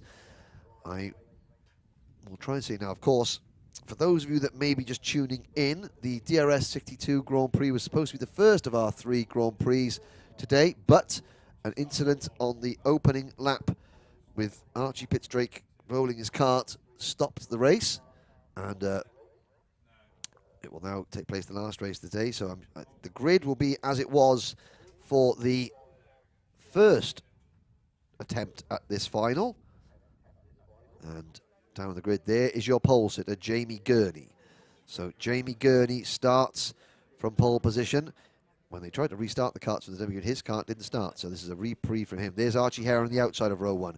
Harry Bartle on the inside of row 2 in kart number 127, and Archie Pittsdrake is not there, so Jamie Scott is going to start from 4th place. Then it's Jack Robinson 5th in kart number 129. Oscar Walsh in his repaired kart will go from 6th on the grid. Connor Scarisbrick is not there. He was involved in the accident earlier, so it's going to be Jasmine Taylor starting 7th. Josh Turnbull will go from position number 8. Sherry Ann Powell will start 9th on the grid. And then it should be George Barker in kart number 63, rounding out your top 10. Rory Armstrong will start 11th in kart number 123 with his repaired rear bumper. Good to see him out there. Then it is James Roberts in kart 114 starting 12th. Zach McDonald will go from P13, and from P14 it's going to be Jamie Warner. Big thumbs up from Jamie there. Eddie Stewart will start 15th. Fast Eddie goes in kart number 111 from 15th of the grid, with Ewan Scott not there in 16th. So that's going to be 16th for Archie Cole, 17th for Jackson Lane, 18th for Adam Bourne in kart number 122. 19th will be Finley Lines with his Alien, and he's pointing forward. Yep, he's heading forward. 20th for Oscar Cole in kart number 125. Then it's Donnell Stratton in 21st. Daxton Groves will be 22nd in kart number 126. And in 23rd place, we have Oliver Harrison. Now, here we are. So the 3 drivers that were not running at the time of the red flag. Number 121, Connor Scarisbrick. Well, there's Archie. That's the best sight you see all day. Archie Pittsdrake going from the back of the grid in a repaired kart after rolling at the start of the aborted first attempt to run this race. There's Connor Scarisbrick with a new and unpainted head-down NASA panel, and Ewan Scott. So we do have all 26 drivers. That is great to see. Well done to the series for making it possible for everybody to take the start of the Grand Prix itself. Archie Pittsdrake, Connor Scarisbrick, and Ewan Scott, despite being off track at the start of the, when the red flag was called, well, they were on track. They were just, Archie Pittsdrake was on track, but he was just upside down at the time. So they all are going to be in this race, which is great to see. And now we wait for the signal to be given to start.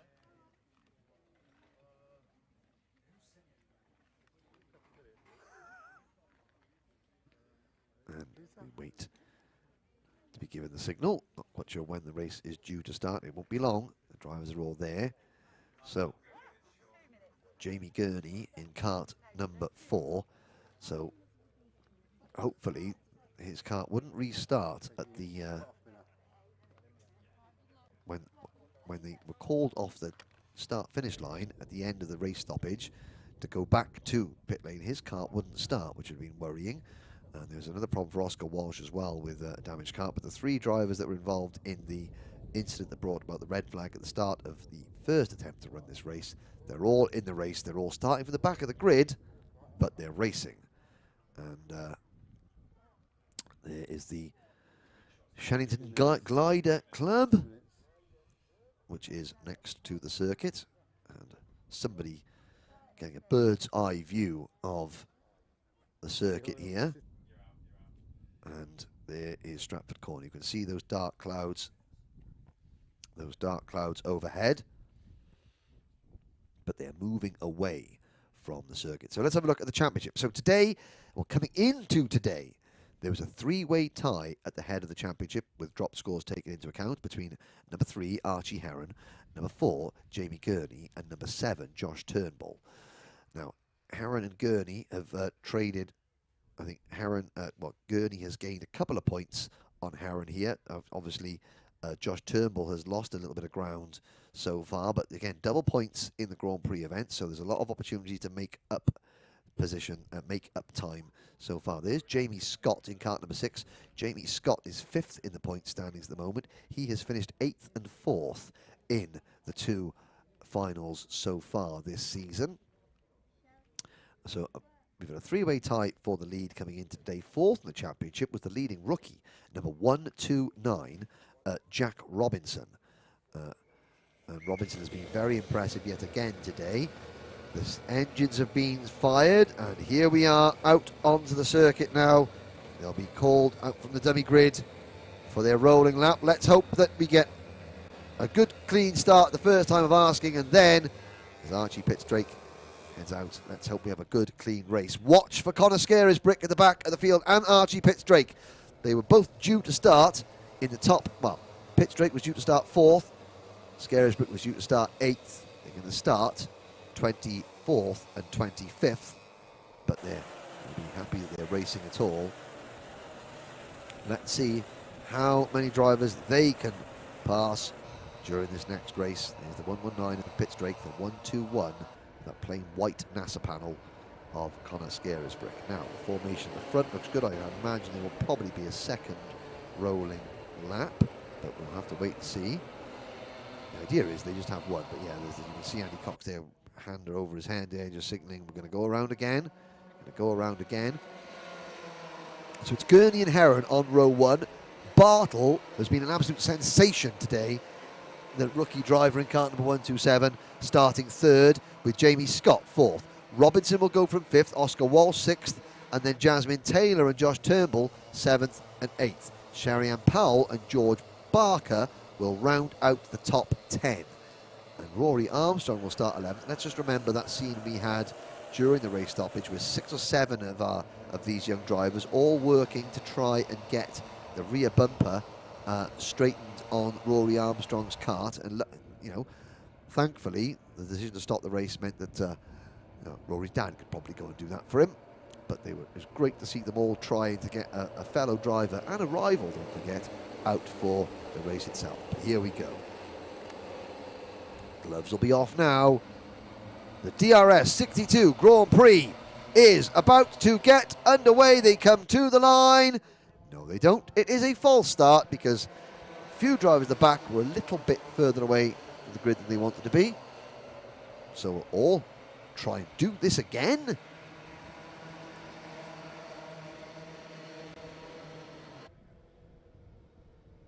You can see Heron there saying, calm down. It's just a commercial. No, it's just a rolling lap. And of course, it wasn't the drivers that were directly behind Heron was the problem. It's the drivers on like row 10, 11, 12 and 13 at the back that were just a little bit too far away for the timekeeper's liking. Let's try again. So, on to Hanger Straight. Into Hanger Corner. This formation looks good. Can they maintain their speed and their positioning around this final corner? Through Wilkins. Now Gurney will bring them to the line. Heron's going to try and anticipate the start. Formation looks good. They come to the line. Lights are out. We're off and racing. Good start from Gurney. Heron on the outside. Another great start from Harry Bartle. He's alongside Archie Heron, side by side for second. Gurney leads into Cafe Corner. Jamie Scott in 4th place. And Oscar Walsh in 5th. And Sherry-Ann Powell there pumping over the curbs coming out of that first corner. Into Stratford. Gurney leads. Heron second. 3rd for Bartle. 4th for Jamie Scott. Everyone out of that Stratford corner for the first time cleanly. Great to see. Now into the Bruno chicane. Gurney in the 4 cart, leads Heron in the 3 cart. Leading rookie Harry Bartle is next.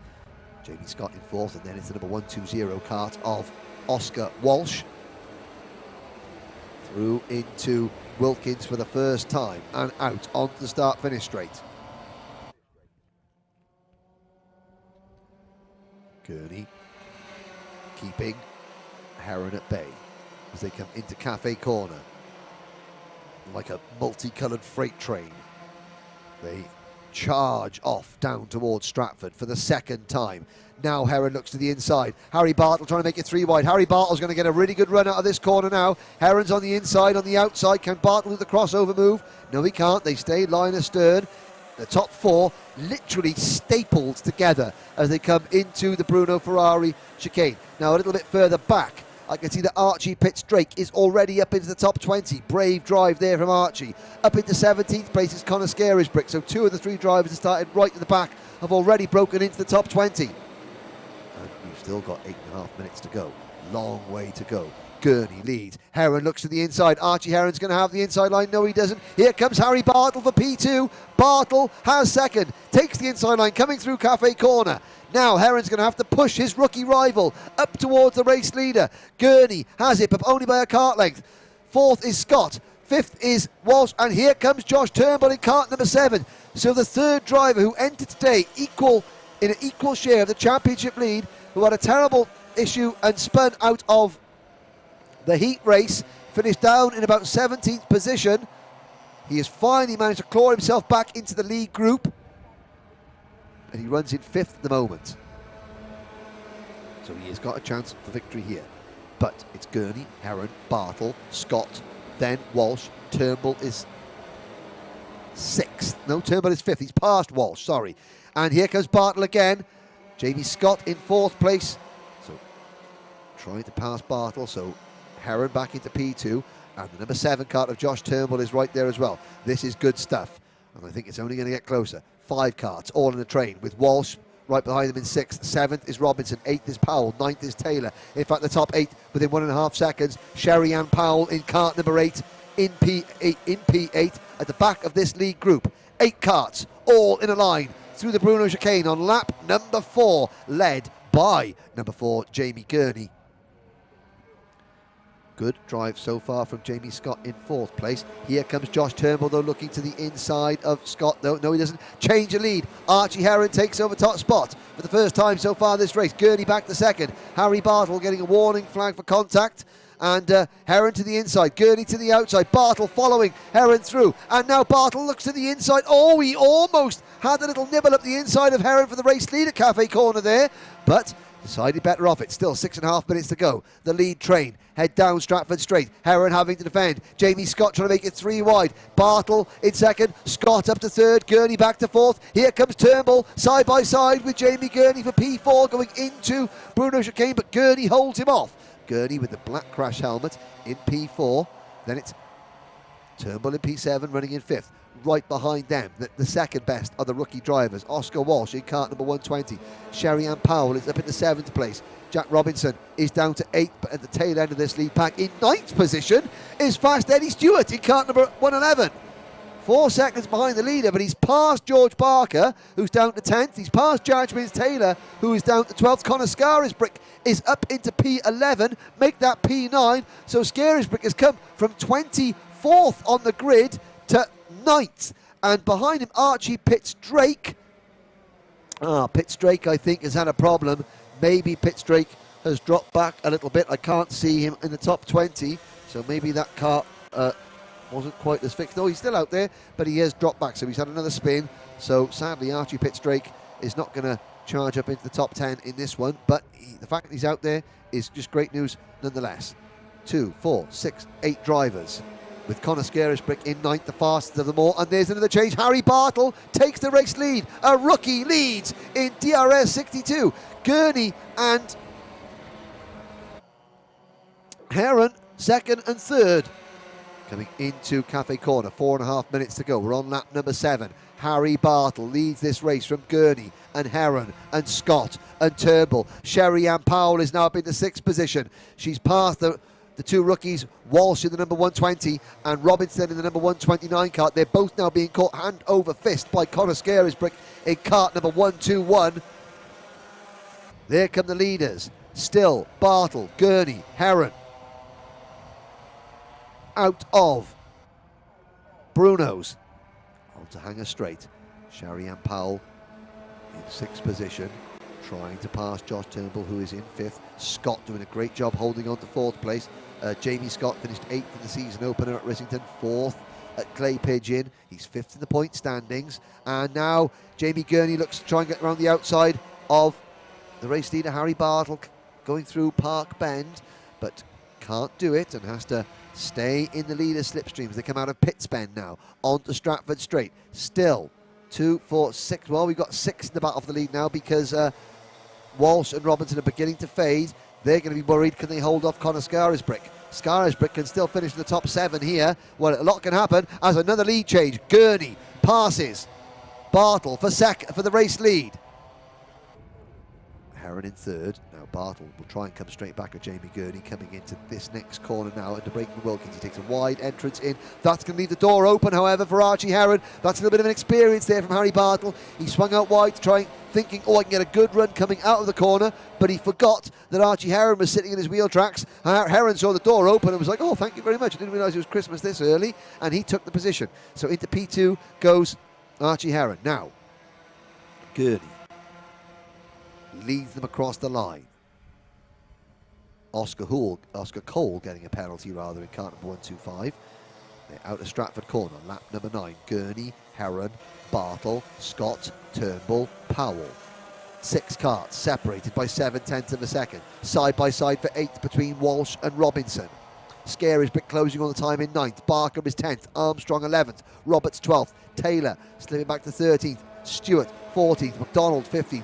Donnell Stratton is 60th, then it's Ewan Scott, Jamie Warner, Oscar Cole and Finley Lines rounding out the top 20. Side by side for the race lead, Gurney, Bartle and Heron's lost out to P2 there. Bartle back into 2nd place, and I think that's Jamie Scott now up into 3rd position. It is.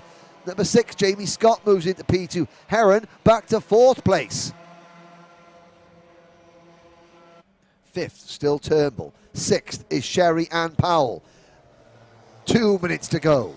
Gurney still leads, but only by a whisker from Harry Bartle. Jamie Scott. Oh, and a yellow flag going out at the entrance, the Bruno chicane. So no overtaking into the Bruno chicane. There's a cart on the outside of the circuit that's been pulled to safety. Not quite sure who that is. And into the pits comes number 125, Oscar Cole. He takes, that's for his penalty rather. And there goes Archie Heron back into 3rd place. Jamie Scott back to 4th. And can Harry Bartle now take the lead away from Jamie Gurney coming through the first couple of corners? Just over a minute remaining. And finally, the two leaders got a bit of a breakaway on this daylight. About 10 cart lengths worth of daylight between the top 2 and Heron in 3rd. But that daylight will disappear very quickly when Gurney starts to defend. Bartle takes a wide line into Stratford. Will he try the crossover mover on the exit? Yes, he can. Now, can he get alongside? The answer is no, he can't. Gurney holds the lead into Bruno's, and they've been caught instantly. So Heron in 3rd is right back with Gurney and Bartle. So is Scott in 4th. So is Turnbull in 5th. So is Powell in 6th. 6 carts separated by 8/10 of a second.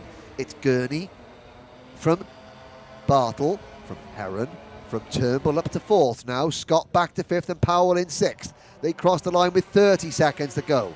Harry Bartle literally shoveling the race leader along.